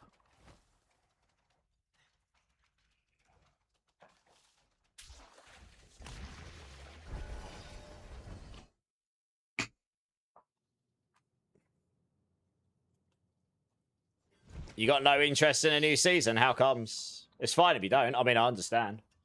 Just interested as to why. There should be quite a few fun builds to play. I'm quite looking forward to it. It seems like it's going to be a pretty good season to play Warlock, so maybe I'll actually do a Warlock run at some point.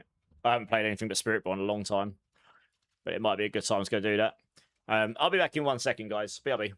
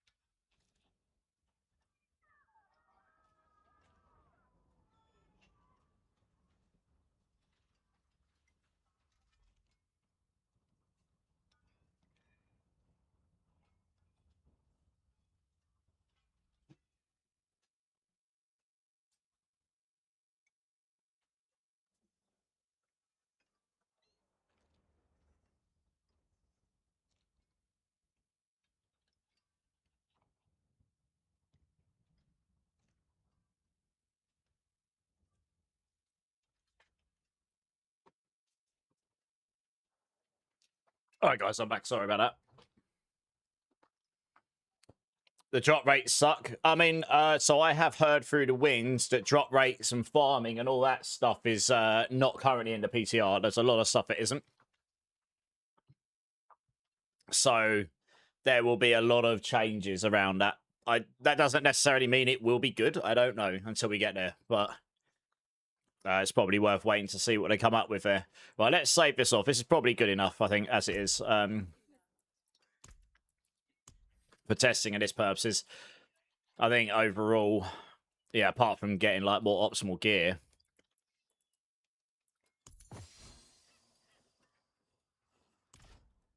this seems fine. Let's go try some like, general content. I need to get some Coolian Transfigured Coolian Prisms anyway. So let's I need to get some. Let's just go run a couple of those just to see how fast we can get through them. It's not going to be as fast as those other builds, but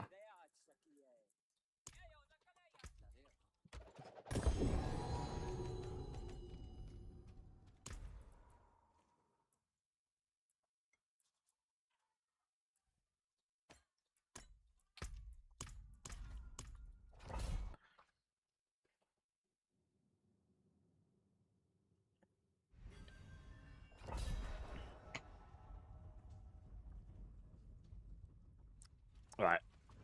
Have I got... Yep, cool. Yeah, I mean, we should smash this stuff. We shouldn't have any problem with this. We just don't have quite the same mobility as those other builds, nor the damage, so... This will be a great starting build, though. It's really not that... Like, when you're leveling up, it's not that reliant on gear. Yeah. And you'll be able to use it to go up the torments pretty easily, and then you can transition into whatever you like, really. Like, Firestorm is very gear dependent. You need a specific amulet to actually make the build work at all. Storm Feathers isn't too bad. But it has got some specific gear requirements as well.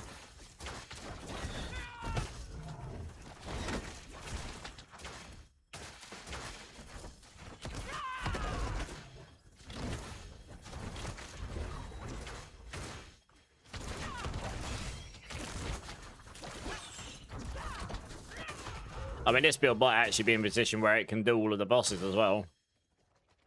Maybe T12 Lilith and T12 Mephisto will be a bit trickier, but all the others, we should be fine. Like, you should be able to do your juiced up T12 lair bosses, I think. That's something this build certainly struggled on before.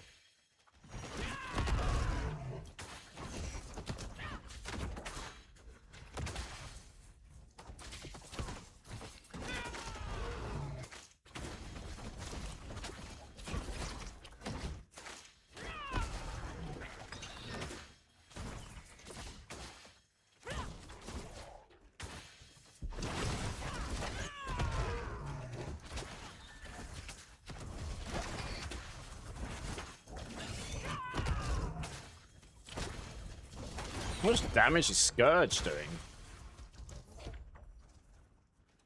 Wow. Does make me wonder if there's a Scourge build in here somewhere, because my I'm in T12 and Scourge is applying poisoning here. I haven't scaled up dot damage, but yeah, my Scourge is applying... all this dot damage is being applied is Scourge. My Scourge is killing stuff. Because I've got so much... Look at this. That's Scourge, mostly. I wonder if Scourge has got a build where you can just, like, play... automated aura bot, maybe. Don't know how strong it'd be. I'd have to sit down and try and theory craft it, but I haven't got any of the dot damage multipliers on, or anything.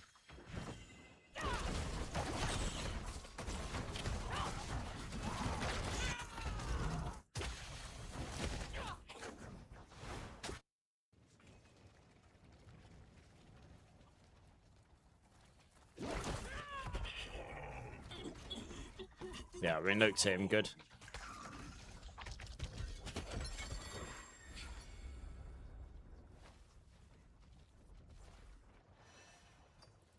Alright, well those are fine.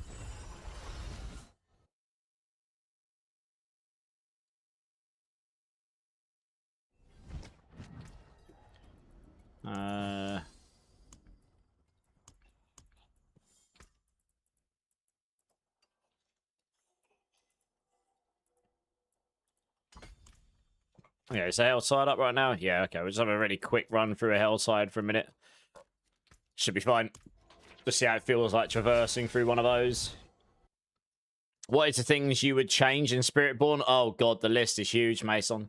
I've been giving feedback every day after this PTR, but I've given them loads of feedback, same as other people.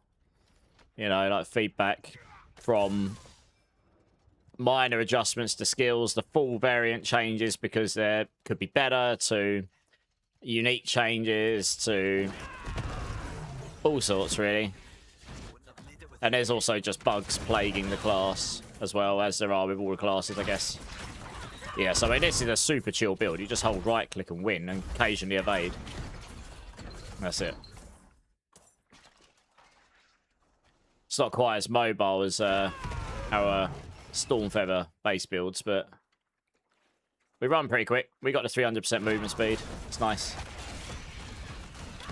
Yeah, but look at the poison damage, though. This is just Scourge. Like, I do wonder if there's a Scourge build.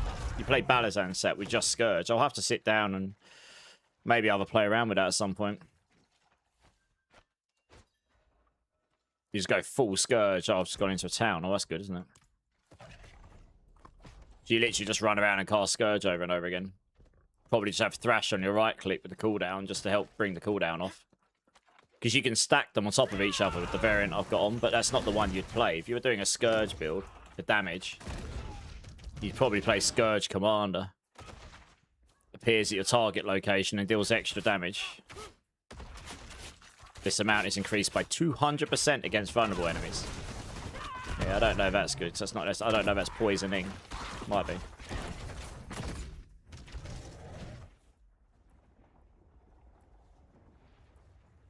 Oh, well, that's 292%. That's 240. Oh, well, that damage is even greater than the original.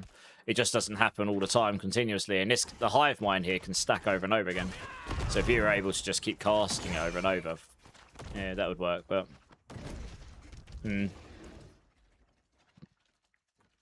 yeah.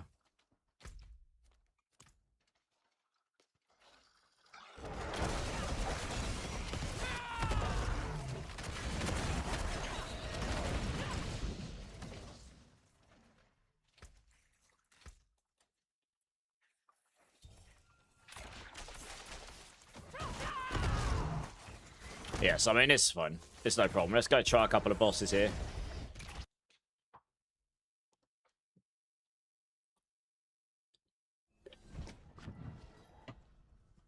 Alright, so I normally test Harbinger and Ballada, and then we'll go try T12 Lilith, see if it's even viable on her. I won't be able to pre-stack Supremacy because of you have to evade through an enemy. That's the one thing where the Jack and Michelle would be better. Like that. If you need to pre-stack Supremacy, you'd actually be able to do that with that. But it does make you a lot squishier for sure.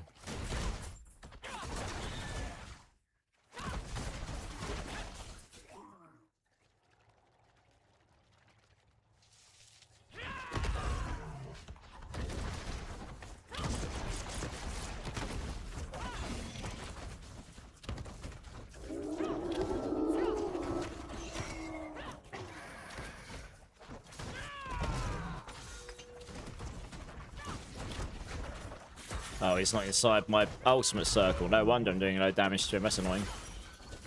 Oh, well, I can still get up. He wasn't inside my ultimate. I'm going to try him again. He wasn't inside my ultimate for most of that.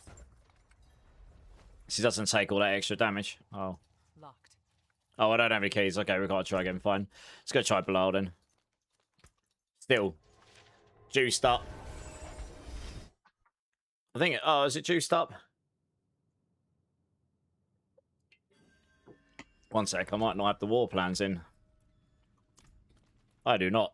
Let's go juice them up. And try that again.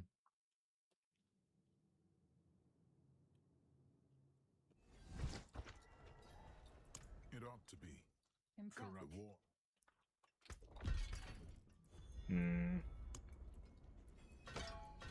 So I need...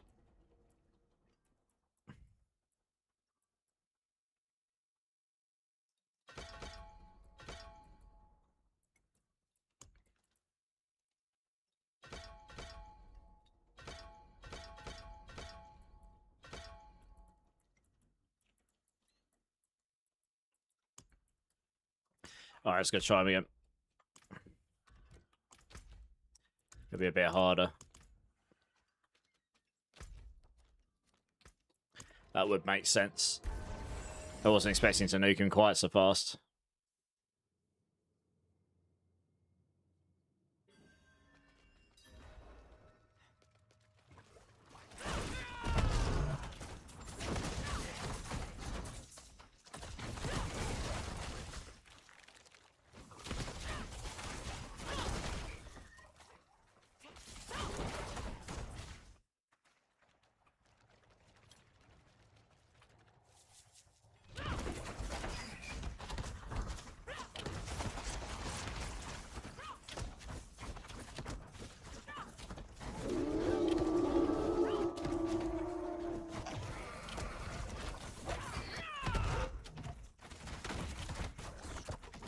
So this is a fully juiced up T12 Harbinger. I might not kill him before he goes to his mirrors though.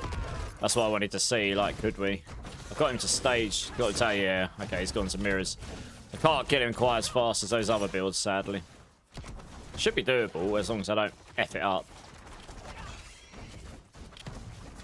But I reckon I'm gonna have to do the whole lots of stages now. Because of once he gets to this point, he can very quickly go into his second stage afterwards.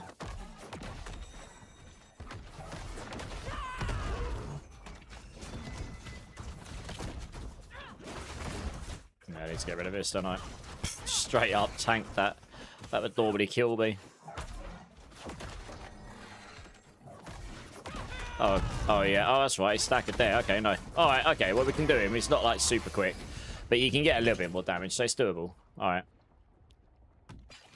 All right. I won't bother with Belial. I'll just go straight to T12 Lilith. She's probably gonna be trickier. I'm gonna have to actually play her mechanics a bit probably. But I mean, it was very hard to do her on this build before because you just didn't have the damage, so you had to actually like play all the mechanics and stuff and try and do damage in between.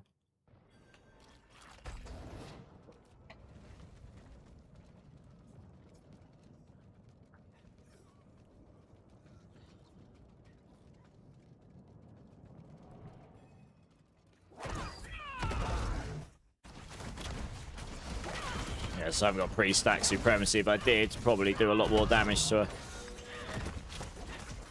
But yeah, she's going to have to play some mechanics here for sure. I mean, I got her down to 1/3 life, although she hasn't jumped in the air yet. Look, that's a very long amount of time for her to not choose to jump in the air. She didn't do the quick jump in the air. She's just gone straight to that. It's quite unusual, that. Oh, God, it's that one, all right. Yeah, having a lot of movement speed on this fight makes a big difference. Big difference.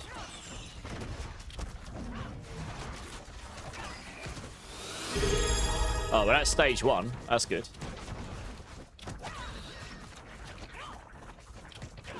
Hey, Angel Feather. Thanks for the prime. Appreciate it. How you doing? Appreciate that. That's very kind. I've lost all my supremacy stacks, but we did stage 1 comfortably enough, so, I mean, that's an improvement on before.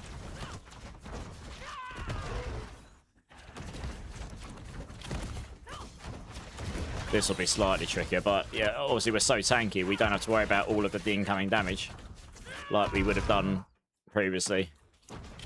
But yeah, she has stacked some increased damage stuff on me, so there is some things here that will probably do a lot of damage to me now. She's staggered, yeah, okay. I'm probably going to have to play the ghosts, that's where it's going to get very interesting. Especially since my unstoppable is my protector as well. Yeah. If she comes, I really need to do as much damage as I can. Put the ghosts come in, but I'm not going to be able to do much here. I doubt I can tank those, even with the 92 DR. I'm not going to be able to use my protector. She's going to pull me in. No. Oh, yeah, she is, yeah. Oh, that's alright. Moving speed for the win. Can I get down for... Oh, I was going to try and get down for the next bit. Yes! Well, T12 Lilith on Rock Splitter. Let's go. That's pretty giga. Let's see if that button works. I don't know if that'll work. I added something to do a clip on my... Oh, it says it did something. I don't know if it did or not. Alright, well. I could try T12 Mephisto. I think that might be tricky on this build. I just don't know if I've got enough damage output. We can certainly try it. I mean, that's pretty good if we can do that on this build, because this is about as low... This is going to be on the bottom end of the tiers, for sure. I can't see... Unless they suddenly come in and, like, knee-jerk loads of thorns damage stuff, which is probably not going to happen. This build will be in the C-tier bracket at the moment, probably, even though it's able to do the game. But if our C-tier builds can do the game, then that's a really good sign for the class, unless they completely nuke the class. Because it means every other build just gets better, doesn't it? For the most part. Drink City Stream, of course. You're going to have to wait till I've done the boss, mate. Definitely not going to kill Mephisto if I'm drinking from a flask, from a mug, am I? Or maybe that's your intention. Oh god, dude, this bit, okay. This is the best Spiritborn has felt, though, I think, since Lord of Hatred came out, just because we've got so much defense. I mean, Glynn's Anvil was good, but we don't... But yeah, this just feels great, because you're actually tanky enough to just not die to everything. Which is fantastic. You don't want to feel like you're dying to everything once you've got decent... I've got pretty good gear on. Like, you're not going to find this gear very quickly. You're going to have to farm for ages. You're not going to get it on day one, what I've got right now, probably. Was that stage 1? No, nearly. That's stage 1. Okay. This is going to be the tricky stage, I think. Yeah, laser beam will definitely kill me, 100%. That meteor barely touched me. Lovely. Oh, laser beam and meteors, you cheeky Mephisto. Look how fast I run, though. Yeah. Can't hit me with a laser beam if I run around the outside, can you noob? Watch him do another laser beam in my face now. Even the poison stuff's not hurting me. What is this? I've got so much life sustain on this build. I've got basically infinite EHP with my effective HP with my barrier gen. That's crazy. Just tanking everything. I'm just straight up. I actually am just tanking all his skills. I probably wouldn't want to test out on the laser beam, though. Okay, stage 3. This is where things get very interesting. What we got now? Just keep DPSing him. Keep on DPSing him. I can't at this stage, okay.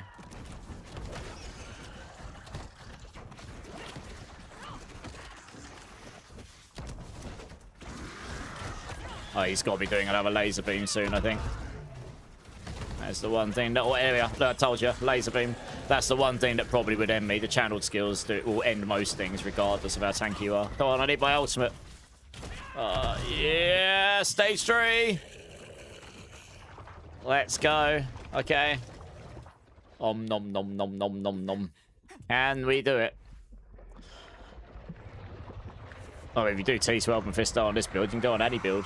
Probably.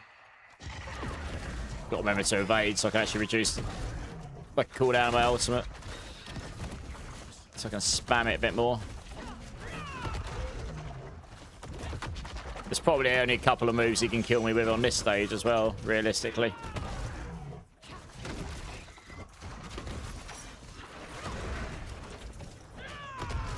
Right, he's gonna go. Oh, okay. Interesting. Oh, he's done that under my feet.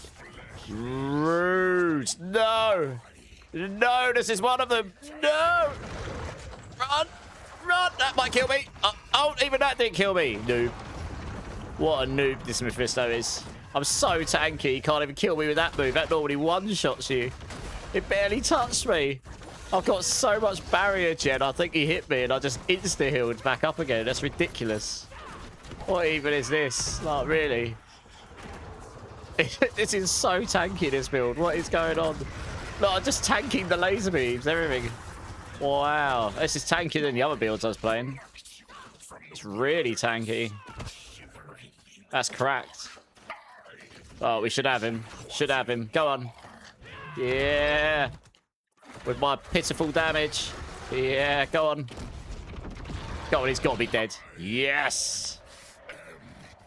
T-Turp, Mephisto, down with thorns, rocks, Mephisto. Eat my thorns, Mephisto. The D4 trade site gone way downhill. Angel Feather. Yeah, I mean, this season's probably pretty quiet now. After this playtest round week, D4 will be very quiet until season 15. It's typically what happens. I just beat T12 Mephisto on Thorns Rockspitter on the PTR. Yes. Well, I mean, I am expecting the DR to come down a bit. So that might make it a bit trickier. But even so, that is pretty... That's much better than I was expecting this build to be. Comfortable 125. T12 Mephisto. Everything else just is easy at that point, if you can do that stuff. Oh, I've got 150 glyphs in, so I suppose... Yeah, no, that's a little bit. But yeah, the toughness is the big thing. I didn't even check my resistances. I mean, they're not amazing, but it doesn't matter. They're good enough. Sweet. Okay, well, that build, I'm pretty happy with that. I can get footage of this maybe if I want to. I just wanted to test that. I am going to go back on my other character and quickly throw together Payback, which shouldn't take me very long at all. Because I'm pretty certain I can just straight up use my Crushing Hand setup and just swap into Payback and it should just work. And I might stick one different charm in. Because I can use a Sunstained War Crozier. And that should be it. Like, that should be Payback. I think I'm already on Crushing Hand. I am, yeah. So as far as I think even the Paragon board will stay the same. Outmatch, Infighter, Menagerist, Produce Tempo, Convergence. Yes, it's not quite capped on this board, but it would be about better gear. Viscous Shields, Spirit. This is all fine. Yep, Jagged Plume. Yeah, so this is... I could just straight up use that. Obviously, we take out our Crushing Hand. That all just goes into payback. And you have to take the core skill one. And then... Yeah, you might as well take the firing it forwards thing. We don't care about block chance. Each time an enemy attacks you, the damage they take from payback increases. So yeah, we take that. And that's it.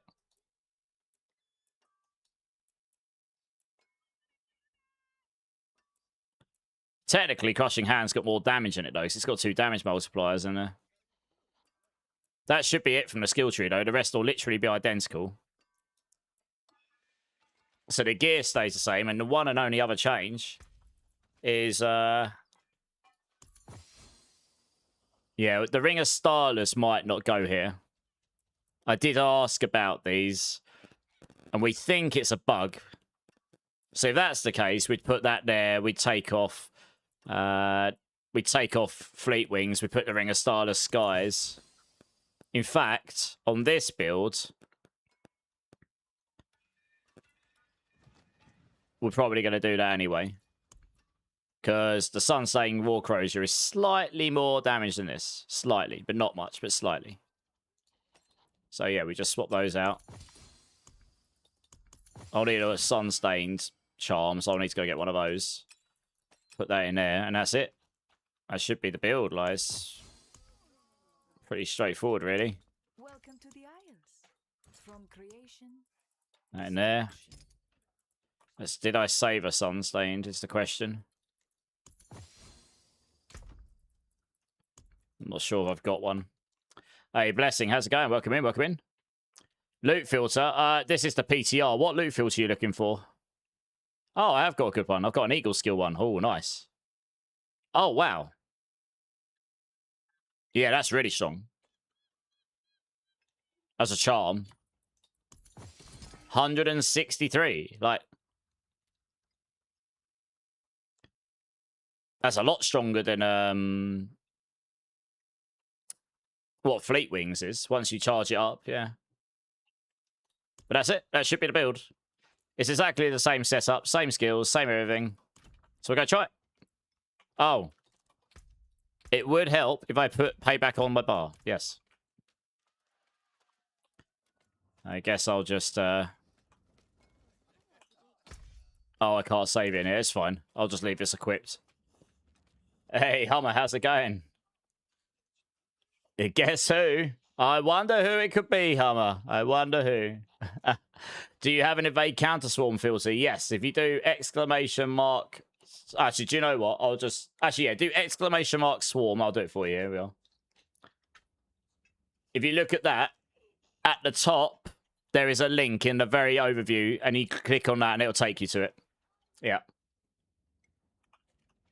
Warlock at the moment, Joe, looks like the best, yes, but we do have to wait for the final patch notes to see how that feels. Right, we'll just straight away use a 130 here, because I'm pretty sure I was tackling 135s on Crushing Hand last night. So let's see. The thing is, this doesn't have omnidirectional damage on it. Oh, I've got Centipede Eagle, and I've got full pushing on here. Holy, laser beams. Yeah, it's not omnidirectional. That's the one difference between this and Crushing Hand. So you've got ranged attack on this. Yeah. But it's exactly the same setup as my Crushing Hand, minus the fact I've got the Sun-Staying War Crozier on, which is easier to stack these days. It's only 5 stacks, not 10, so it's much easier to stack it up. And then we'll just see how it goes.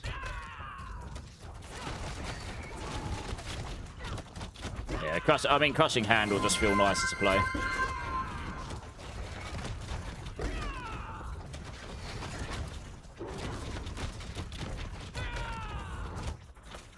Oh, BlizzCon. Yeah. Yeah, they'll announce it at BlizzCon, won't they? Pretty sure the season starts the Tuesday after the weekend BlizzCon is. So there'll be big announcements and it'll be like, new season, guys, go check it out. Yeah, that's almost certainly what's happening. Yeah, so this is why Payback's worse, right?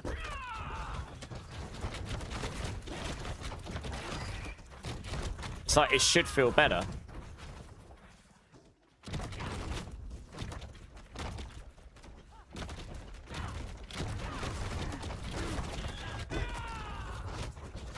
But it just seemingly doesn't.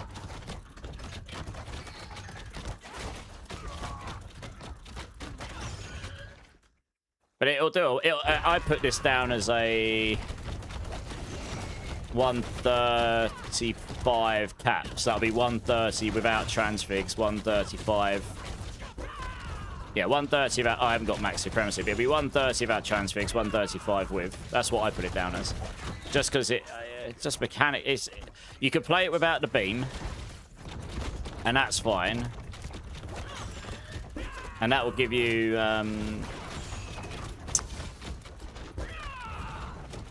that'll make it a melee skill, but it's just a way smaller area effect than Crushing Hand. And Crushing Hand hits a lot of times as well. I think Crushing Hand just has a lot more damage scaling in the skill itself. Like, this is 1600%. I'm pretty sure if you add up the Crushing Hand damage, it's higher than that. This 130 here is feeling like a bit of a struggle comparatively.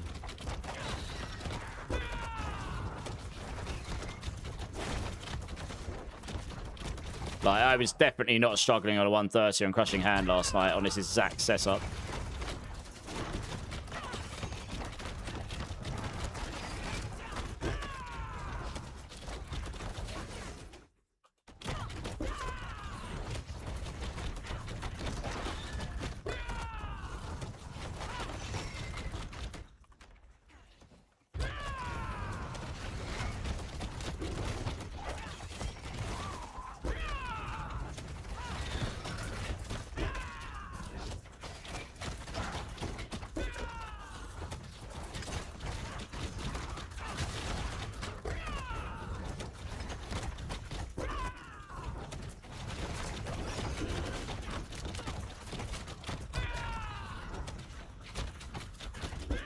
This used to be the king of the push builds for a long time on Spiritborn.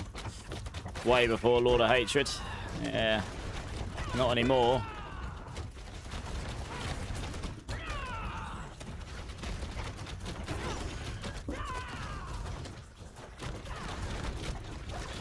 Let's just see if we can clear a 130 here.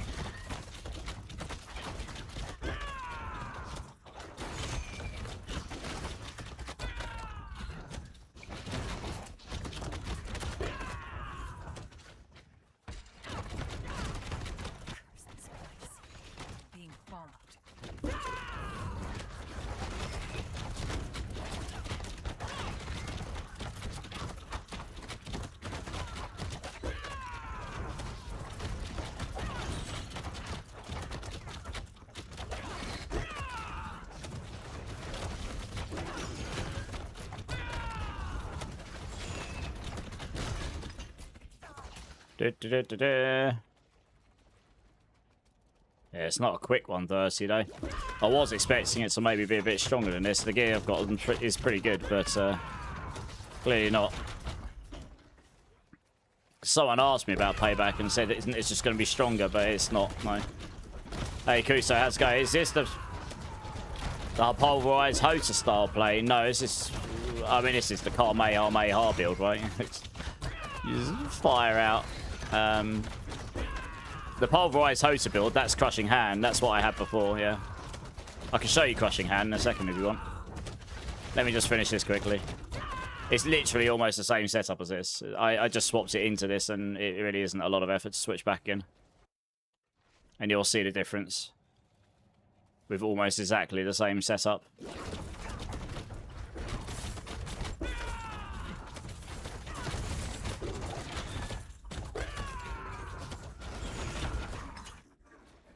Just want to get to the boss so I can try it and make sure that it is actually achievable. You miss Payback and Rake being top pushing. I mean, it's good to have different things up there though, right? It's about time when we get something different from Swarm. You don't want the same build being the top pushing build for 3 seasons in a row. That just... You ideally wouldn't have that for 2 seasons in a row, really.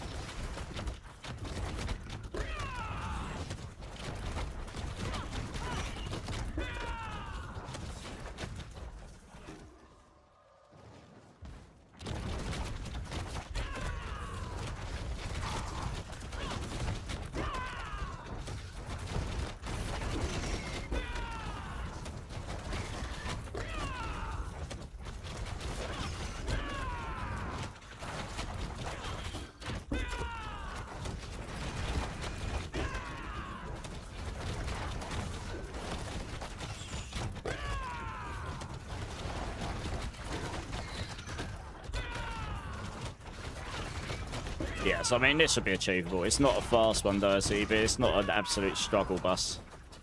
Probably do it within the 10-minute mark.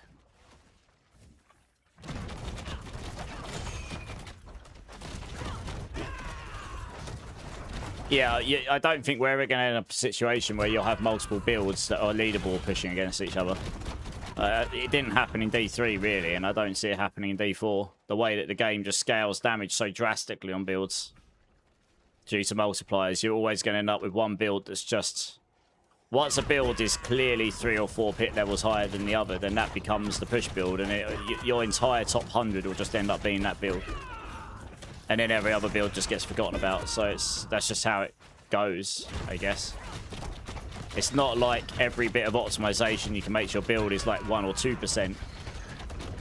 So you may actually reasonably see different builds compete against one another. That's not generally what happens here. Yeah, channeling Shrine for the win. I haven't got max resource cost reduction on this build setup right now. What's the bossing like on this? Yeah, bossing's fine. Look at it. Boss will go down at a good speed.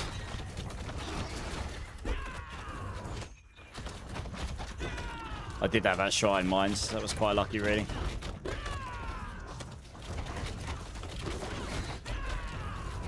But yeah, okay. I mean, yeah, payback can do 130, no problem.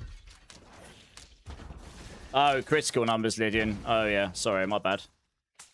It doesn't really matter. I mean, we're in the trillions. You have to be to do 130. You have to be in the double-digit trillions. Hey, Joe, thanks for the sub on YouTube. Appreciate it. Yeah, on this build, you'll need... crit money. There you go. Yep.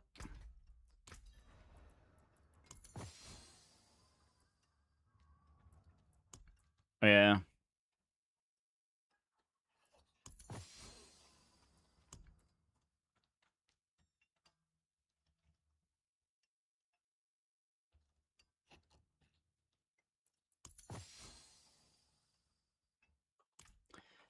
Yeah, so that's payback. Before I swap back to Crushing Hand, I will just quickly go and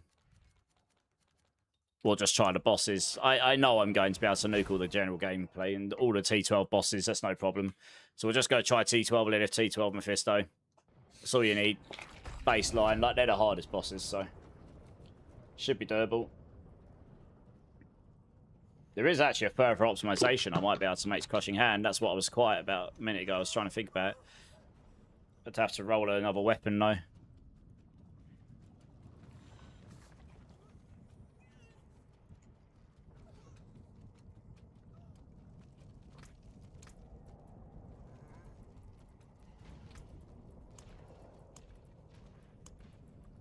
I think on this, you would want it this way around. You want the movement speed for this fight, really. Probably got enough damage anyway, I reckon. Yeah, that's without stacking Supremacy. Holy. Fucking I won't crowd control if she jumps in the air, but it's not going to be a problem. Yeah, once I can stagger her. Oh, damn, she got in the air just in time. Damn you, Lilith. There you go, now she's staggered. Stage 1.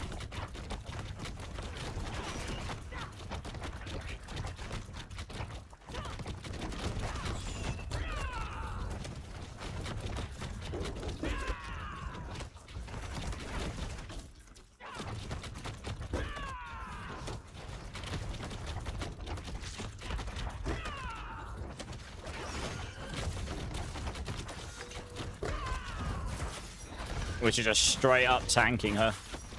Yeah, okay. I mean, T12 Lilith just got absolutely smashed. Let's go try Mephisto. But I mean, I imagine, given I just beat her on Rock Splitter, you should be able to beat her on this build as well. Easily enough.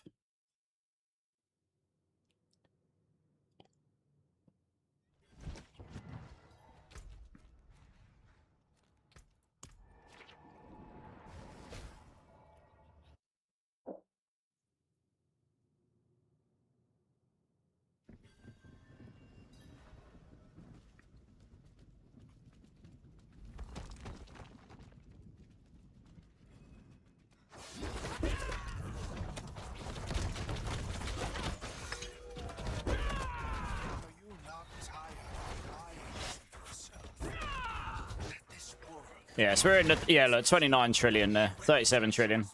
Just absolutely melted stage 1 of T12 Mephisto. This is stage 2, and now I've stacked up Supremacy. Look at him. Is he even going to get a chance to use his meteors? I just tanked his meteors. Crowd control. I can't crowd control him. He got in there before I could crowd control him. That's a shame. Oh, I can't actually hurt him here. Okay.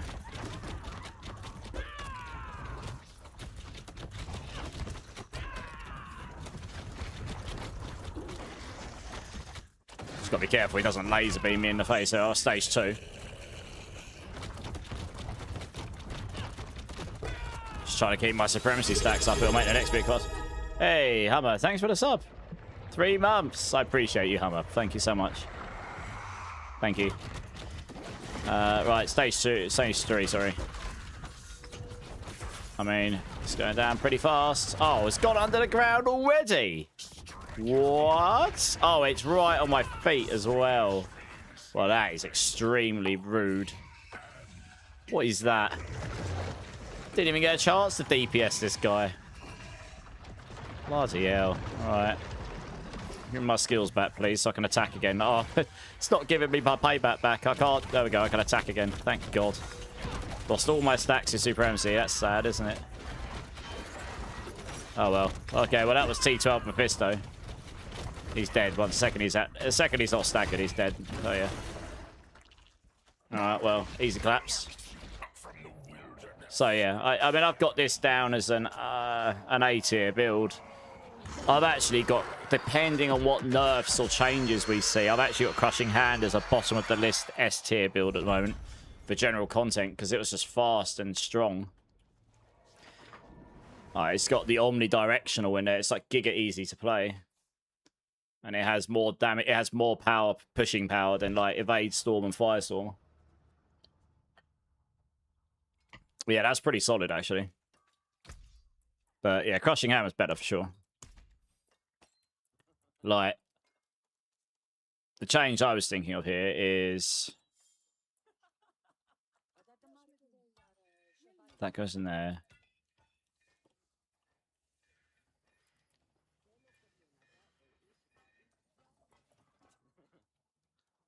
Yeah. So what you could do is go... Because the Ring of Starless Skies might not be plausibly in there. So if we put that in there... We'll need to roll a new weapon. I want to try this, actually. I didn't try this yesterday. Because we can roll on... Fleet Wings up here instead. And then we get a weapon and put Supremacy on the weapon. Let me just math that quickly. Oh, I don't know. The Rod of Kepeleka gets complex, doesn't it? Oh, I guess I can roughly work it out. I did have a calculator for the Rod of Kepeleka, actually. Oh, I have a Kepeleka thing here.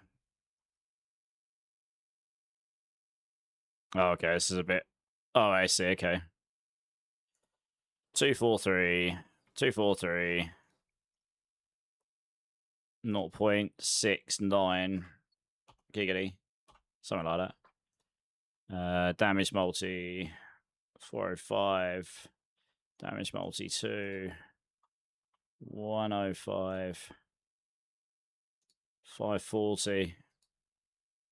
What does... That's 52.5%. 300 times 0.525. 157.5.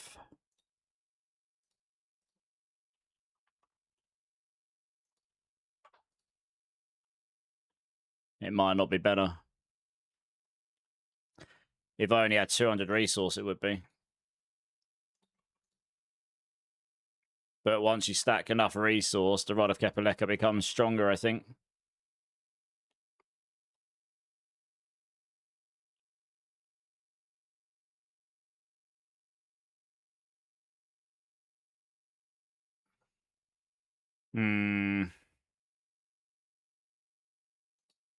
It's marginal.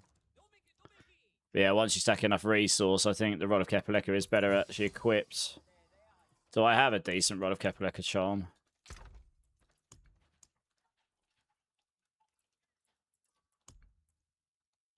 Yeah, I do. It's not too bad. 0.68. Yeah, it makes it even worse.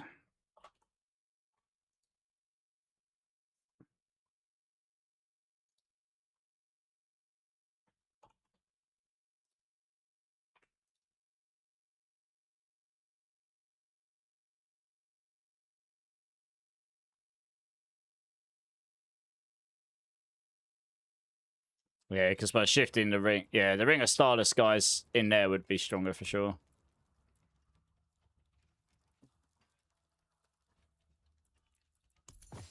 Question is then, is it better then to put...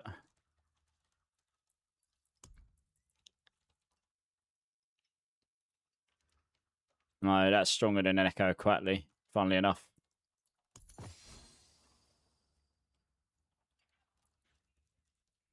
We'll try this in case my math is completely and utterly obscure, but I think my original setup's stronger.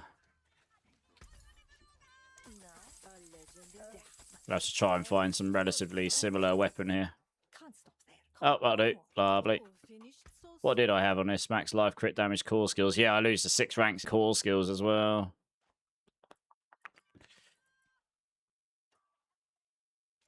I could get the second damage multi on there, which is... It's pretty hard to get the 2 damage multis on that.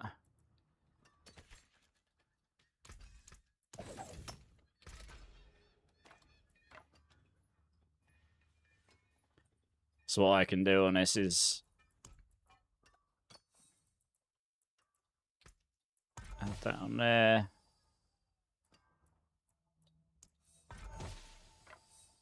I mean, maybe the 6 ranks is really good.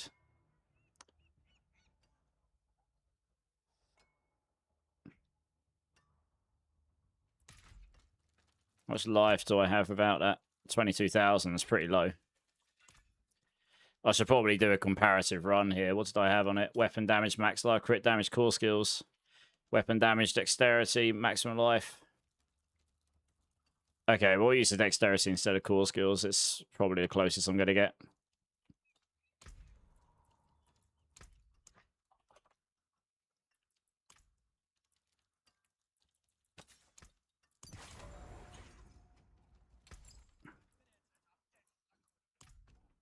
Oh yeah, socket, that's what I come down here for. Good luck, mainlander. Step up to my anvil. Yeah, I think if we were using Plains Power Ferocious and all that, then you'd be able to, then this would work. Because you'd have all these extra crazy aspects you could put on the scale way higher. And you wouldn't have enough aspect slots. I think with this setup, while Ferocious, this build would work really well with Ferocious if it refreshed. But it just really does not feel very good to play while it doesn't. So I think the setup I had was probably best, and you would just... If the Starless Guys has to go there, you'll just find something else to go in there. Like Protein Heart or something. Be slightly weaker, but not a lot. You gotta put a couple of skulls in here. Stones to cut, gems to set.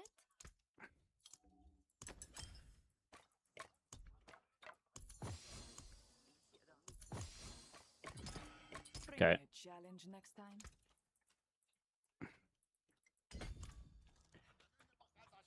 Yeah, let's try 130 with this. But I'm pretty sure the other says it's marginally better. If I had more resource, the rod of it goes more and more in favour of the rod of Kepaleka, the more resource you've got. Yeah, the 130. It's the omnidirectional damage. I don't have to like aim and stuff. Like that's the thing that the payback skill doesn't have. So that you can see I'm doing a lot more damage here. Even with this out, yeah, I mean, I think I was getting into near 100 trillions with this skill. I might have even hit 100 trillion very rarely, once I'm fully stacked up and everything. Yeah, we're nearly full stacks of supremacy now.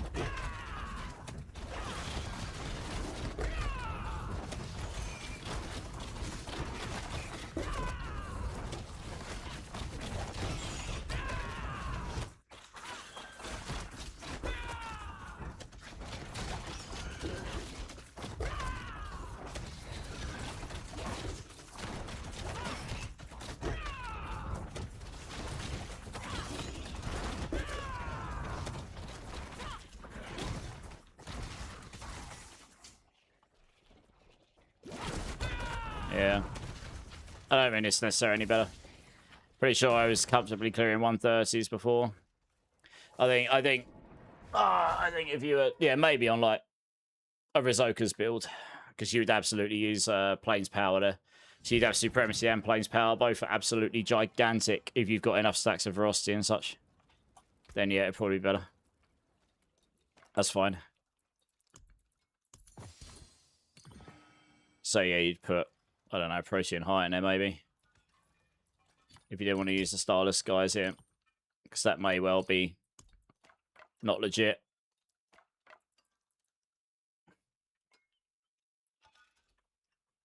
I mean, a Lockeran's Talisman would be fantastic if it actually felt like it worked.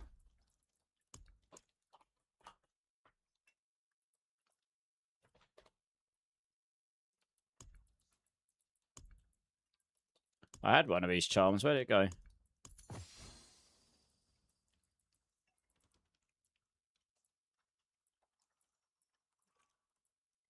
Yeah, there we go. Yeah, I mean, technically, that should give me 130. Which is massive. Like, that'd be way bigger than this.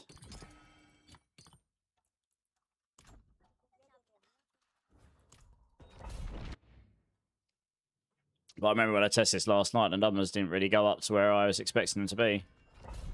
It's weird.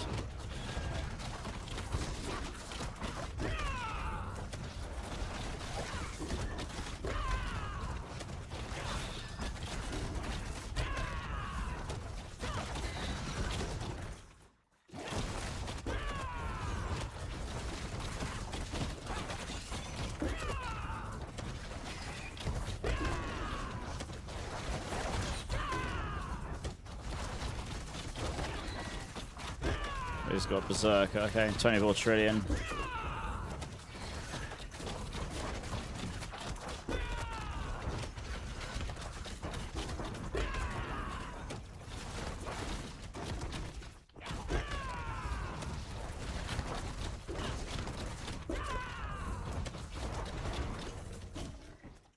Oh, I haven't got Supremacy on. That would explain.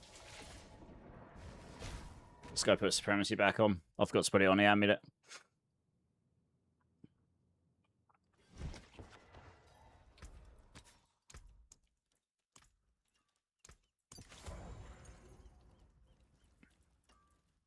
Yeah, that makes more sense. Let's just try to... That should be a lot more damage once I stack up the stacks. I just remember I was melting these 130s before.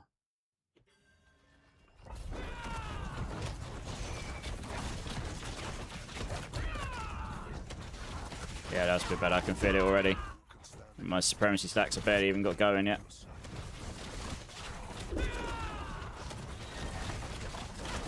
I'm stacking pretty fast. 52 trillion, 63 trillion. Yeah.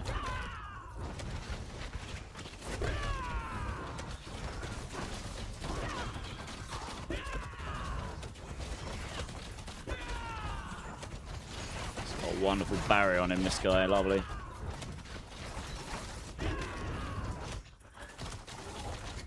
$94, 126 trillion, lovely, but that's because you're killing enemies, so the black soul splinter's kicking in. Yeah, so this is just way stronger. You can see the numbers going way higher, and I'm killing stuff way quicker. But it also demonstrates it's just a lot better than payback as a skill. There you go, look, he's melting. Okay, maybe the Lockrins is working. It doesn't seem to nuke your resource loop anymore. Maybe it is working now. Maybe this would just be the play. Yeah, so with transfigurations, I think you'll get 135 with this. I'm not going to finish this. Yeah, Crushing Hand's pretty sweet. Just got to check my spreadsheet. I can't remember what predictions I put in for these. What did I put in here? Crushing Hand. I said it was going to cap out a 140 on Crushing Hand. That might be optimistic. Payback or cap out at 135. That certainly makes sense. Because I was definitely able to do a 130. I did it. Just wasn't fast. So once you get like GG gear and that, yeah. Crushing Hand's a bit stronger. So maybe like 138 maybe more realistic here. Poison Stinger at 130. Lightning Stinger will be about the same as Crushing Hand. Give or take. Lightning Thrash at 135. Swarm at 145. I put down because it's probably going to get some nerfs. Firestorm at 135. Evade Storm Feathers at 133 because I did 130 on all of those. That's a good point. What are the leaderboards looking like now? 138. I am surprised no one else has put a better tier up than this. I guess they just didn't bother.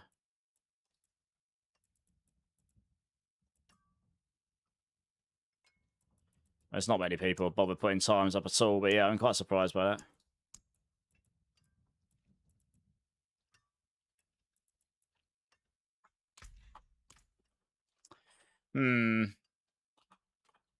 Yeah.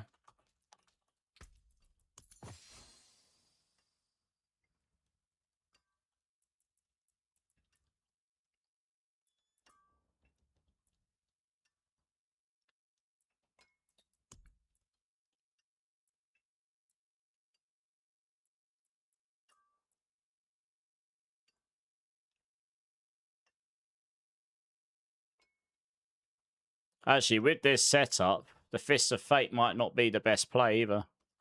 Do I have a better pair of gloves here? You might be better off putting Fleet Wings in here. Thinking about it.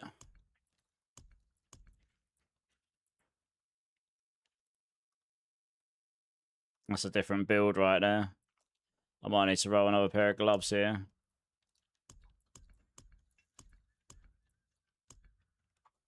Yeah, let's go see if I can get a half decent pair of gloves. Yeah, a legendary prize. Nice. Next one will be even better. Because that gives you 105x at 300%. This only gives you an average of 95, even in the Mythic. So it'll make you do big numbers, but it also makes you do lower numbers when you do hit with them. Yeah, low numbers. You're on the leaderboards. Let's have a look. Oh, you are. That's pretty good. Yeah, nice.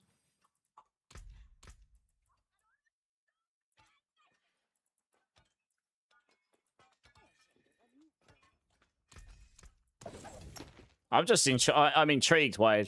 I know people have done pit 150s. I'm intrigued why people haven't bothered putting up tower times. But yeah, to test out. But yeah, Dex Fire. Probably get hold of those just in case I do find time tomorrow to test some more stuff.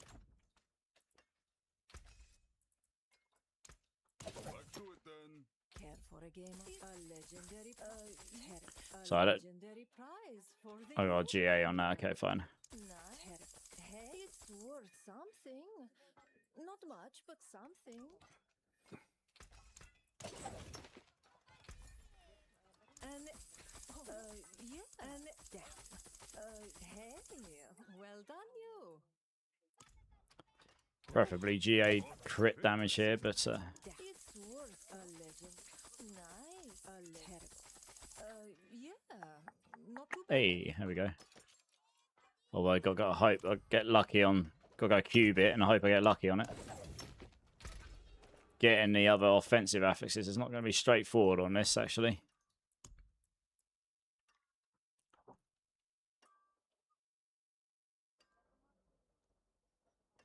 Yeah, this could be interesting. This is probably not going to work out, but we can try it. Poison damage. Rip.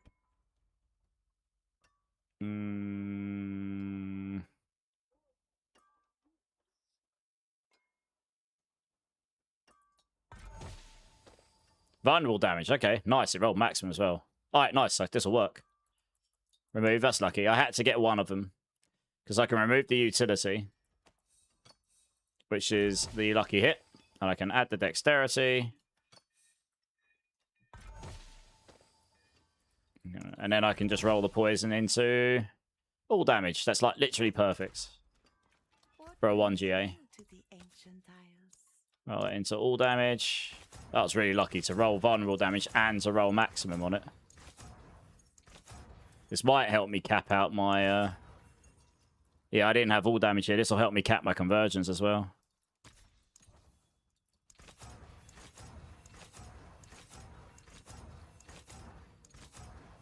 Yeah, so roll all damage on these to get your convergence board maxed out.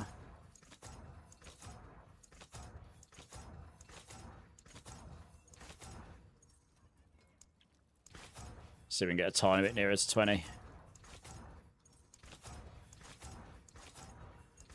19, I'll do. Lovely.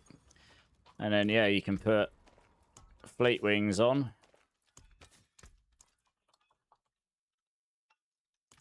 And then we'll want physical damage temper to help cap the convergence out.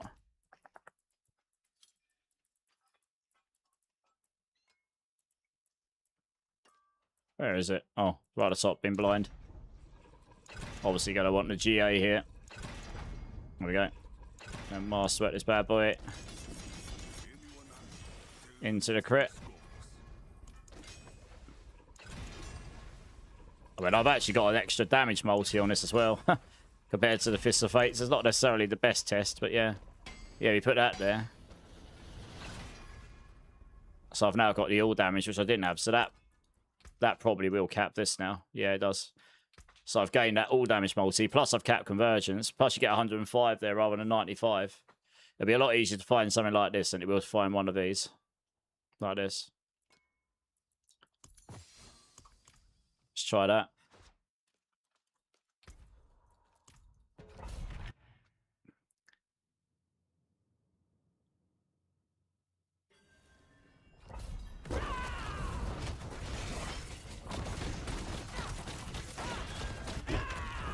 Supremacy up a little. So the highest numbers should be lower than before. I might not hit for 100 trillions anymore, but my average damage should be a lot higher because I won't be potentially hitting at like between 1 and 100% ever. You just won't hit up to 390%. But I still hit for at least 70 trillion there. Yeah, you can already feel it. The average DPS is up. Fist of Fate's a bit of a weird one. You are relying on RNG being on your side.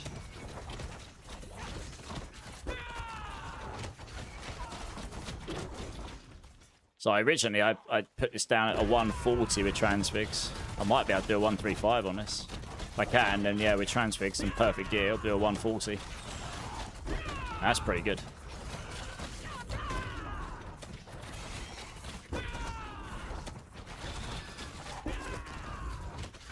I thought I was clearing 135s on this last night. Maybe it's because I was grinding one out. Maybe I did grind one out and finish it just about in time.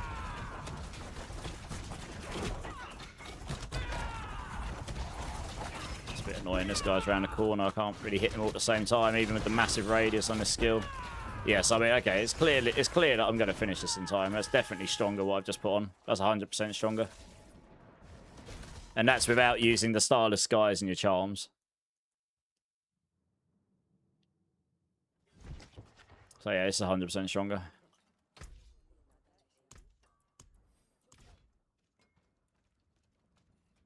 Let's just try, just for the hell of it, just for the funsies. A 135 tower, just see if I can do that on Crushing Hand, just for the lulz of it. Fate being on my side, Kuso, yeah, maybe. This is probably not going to happen, but we'll try it anyway. 135 in the tower. It's obviously got less time and such, but... I was doing all those pit runs without the Heartstone, so... It gives you like, at least an idea of where you're likely to end up. In the tower if you do it with that, without the Heartstone. But yeah, I don't think my damage will be high enough here to do 135 my current gear, but if we can get a 135 down with this gear, then that'd be amazing. This pillar is in the worst position. I think I'm going to start another one. This is a terrible start because I can't group them together. God, I can't even let them kill me, for God's sake. Leave me alone.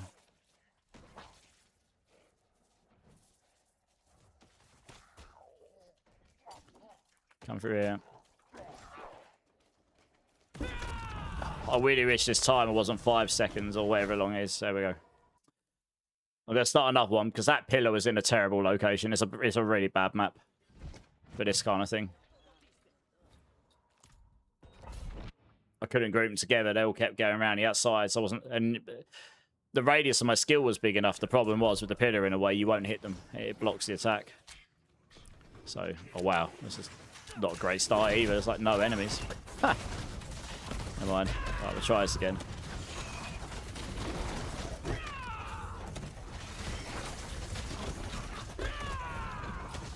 You kind of want to get the elites with lots of mobs around them. Then when you kill the mobs, you'll get all the extra damage from the Black Soulstone Splinter. 15 seconds, I think it is. Yeah, 65 trillion. So I don't think I'll see any 100 trillions on here, but you'll certainly see more consistent damage, I think, without the Fist of Fate. Yeah, a bit annoying that one of those wasn't near to me. Because now I'm left with one to kill. With much more life than the others, but hey-ho.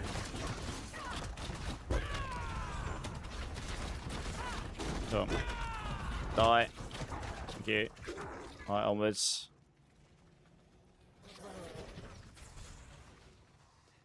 Where on earth are the elites at? There's like not even any enemies. Like what?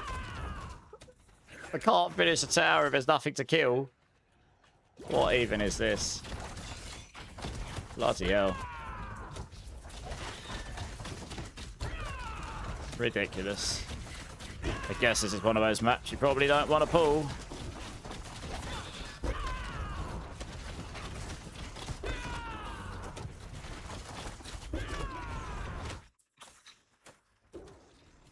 This is what I wanted here. What this guy, Berserker? Ugh. Like Giga Tanky, probably. Debilitating Storm as well. That's not ideal.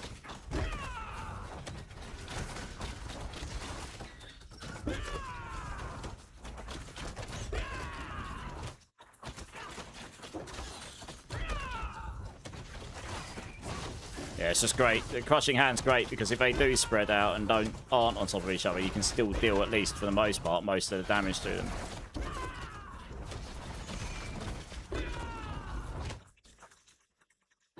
Oh my gosh, there's 2 elites with Debilitating Storm on me. Holy. There's going to be Debilitating Storms everywhere.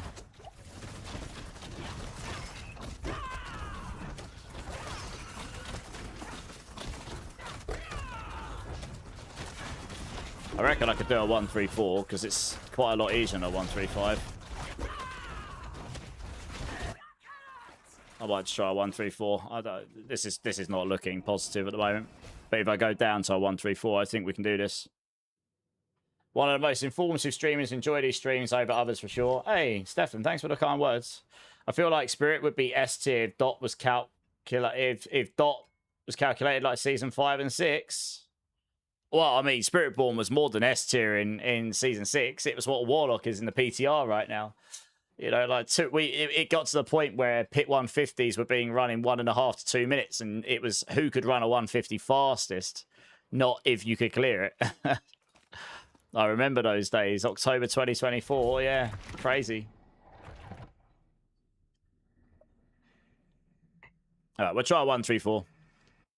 It'll probably be quite noticeably easier. 135, they have 32% more life than a 134, so it's still not going to be easy, but I wasn't doing dreadfully in that last one. I didn't necessarily have the best map pool or best enemy pool there, but I don't think I was going to get it down anyway. The boss would have just taken forever, but the reduction in life here, I mean, if I can't do this, a 133 will definitely happen, I'm sure. Just got to hope we don't get absolutely god-awful elites or just lack of elites, because that last map didn't have very many elites in it at the start at all.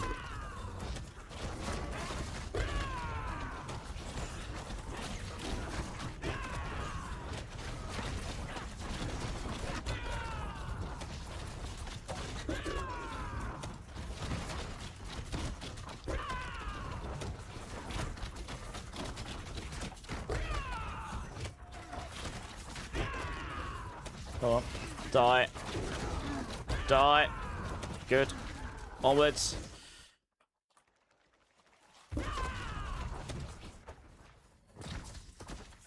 Yeah, I mean, there's a lot of trash mobs. And if you get that many trash mobs, okay, there's some elites as well. Yeah, nice. If I grab them in with the trash mobs. Oh, yeah, it's 2 sets of rares. Okay. Or is that 2 packs, or is it 2 sets of rares? I don't know. You can get, oh yeah, here we go. If you can get loads, if you can group them like that, that's gonna be amazing in the pits. Look at that, the black soulstone's crazy. I haven't put it in the helm just to try and reduce to how insane it's gonna be, because they'll probably cap it. Just giga nukes, all that stuff. It gives you so much extra damage. It's uncapped at the moment. Yeah, that's pretty wild. They still not put me much further ahead. I think that was just 1 pack of rares. If that was 2, I would have gotten loads of progress there. So I would have got 2 sets of progress orbs.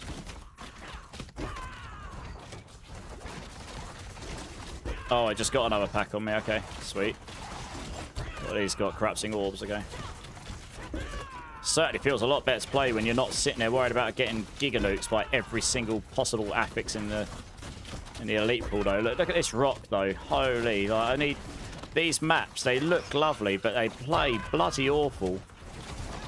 For this kind of, it's why I don't push a lot, because it is just, or it's not a fun experience. Like,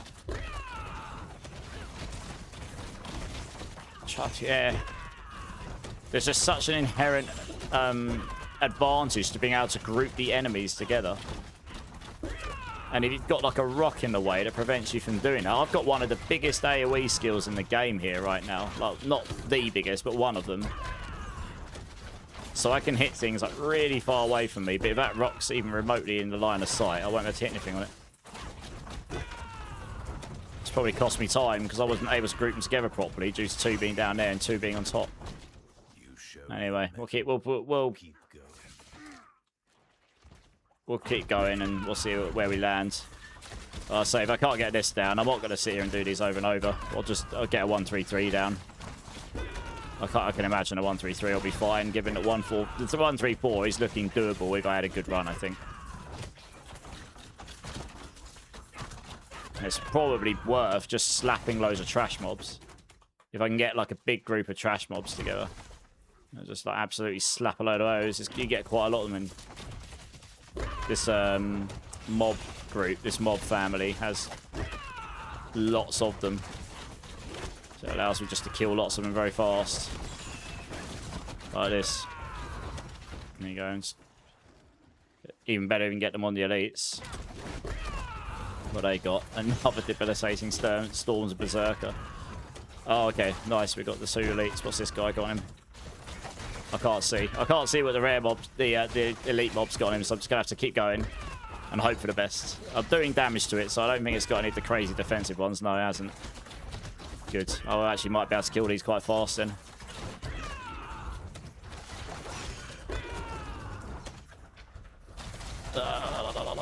God. got chained.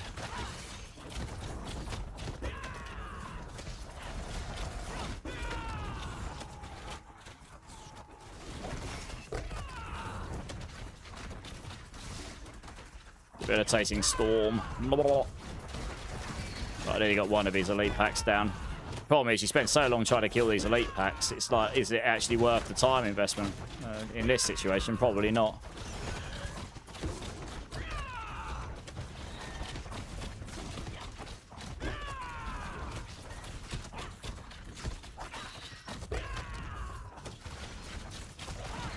Yeah, because now I've lost my time advantage I had. But once I pick up all these blobs, I guess we'll actually see where we're at. Yeah, I guess I gained a little bit of advantage there. Not much, though.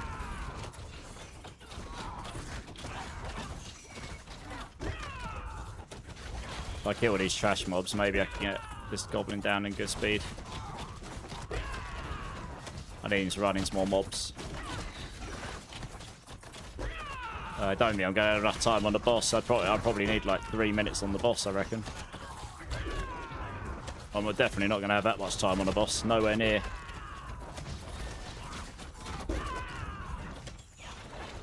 See if I can drag him up towards small enemies. Oh no, he's going into a corner. Oh, that's great.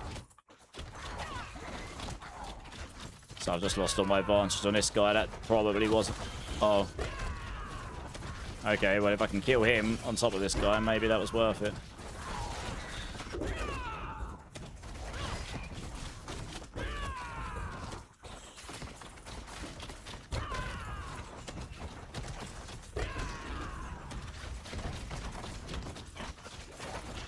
I spent so much time trying to kill the goblin, I doubt that was worth it. No.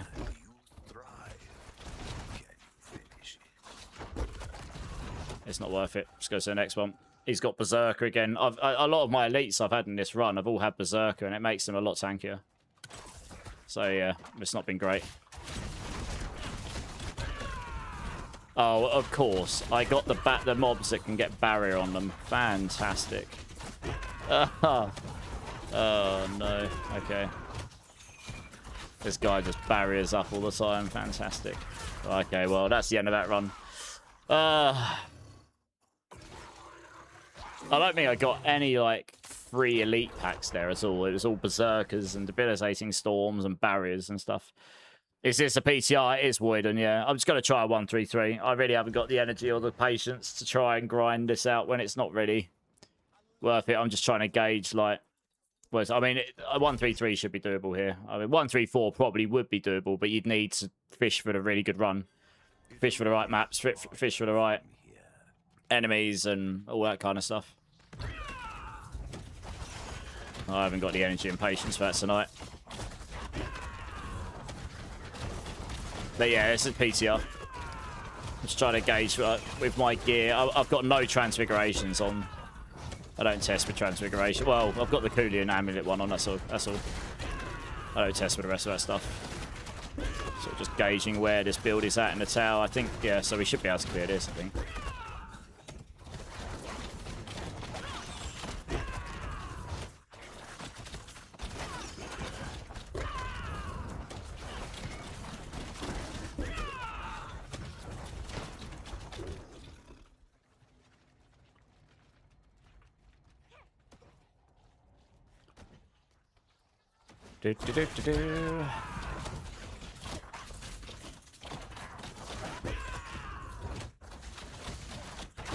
Oh, he's teleported over there. Wonderful. Oh. He's one of his ranged mobs, so he deliberately, his AI deliberately tries to get him to stay away from you, which is not ideal when you're playing a mostly melee class. Got to try and push him into the wall, so he doesn't just keep running away from me. Where's he gone? Oh, he's got teleporter as well, so he has just teleported away from me, and I don't know where. Oh, okay, there we go.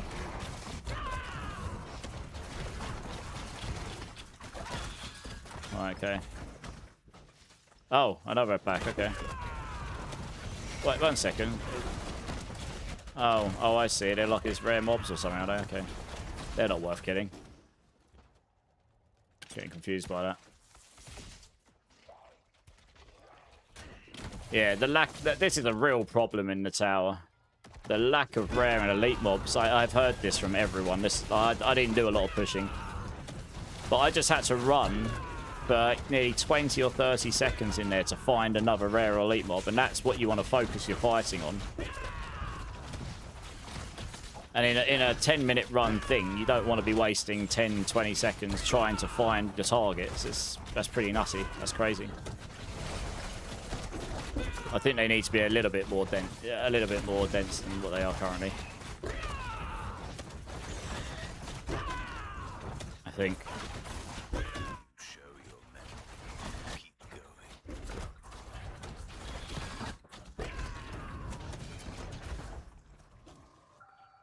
Oh, those are the mobs. Yeah, fine. Let's go in it.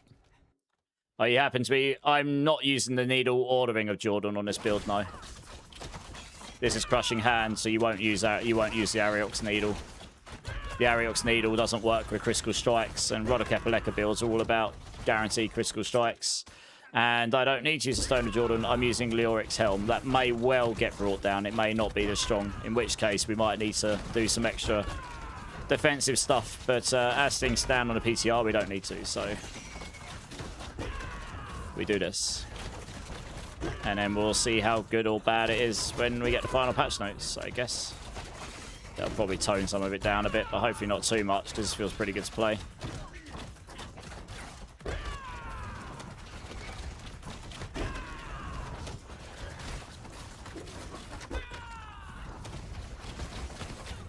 Good old reprisal, making it basically impossible to kill anything. Oh dear. Where the hell are the elites? Oh, it spawned some on me. Okay, fantastic. Just group all this stuff together then. Follow me. All of you. Towards me, please. All of you. Try and get them in the middle of me. Just give me all that free damage from the Black Soulstone Splinter.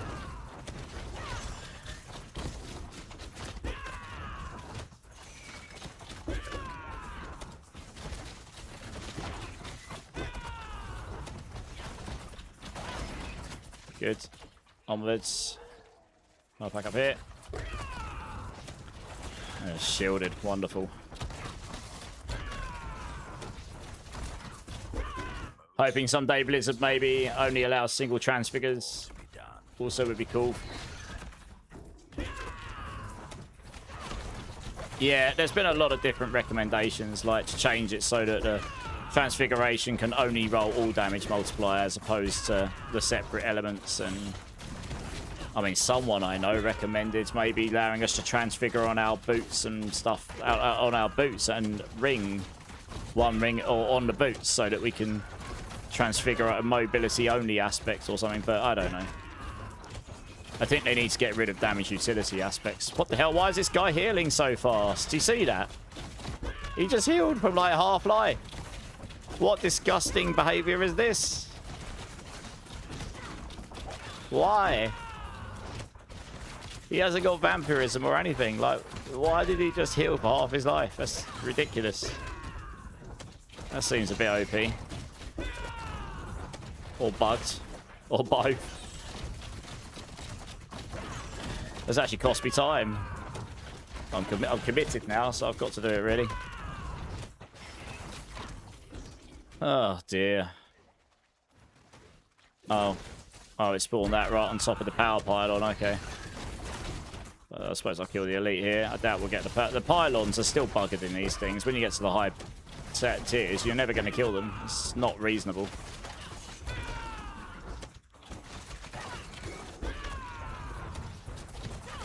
Another berserker guy. Okay.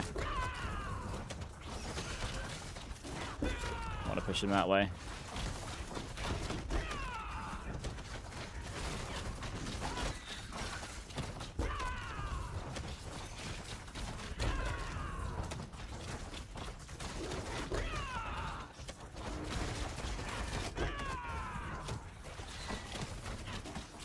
I don't think I've had a single elite that's had unstoppable on them.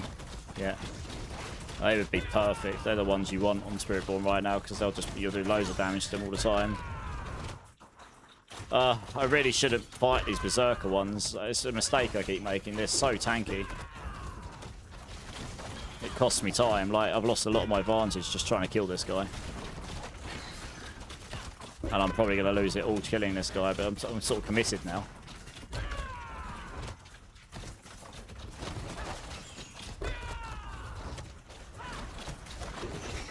Yeah, pretty insane. How much tankiness that gives him.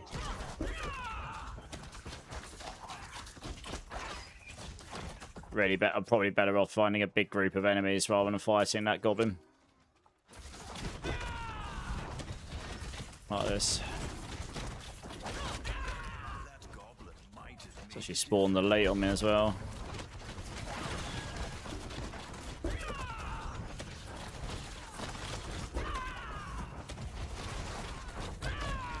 I don't even know if I'm going to get this down.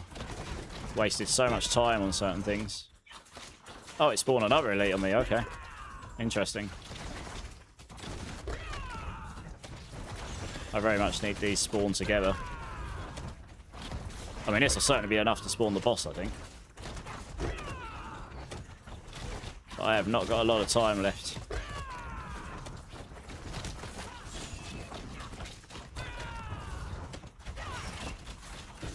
It's probably not worth me killing this elite. Oh, you're kidding me. There's a doorway. Go on, go. It's better for me just find more enemies. I've only got a minute. I don't think I'm going to get the boss down. I started off really strong in this one, and then it just went to crap, pretty much. Spawn the boss. Spawn the boss. It's got to be so close. I've got to literally be on top of spawning the boss here. Ridiculous. Come on. Spawn the sodding boss. Thank you. I don't think I've got a minute. It's not enough, I don't think. Yeah, so much wasted time in this run. I probably needed 2. Yeah, it's not enough. Rip. Oh, well, I'm not doing another one. I can't be bothered. But it would be... A 1-3-4 would be doable if you had a good run. I just, yeah. There's no way I'm getting that down in a minute. No way.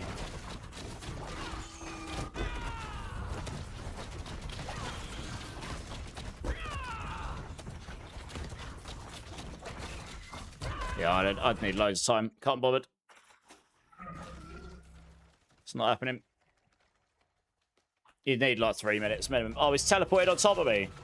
Oh, good. All right, okay. Well, it would be doing story of your life. Yeah, yeah. I haven't got the energy or the patience to try and push that again, but it would be doable. The build's definitely go. I've pushed it down to probably capping at 138. That's probably more accurate than 140 here. I reckon.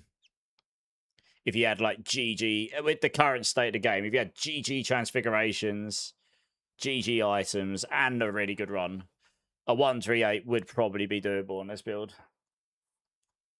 That would require 4 times more damage, but yeah, I mean, it's about right, somewhere around there.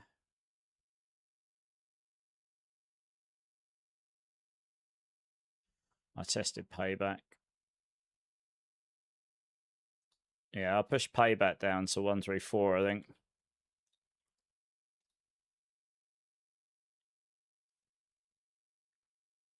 I'm not convinced. I think I'll put rake at 134 as well.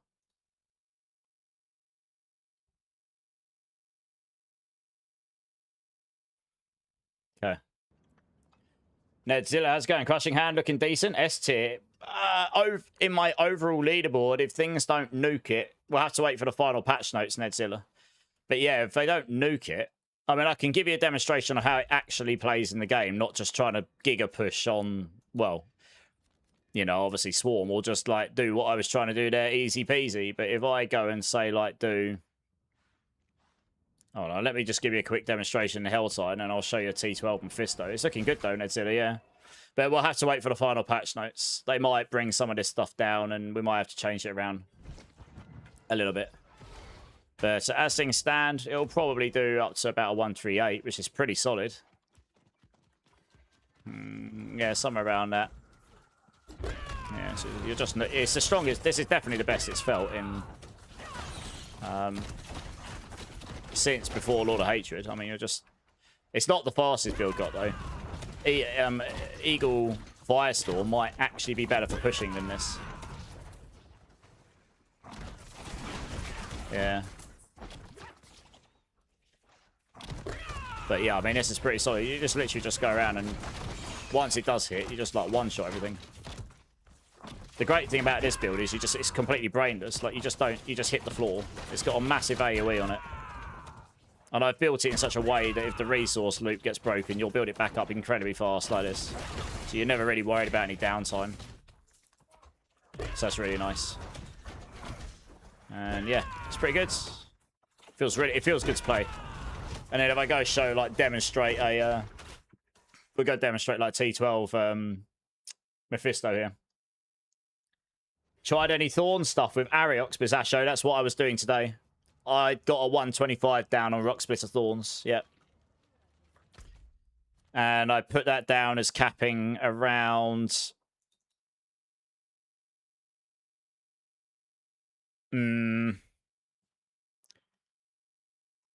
Yeah, I did a 125. I think it will do a 130 with GG everything, but I might put it a little lower than that. I might put 129, slightly below Poison Stinger. It'll go higher than 125 once I throw, like, just working out the math in my head. You need 3 times damage at 4 tiers pit difference. Maybe 128's more accurate here. I didn't have GG items on, but it'll be around that sort of region. Yeah, I did a 125. It'll go to at least a 128. Somewhere around there.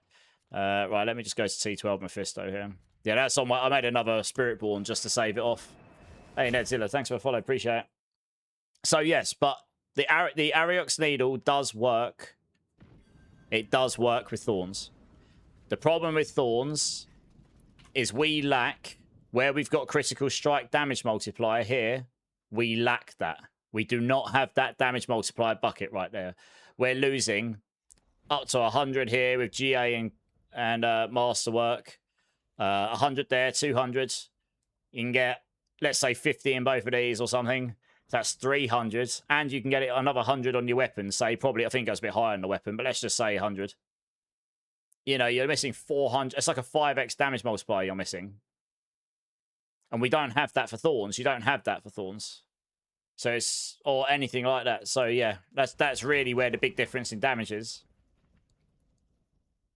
Yeah, at the moment, they're too strong. Yeah. Anyway, this is Crushing Hand against T12 Fist. So, once we get going, he should just shred. I need to stack Supremacy. But, yeah, once you stack that, you just shred him completely. Oh, he managed to get that off before I... staggered him. Rude. Where is he? Yeah, there you go. Dead.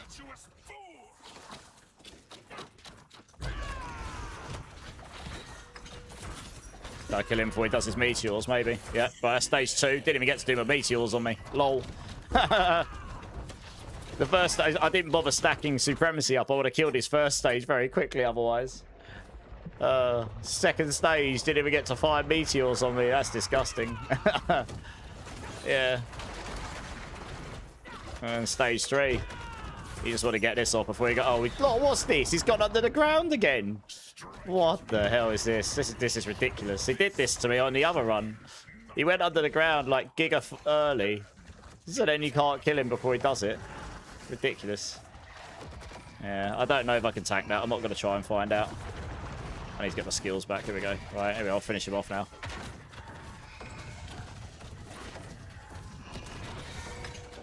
I'm still missing a skill, apparently. There we go. Right, there we go. Cool. Alright, well. It wasn't hard, though, right? Apart from the fact he broke up the actual ability to do damage to him, he was pretty straightforward there.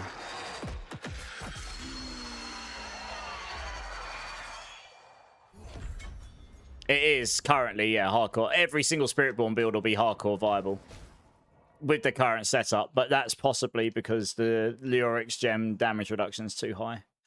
So that might change things a bit, but yeah, I suppose the other one is Lilith. Lilith is actually what I usually use as a test for this because she jumps in the air very quickly. it gives you a better gauge, like how much damage can you output really, really quickly. Because if you want to kill her before she jumps in the air, you actually need to kill her very fast. So if I pre-stack Supremacy, we should get her down. 300% movement speed, that won't get nerfs. You're going to be able to get that on all these builds. That'll be the same. So that's going to be Giga. Let's pre-stack some Supremacy at least. Yeah, you need to take her out real fast if you want to get... Yeah, let's see what I mean. To get it before she jumps in the air at all, you need to get her really, really quick. Baby, here we go. I mean, that's stage 1. And then we just got to wait.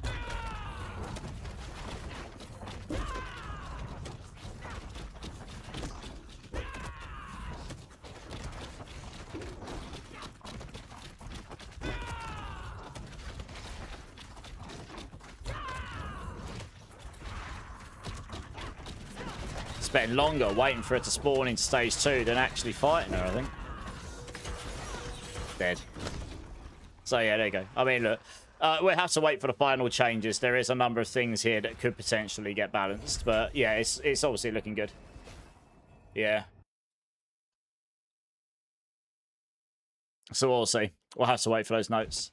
But yeah, it's pretty solid. I love the crushing hand build. It's decent. It is done. Well, I was going to try and test another build tonight, but I honestly don't think I've got the energy, and it's 10 to 4 in the morning already. So I might actually call it there for tonight. I've got a lot to do tomorrow. Yeah. Yeah, that's what's making us so tanky. Yeah, they might reduce the value of this, or they might make it so it's a... we were originally told that this wasn't going to scale those in the helm. Only the resistances, and then we were told differently, saying that they were made to do this. So who knows? They might make it so they don't scale anymore, and only the resistances, but then that makes the Lyrics helm useless. Like, you're just... If you do that, Lyrics is literally useless. You're not going to take... Well, I guess it's not useless. You would still want the 100x damage here, and you might... But then again...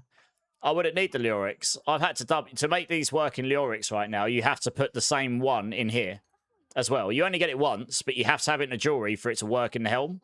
So I could play without the helm here, put them in there. I don't need the other gems, and then just put in Harmony Viva Waka back on and put another thing in here and get more damage. That's what you would do. You just wouldn't use Lyrics. I feel like for Season 15, they've brought these new uniques in, like Squirt's Blouse and Lyrics Crown. They probably should just make them really good. I did tell them this is the best Spiritborn's felt. 92% DR here isn't actually breaking the game that much. It is making us really tanky, but you can still die. This just means you don't have to worry about DR in other places as much, so you can build differently and actually use some of these new uniques. And for what? And they're not going to giga nuke completely these socketables, because that is the seasonal thing. So, I don't know. They probably will... They might reduce the value of Lyrics Crown here so it doesn't scale as high. They might change the damage reduction one down from 40 base to like 30 base or something, so it goes to 69 rather than 92. Maybe something like that. But I think the damage one here is fine. 230 damage is fine. I don't think that breaks much. The one that really breaks is for Warlock, is this one. It has no cap on it, and they can activate this by killing their own minions, so they can get to like 6,500, 7,000% multiplicative damage or something stupid like that. So I think they'll put a cap on this one.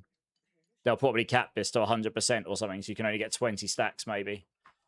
But all the rest of them are fine. Like, there's nothing really that broken about them. It's just, you're just going to get loads of power. There's no difference to getting seasonal powers in the past, in a way. Maybe the DR one's a little OP, but still, as I say, it basically just makes the game fun. Like, you could play any Spiritborn build and feel like you're not going to die all the time. And that's the same for Necromancer. I know they were having a real bad time, and Paladins. So, yeah, we'll see what they do. But hopefully they won't nuke it too hard. And then beyond that, I'm not doing anything here that wouldn't be achievable.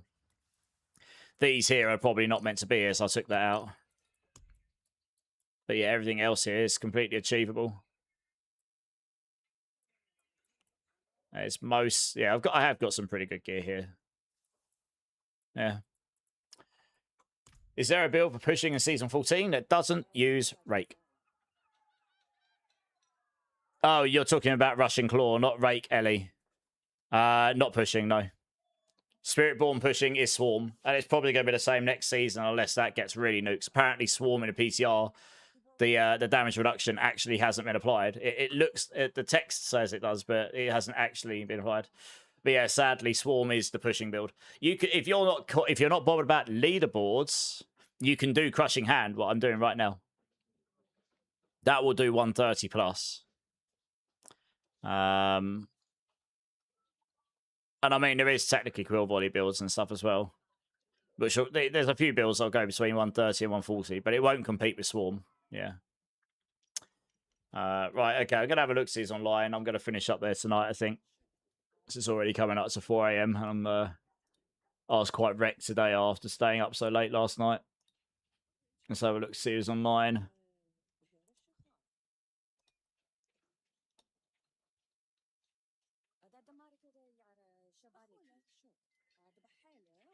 All right, I think I'll just send you over to a friend of mine today. Cool. All right, let's come over here.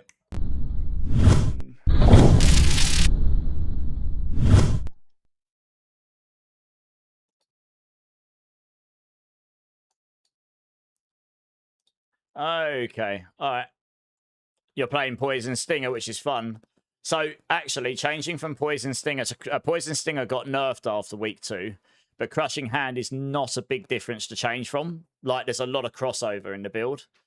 So, there's a few little... The skill tree's a bit different. But itemization-wise, you should be able to reutilize a lot of the items you've got.